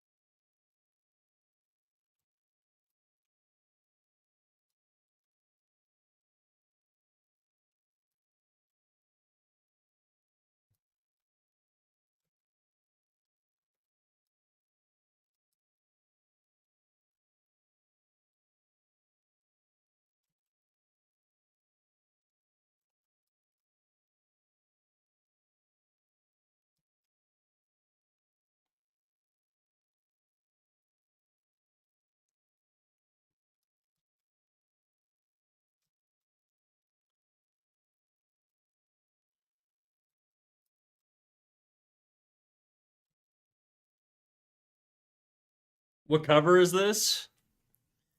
It's I guess Tainted Love by Soft Cell. It's all the songs are on the screen if ever you're curious.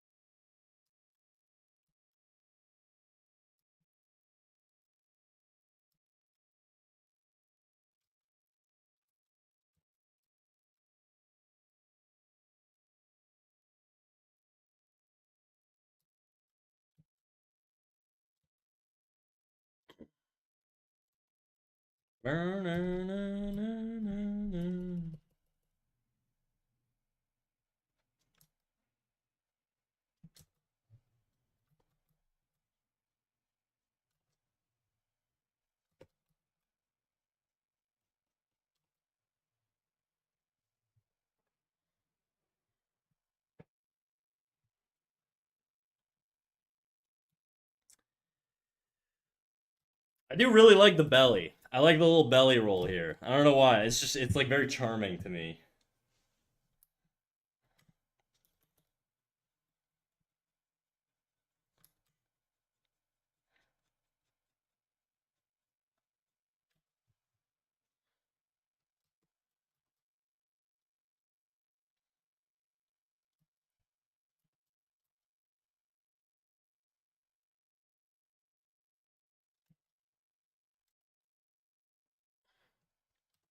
I do think the form is a little weird, though. I think I could do it a little bit better. Just softer, just a little softer.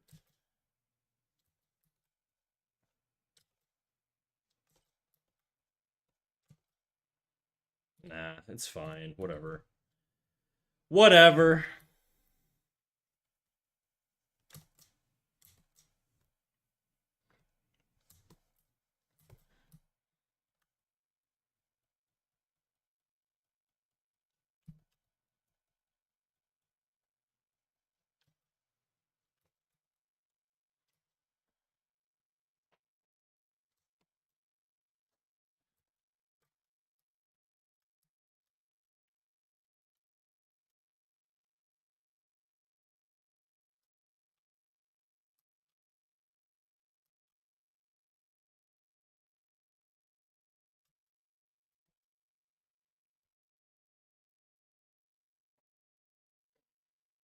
I'm really dreading doing the hand.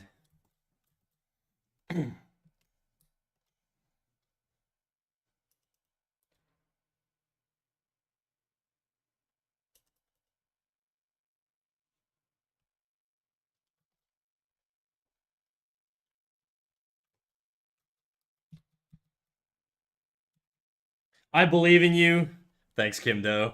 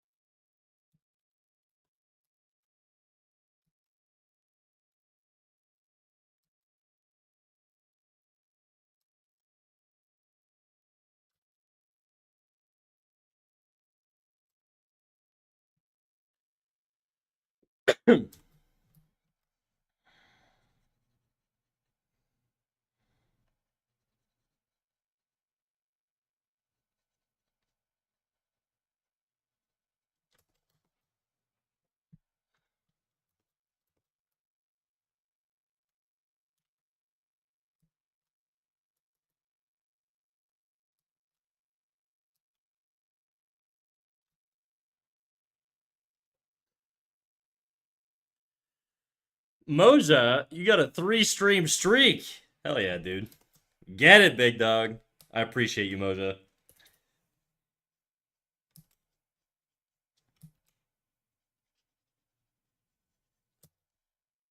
Do I want to push the value here? There wouldn't be a lot of light being caught down here, and I don't want to even it out too much because I'm worried it's going to distract from the focal areas. Okay, I'm going to just leave it dark down there, I think.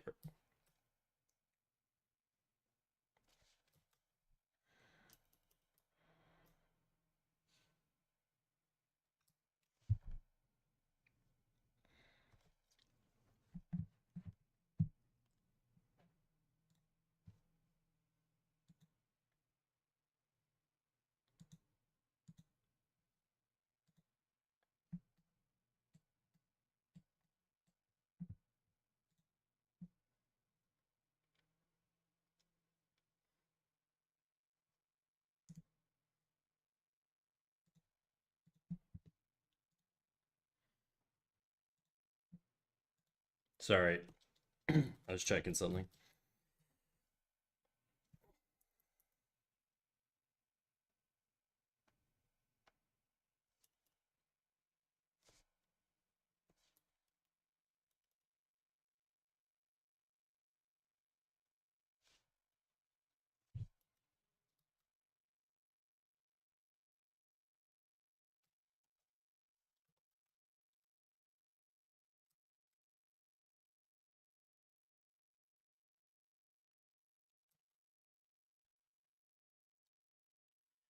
I just noticed that a huge part of your tablet screen is covered. Was that always the case, and was I just blind? No, you weren't blind. Okay, so this is normal. This is default snack. Okay, this is what I look like here. I don't have giant boobs. Okay, I am a man. Believe it or not, I am a man. I don't have giant titties, and but it's a redeem on the channel. So if you do the do a jiggle redeem, then I grow giant boobs. It's just the way it is, you know? I feel like a lot of people have seen me with boobs more than not no boobs, and so everybody just it's funny because I get some people that are like, I swear to God, you never had boobs before, and then I get other people that are like, wait, don't you have boobs? I'm like, I don't. Okay, my default state is no boobs. Congrats on the mastectomy, double mastectomy. There is a little bit of a lore thing here where there's no confirmation on whether they're my boobs or whether they're my big mouse balls that I shoved through my shirt, okay? Because mice have giant testicles. So, you know, it's kind of like you know when a director makes a vague ending and then you can interpret it however you want. That's sort of how it is. They could be giant tits and or big fat nuts. Your choice. Dealer's choice. Do you enjoy paintings? I kind of do when it's working, Pat. When I'm struggling with it, it's psychologically it's like torture, okay? When I really can't get it to look the way that I'm hoping it'll look, it really fucking sucks. When I get it to look good though, I do quite enjoy painting. Do it jiggle? It do jiggle. See guys, this is what I'm talking about. I can't go 5 minutes with no tits. Somebody's gonna redeem the tits. There's a counter redeem to that. If you guys want to battle each other and make me flat, you just do the flat is back and then it gets rid of the tits. That one, believe it or not, is a lot less rare though. Who would have thought? Or a lot less common.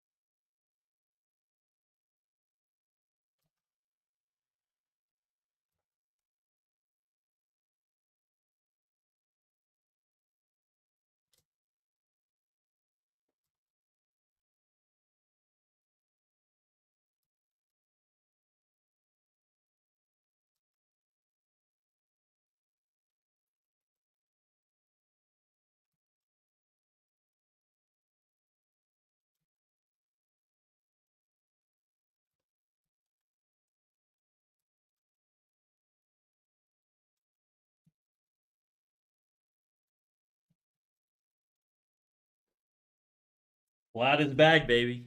You already know it. Oh my god, my back, it's so much lighter.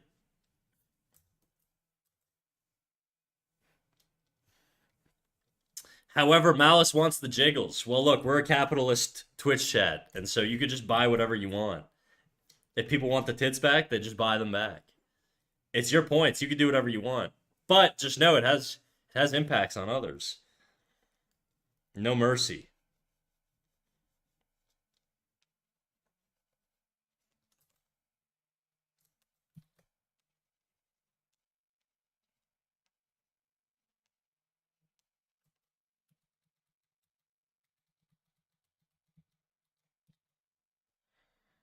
All for you.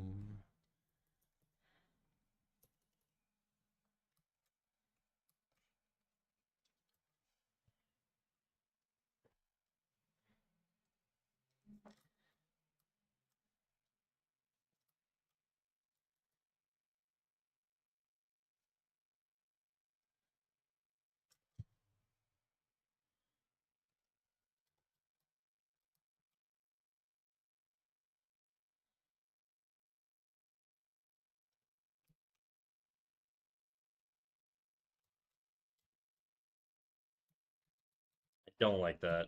It's too curved. Like she doesn't have like a hole in her back, you know. I just wanted to show the spinal erectors a little bit more.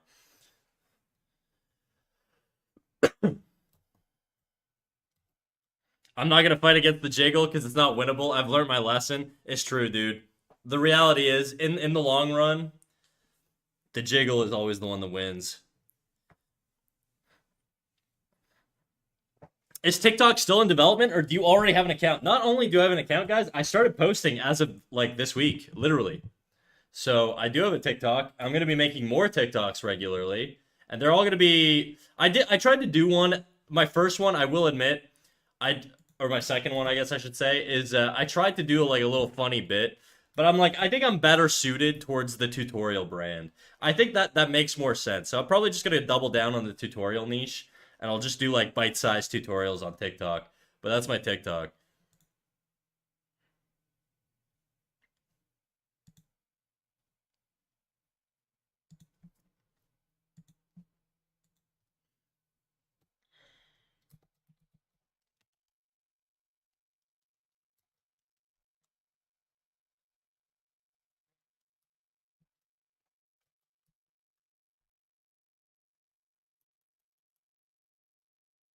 I'm going full influencer mode, dude. Try to get my stats up and my bread up. You know what I'm saying? No, I'm saying, chat. We're trying to stack that paper to the moon.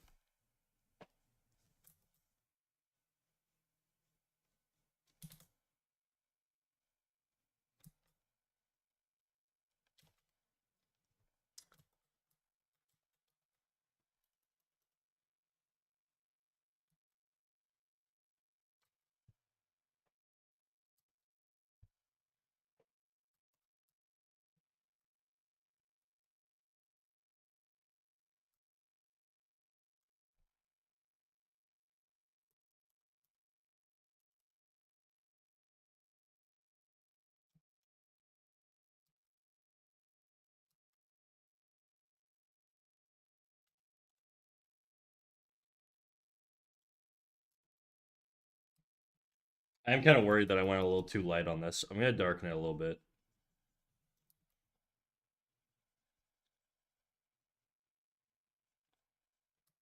We'll add some highlight on the knee, but not like the whole thigh.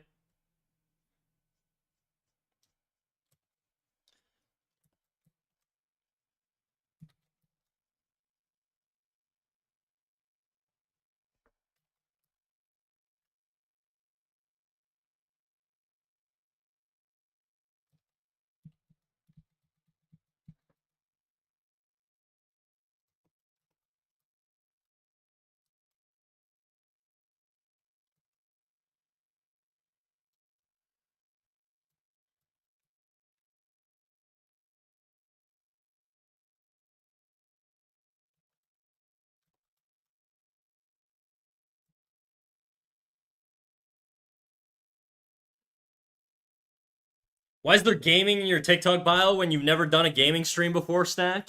I mean, there's gaming in my Twitch bio too. It's kind of a bit at this point. I just like the idea of pretending to be a gamer, and then everybody's like, when do you play games?" And I'm like, you know.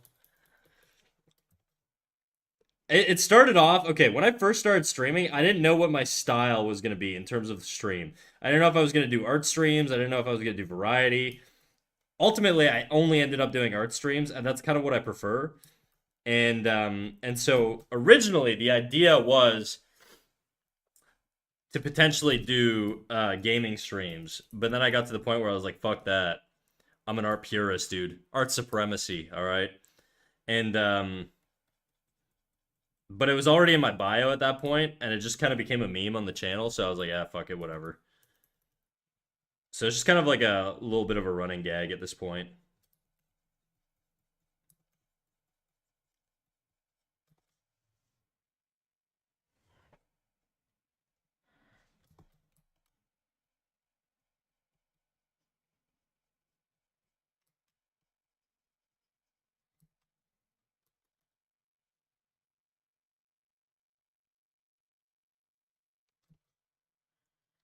I really don't like the way this knee's shaped.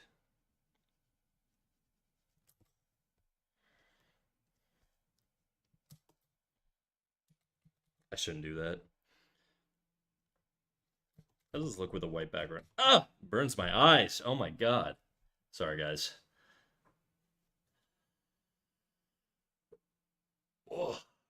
I like flashbanged everybody. Didn't mean to do that. Hopefully you're not looking at the screen and you're just drawing your own thing. Do you know the work of Christoph Young? It sounds familiar. Why does that sound familiar?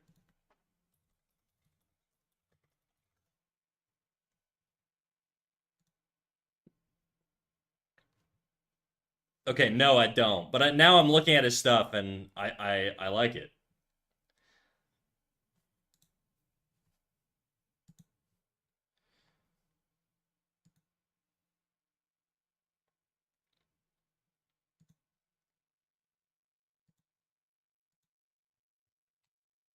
In art supremacy, I believe. Amen, brother.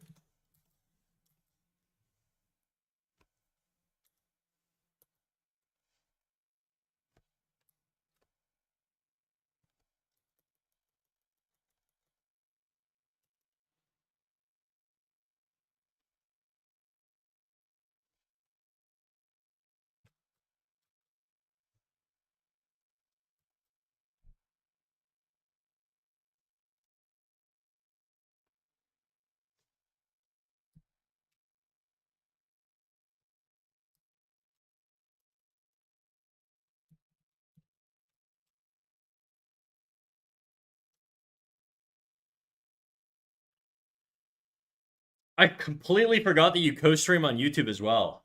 I do. If you want to watch me with no music and no like ads, YouTube's probably the way to go. Hopefully half my audience doesn't leave me now for YouTube. Soft shadows, soft character rendering. He's extremely good with form, but not too focused on colors. I feel like that's sort of me. I don't really worry too much about colors, mostly because I'm terrible at it.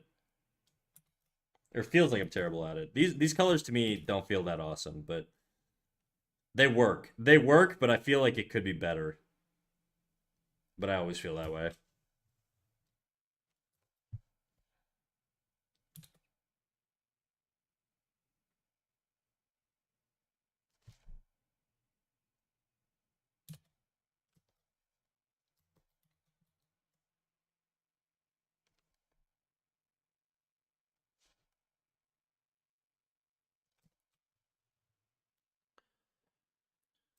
I just followed your TikTok, laughed my ass off. Thank you, Sade.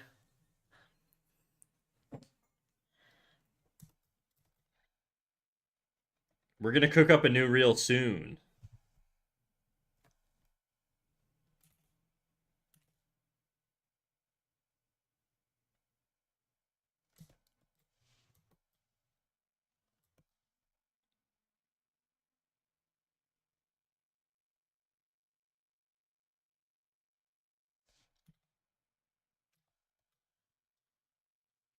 I'll wait for the tips. I'll give you my tips, dude. Don't worry.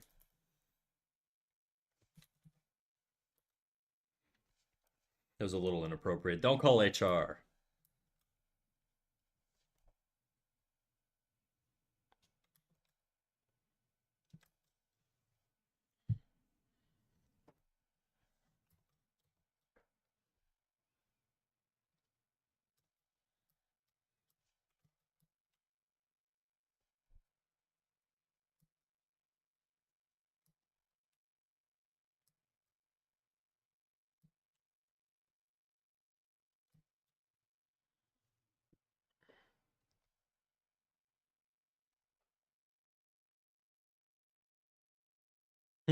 Do I like the way it looked before versus what I have now? Kind of torn.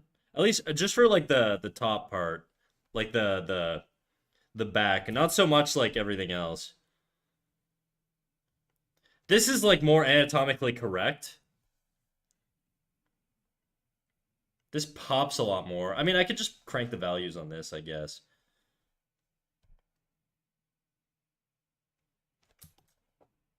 I also think I went a little too warm on the arm, like in terms of tones. I'm gonna just lasso tool the arm here. I'm gonna do my best to hue shift it over to like a cooler, more like bluish tone. We have to do some correcting on my lasso tool here. Not a very good job.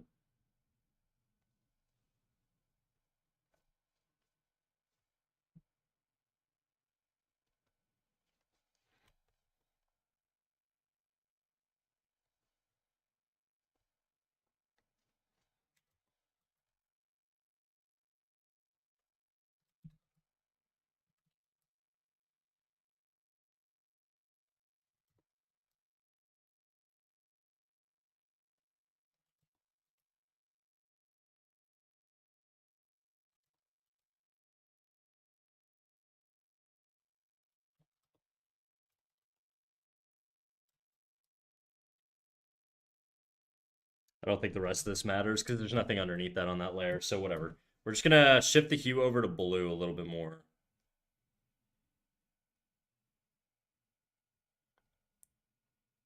Decrease the saturation.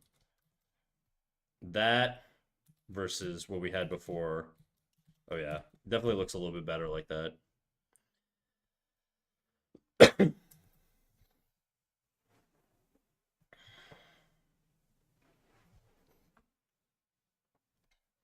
By the way you're painting, you should see him work. He does what you've been doing here.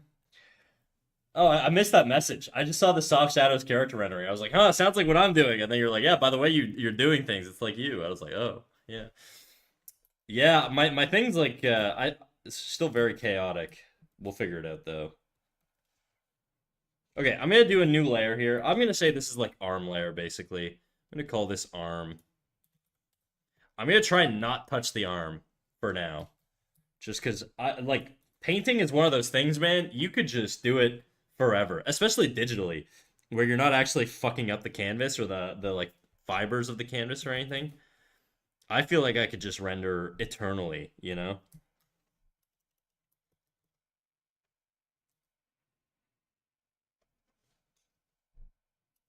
Like really dangerous.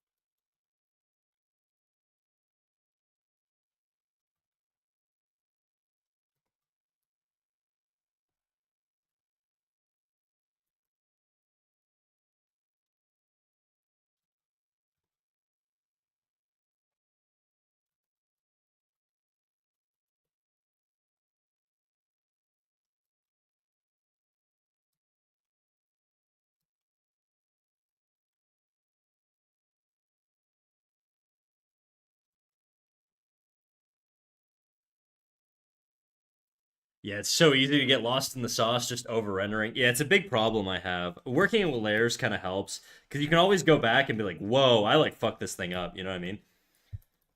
Granted, again, digital.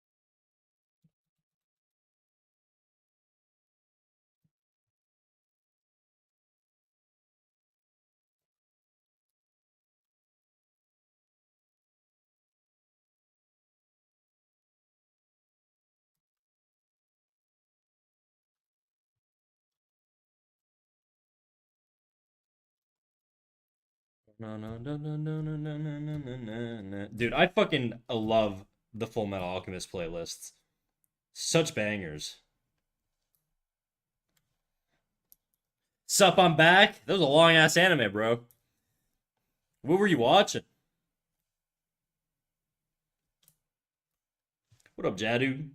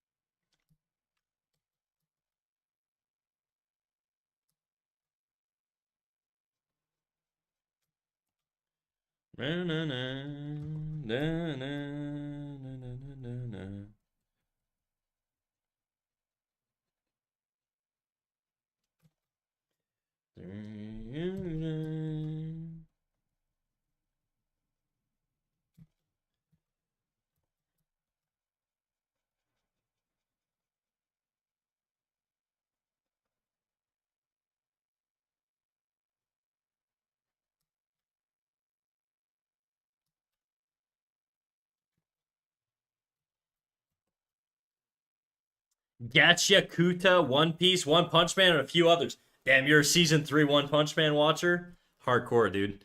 Honestly, it reminds me every time why I love art. Yeah, I get that.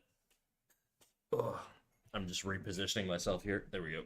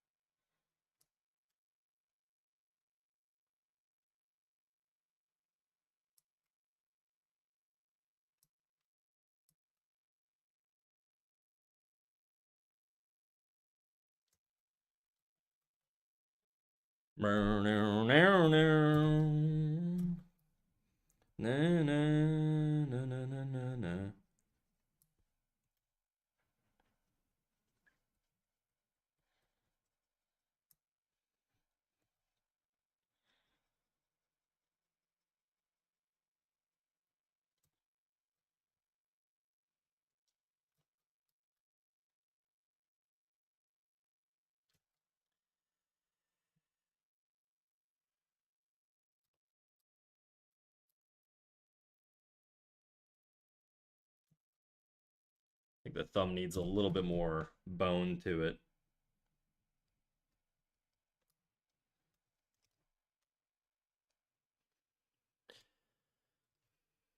I won't lie, One Punch Man's gotten a lot of justified shit, but I feel like people are actively ignoring the genuinely good parts of the show.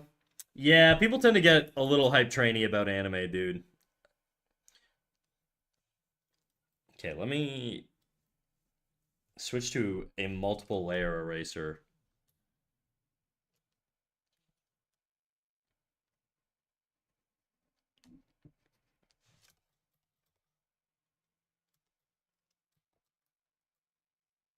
Oops.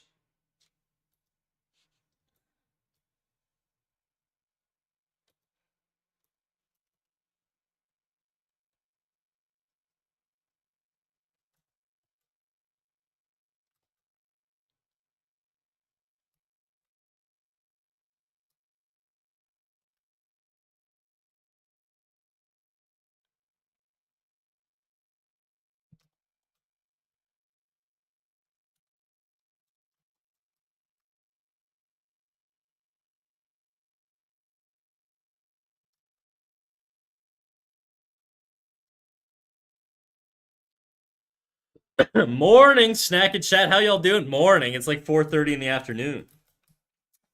How you doing, dog?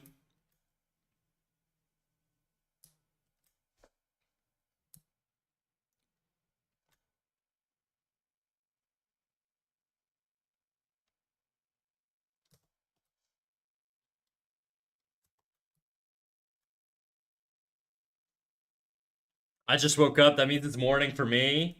Impressive.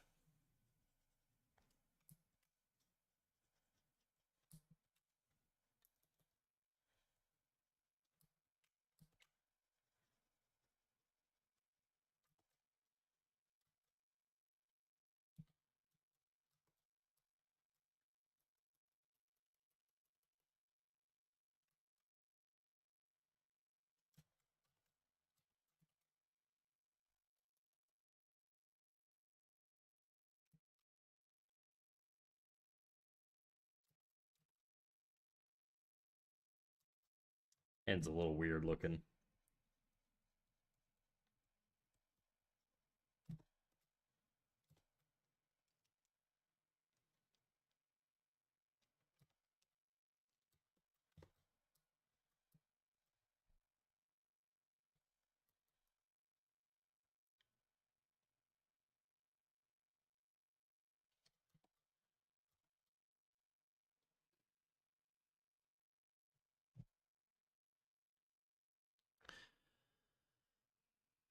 Well, when 70% is ass, you can't really enjoy the 30% when you probably logged off. That's true. Also, what up, Sweet Molasses? How you doing, dog? Bro, my fucking power cord is like everything in my room right now or under my desk is like in a spot just begging for me to just shut off my computer.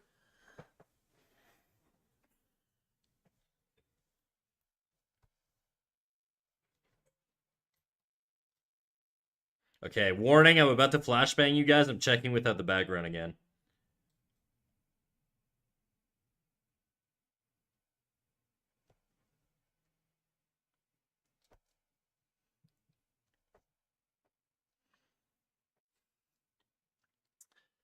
70% is a bit of an exaggeration. I'd say more like 59%.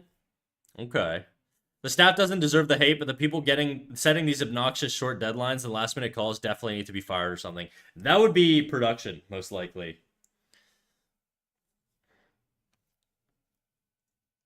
I do think One Punch Man spends way too much time with people just hanging out talking about stuff. That's more than half, which is far more than I'm willing to invest for a good anime. I'm about to go on a jog, but this cold weather's making me think twice. You just gotta David Goggins it up, dude. Who's gonna carry the boat, Sweet Molasses?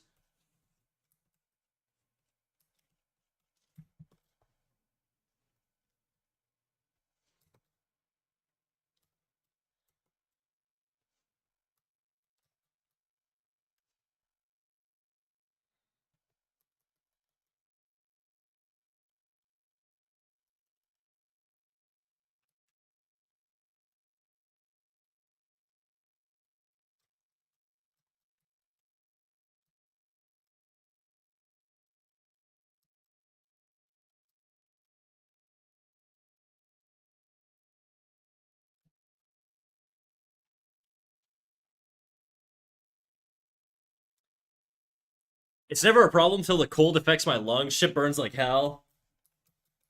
Damn.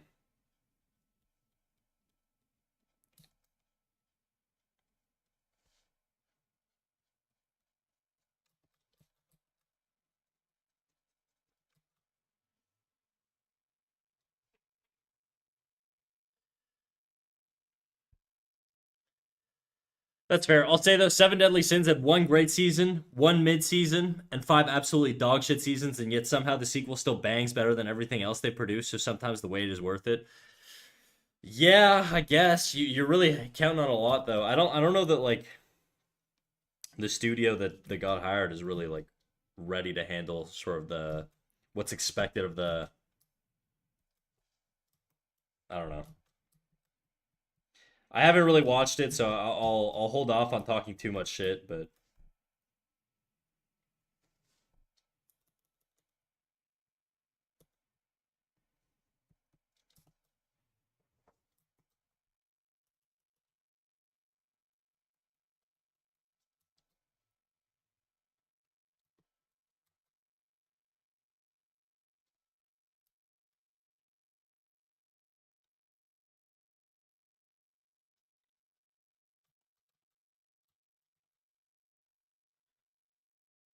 the fingers feel a little long to me. I gotta check my reference. Are they supposed to be that long? Eh.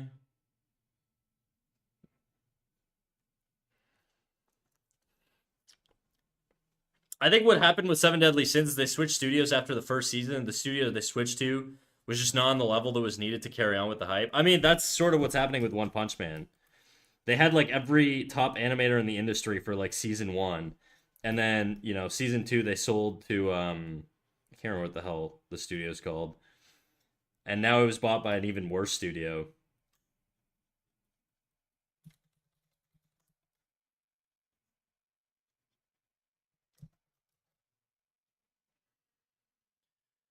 Yeah, the thumb's kind of long. You know, funny enough, the thumb doesn't actually look that long in my reference. It doesn't look that bad in my reference. I think you are kind of right though. It does feel a little long. Whatever. I'll come back to it.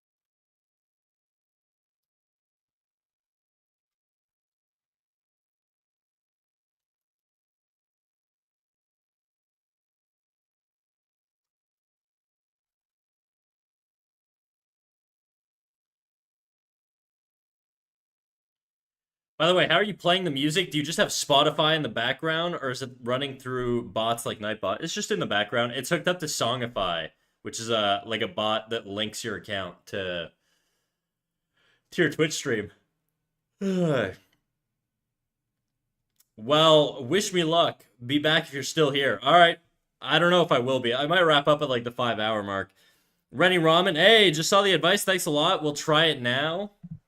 Oh, for your the thing this morning.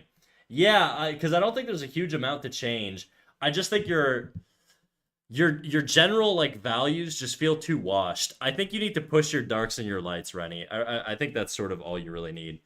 Structurally, everything's there. It's just sort of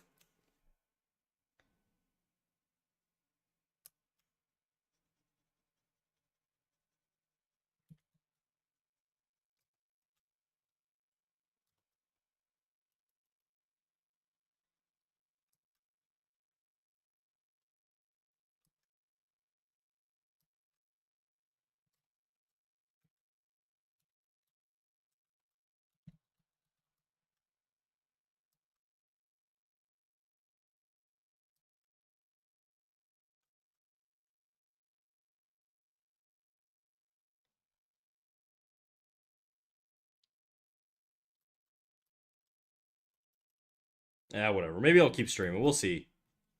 We're pulling a lot of viewers today, which is really weird. Twitch is weird. I don't understand how it works, but I'm not complaining.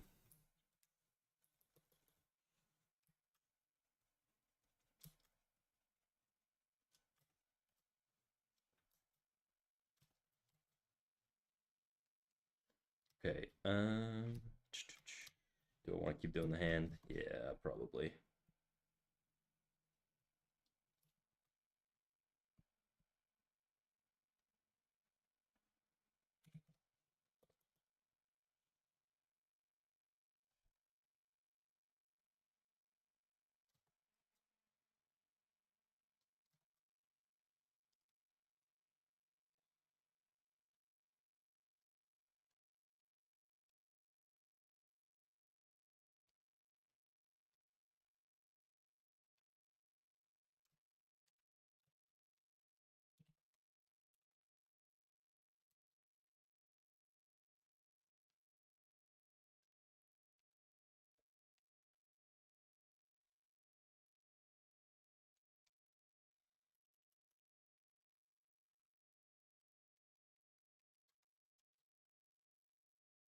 I think that looks a little bit better now.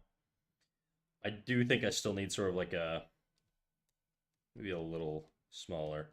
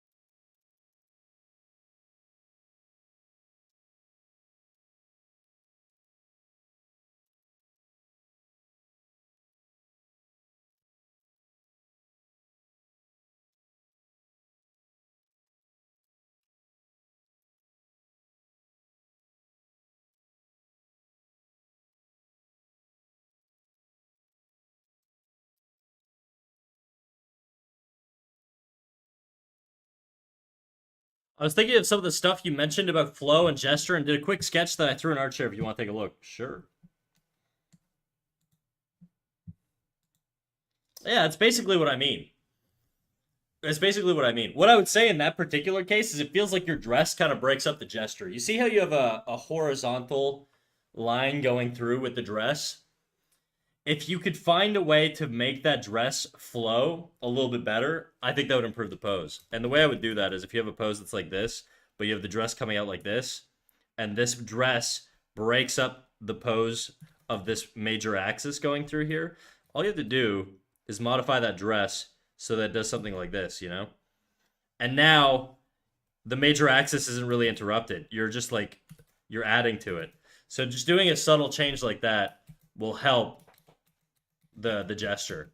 Gesture is really just the major axis through the pose. I mean, it's not just that, but it's a big part of gesture is sort of the major axis, like the center line going through the character. And then all the other ones could sort of add to that, but you don't want to take away from them, right?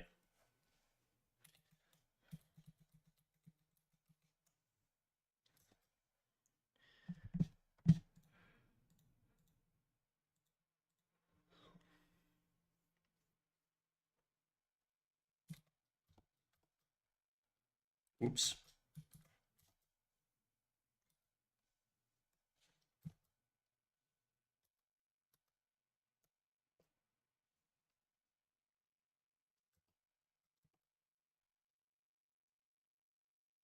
It's like way too bright.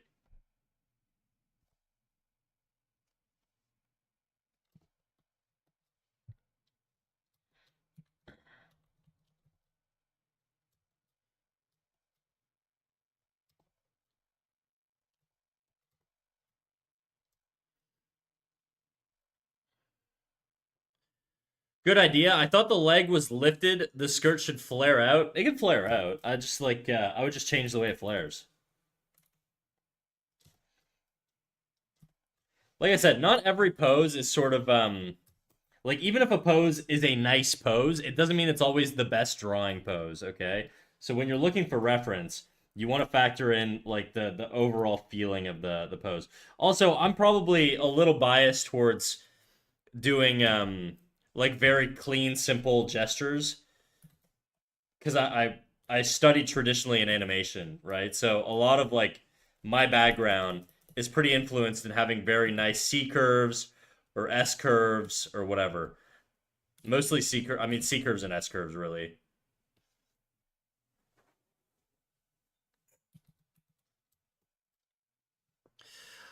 Day out of here. All right, Nixtradamus, thank you for coming out, dude. Appreciate you. I've been lurking. Well, now I know. Have a good rest of your lurk.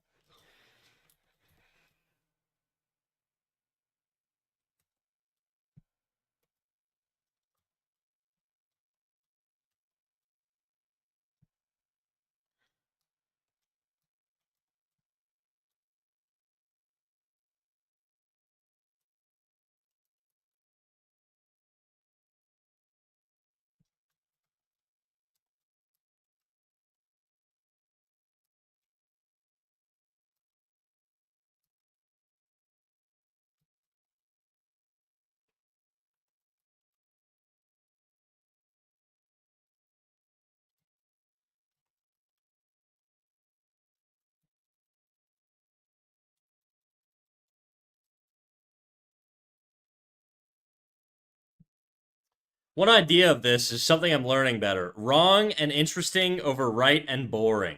Yeah, another word for that is it's called the rule of cool, you know, and it's basically like aesthetics over everything. If you can even if something is wrong, but it looks good, you should favor the version that looks good over the version that's accurate. Okay? Fuck. Like you don't always need to do something anatomically perfectly so long as you're getting aesthetic value out of the wrong version. Laney Arts, thank you for the follow. Welcome in, welcome in.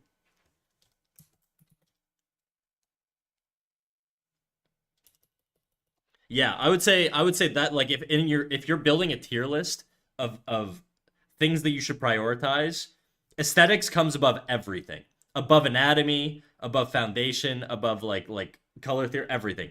Aesthetics is, at least in the style of art that I like to pursue, aesthetics is the end all be all of why I do art. It's to produce aesthetic art. Do a jiggle, do whatever.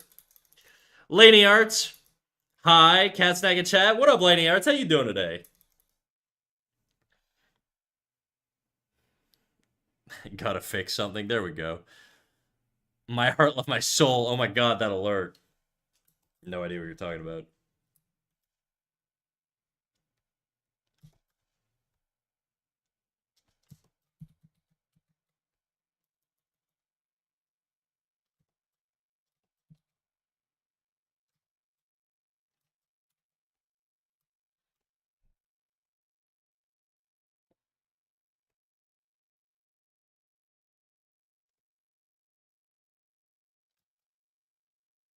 I don't know. I don't know what to do with that little guy up there. Howling. It's 1 a.m. Hopefully you have headphones on. The moving ears are cute. Thank you. We can thank Boba for that. Boba's one of my mods. He's the one who did the PNG tuber.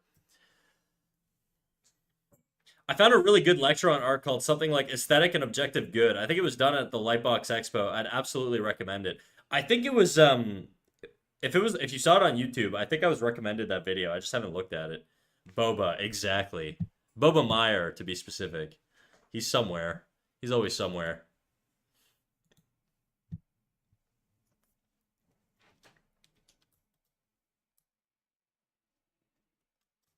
Boba Meyer. So Boba Meyer. Close enough though.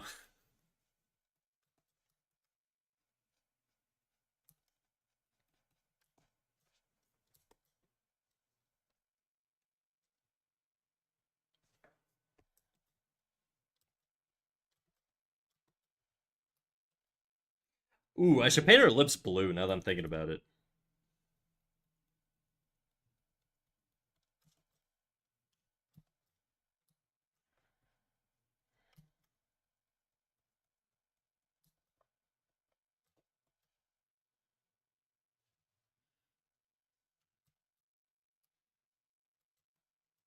Thanks, no worries. Great Myers, you called. Close enough.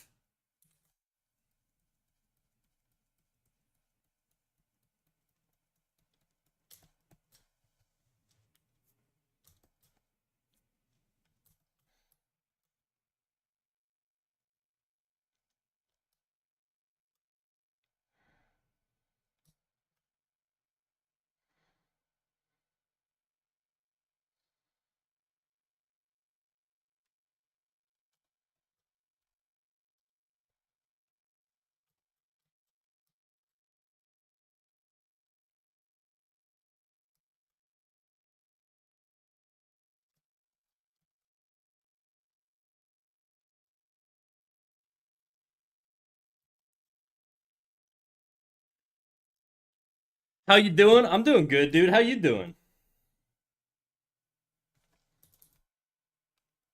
I'm gonna make the lips a little bit more voluptuous.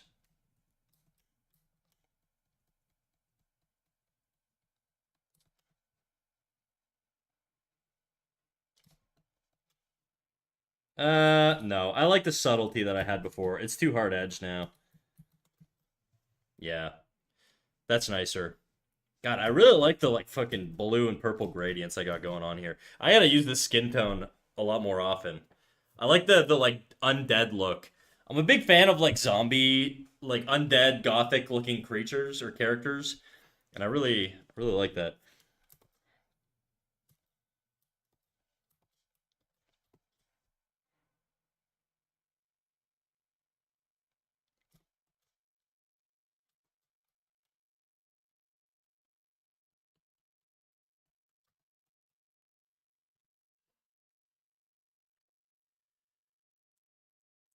The purple on the lip looks like she just got punched and it's a little bruised. I like it. It just to me it looks like she's dead, like she's like a corpse. You know, at least that's the intention.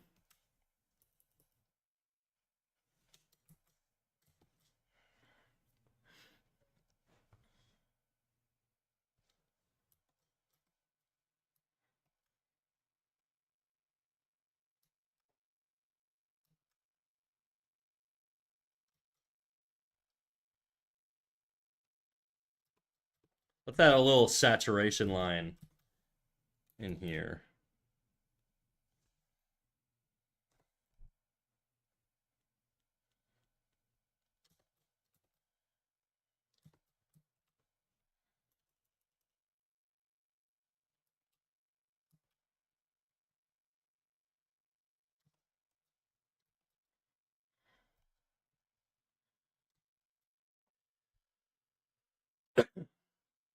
The eyes look good. It has that jello eye look. Not sure how to say it. Like a bit watery. Yeah, I get what you're saying. It's probably because the like highlights I have in here. They're very scratchy, but I'm gonna leave the texture. I was gonna get rid of it, but you know what? I think it's working. So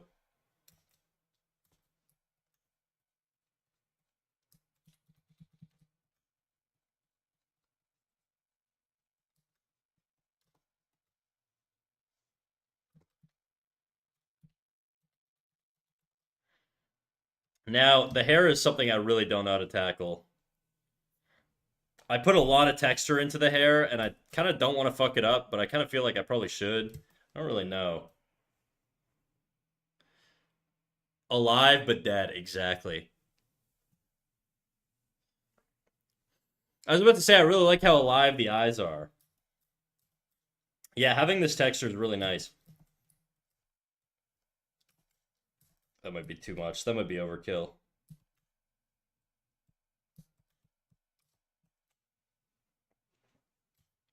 It's like very like porcelainy looking.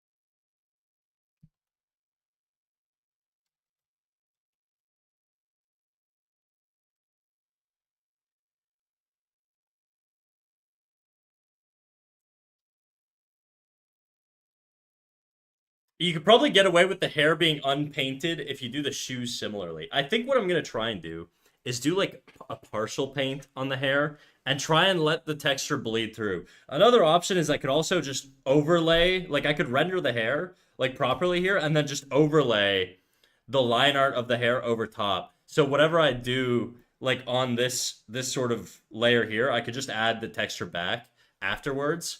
That's sort of where my direction's going right now. So I can still get that texture, but it's not as like stylistically different than what I have here.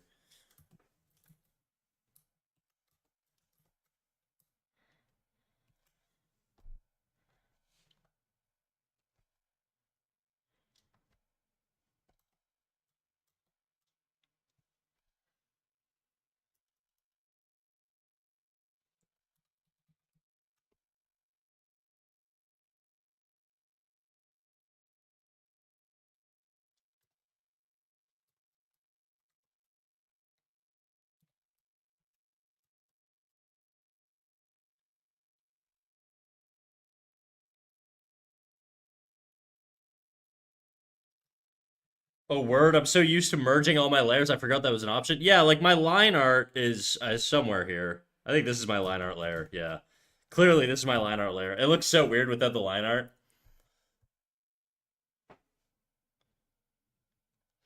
And if I take, it's a multiply layer, or I use a brush that has multiply functionality.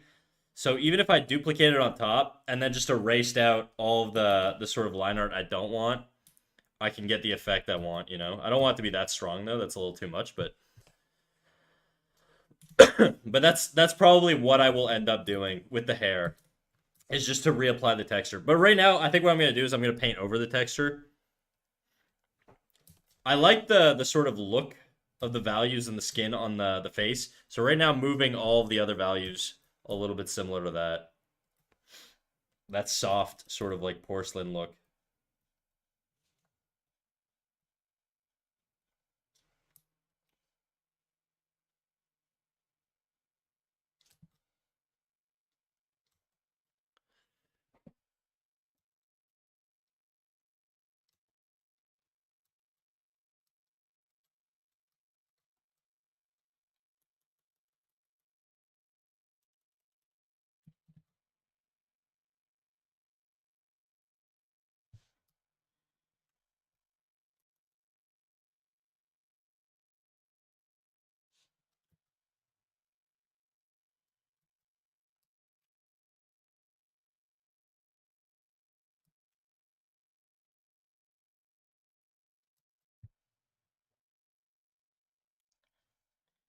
I feel like the shirt color is like still too like intense. Same with the dress. I really don't know what to do with those. Life would just be so much easier if you could just draw people naked, but you know, I gotta actually get good at drawing clothing eventually.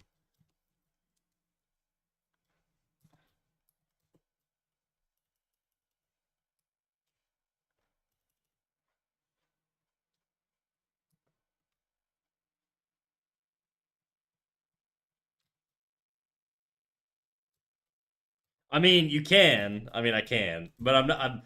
I'm using my powers for good. Okay, not evil.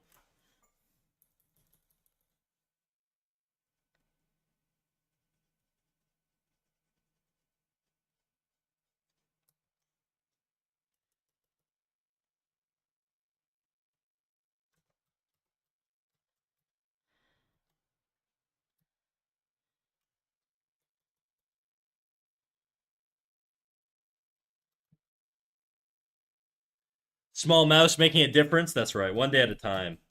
Until I sell out for the money, and then I open a Patreon, not safe for work artwork account.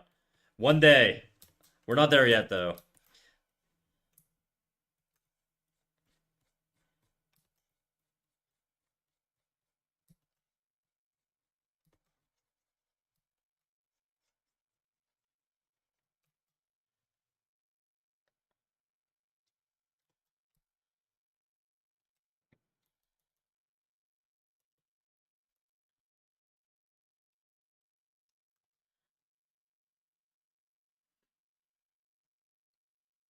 You heard it here, guys. Sex and nudity is evil. Time to become monks. That's right.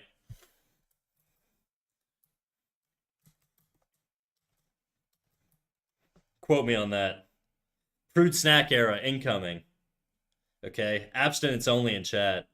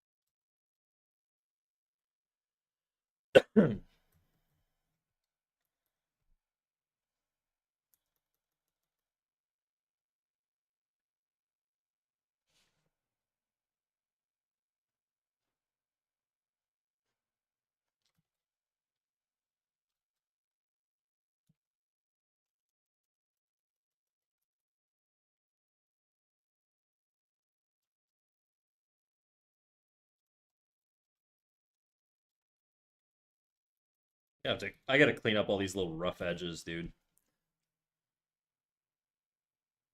This is what I get for not doing a clean uh, clipping layer.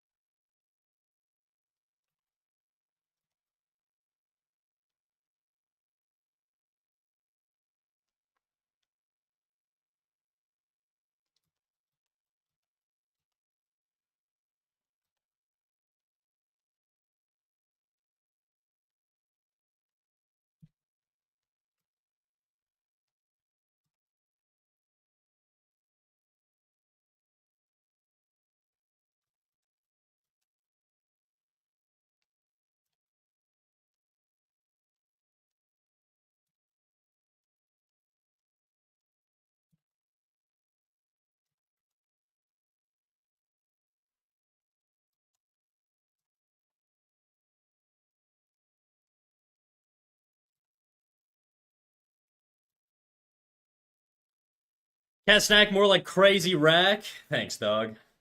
You always know how to butter me up.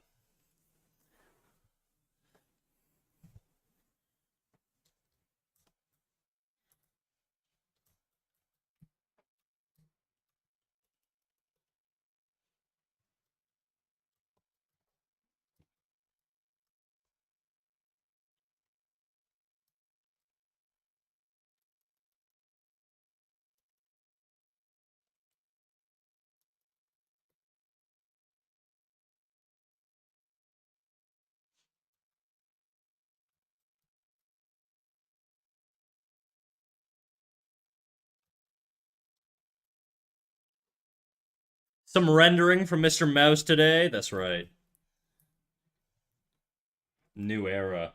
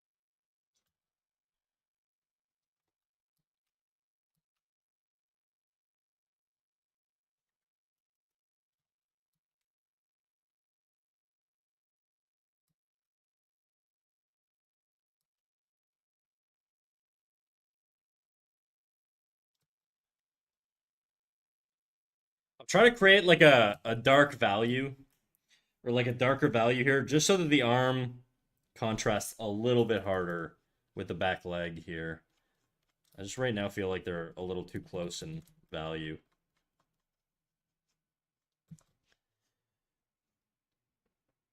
Okay, I think that's fine. He's clearly a cat. Oh my god, I'm literally restarted. You could be. I'll neither confirm nor deny, but I assume you just realized the origin of my name. Is that why you're saying that?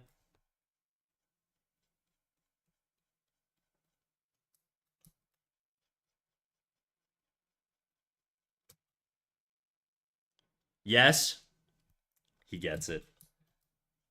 Like cue up Danny DeVito gif of like I get it now.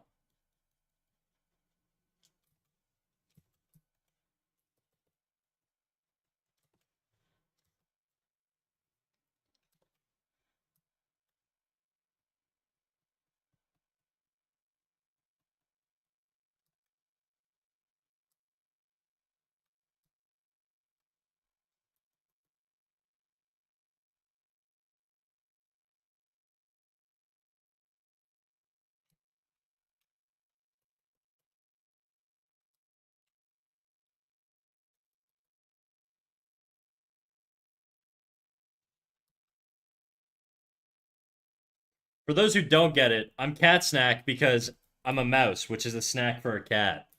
Get it?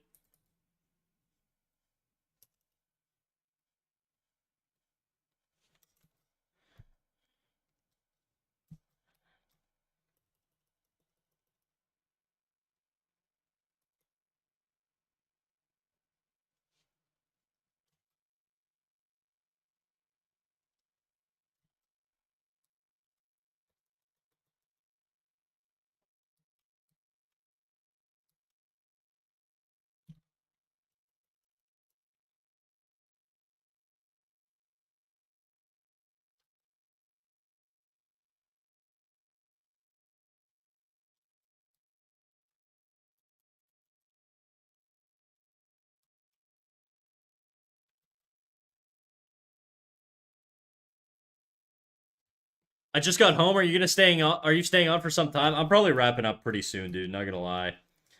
I've just been at it for a while. Been having fun today, though. Clearly, but I should end soon.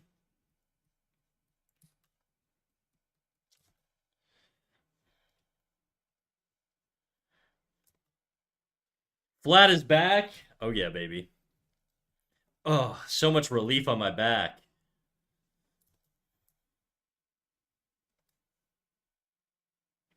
Crowdlay Wave. How's it going, HDMZ?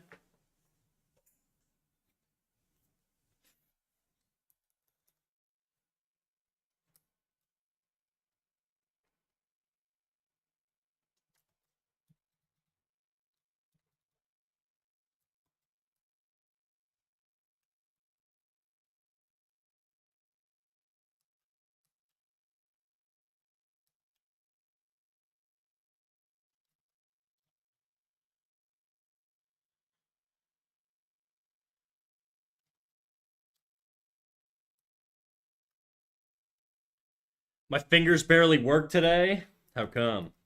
What's going on, big guy?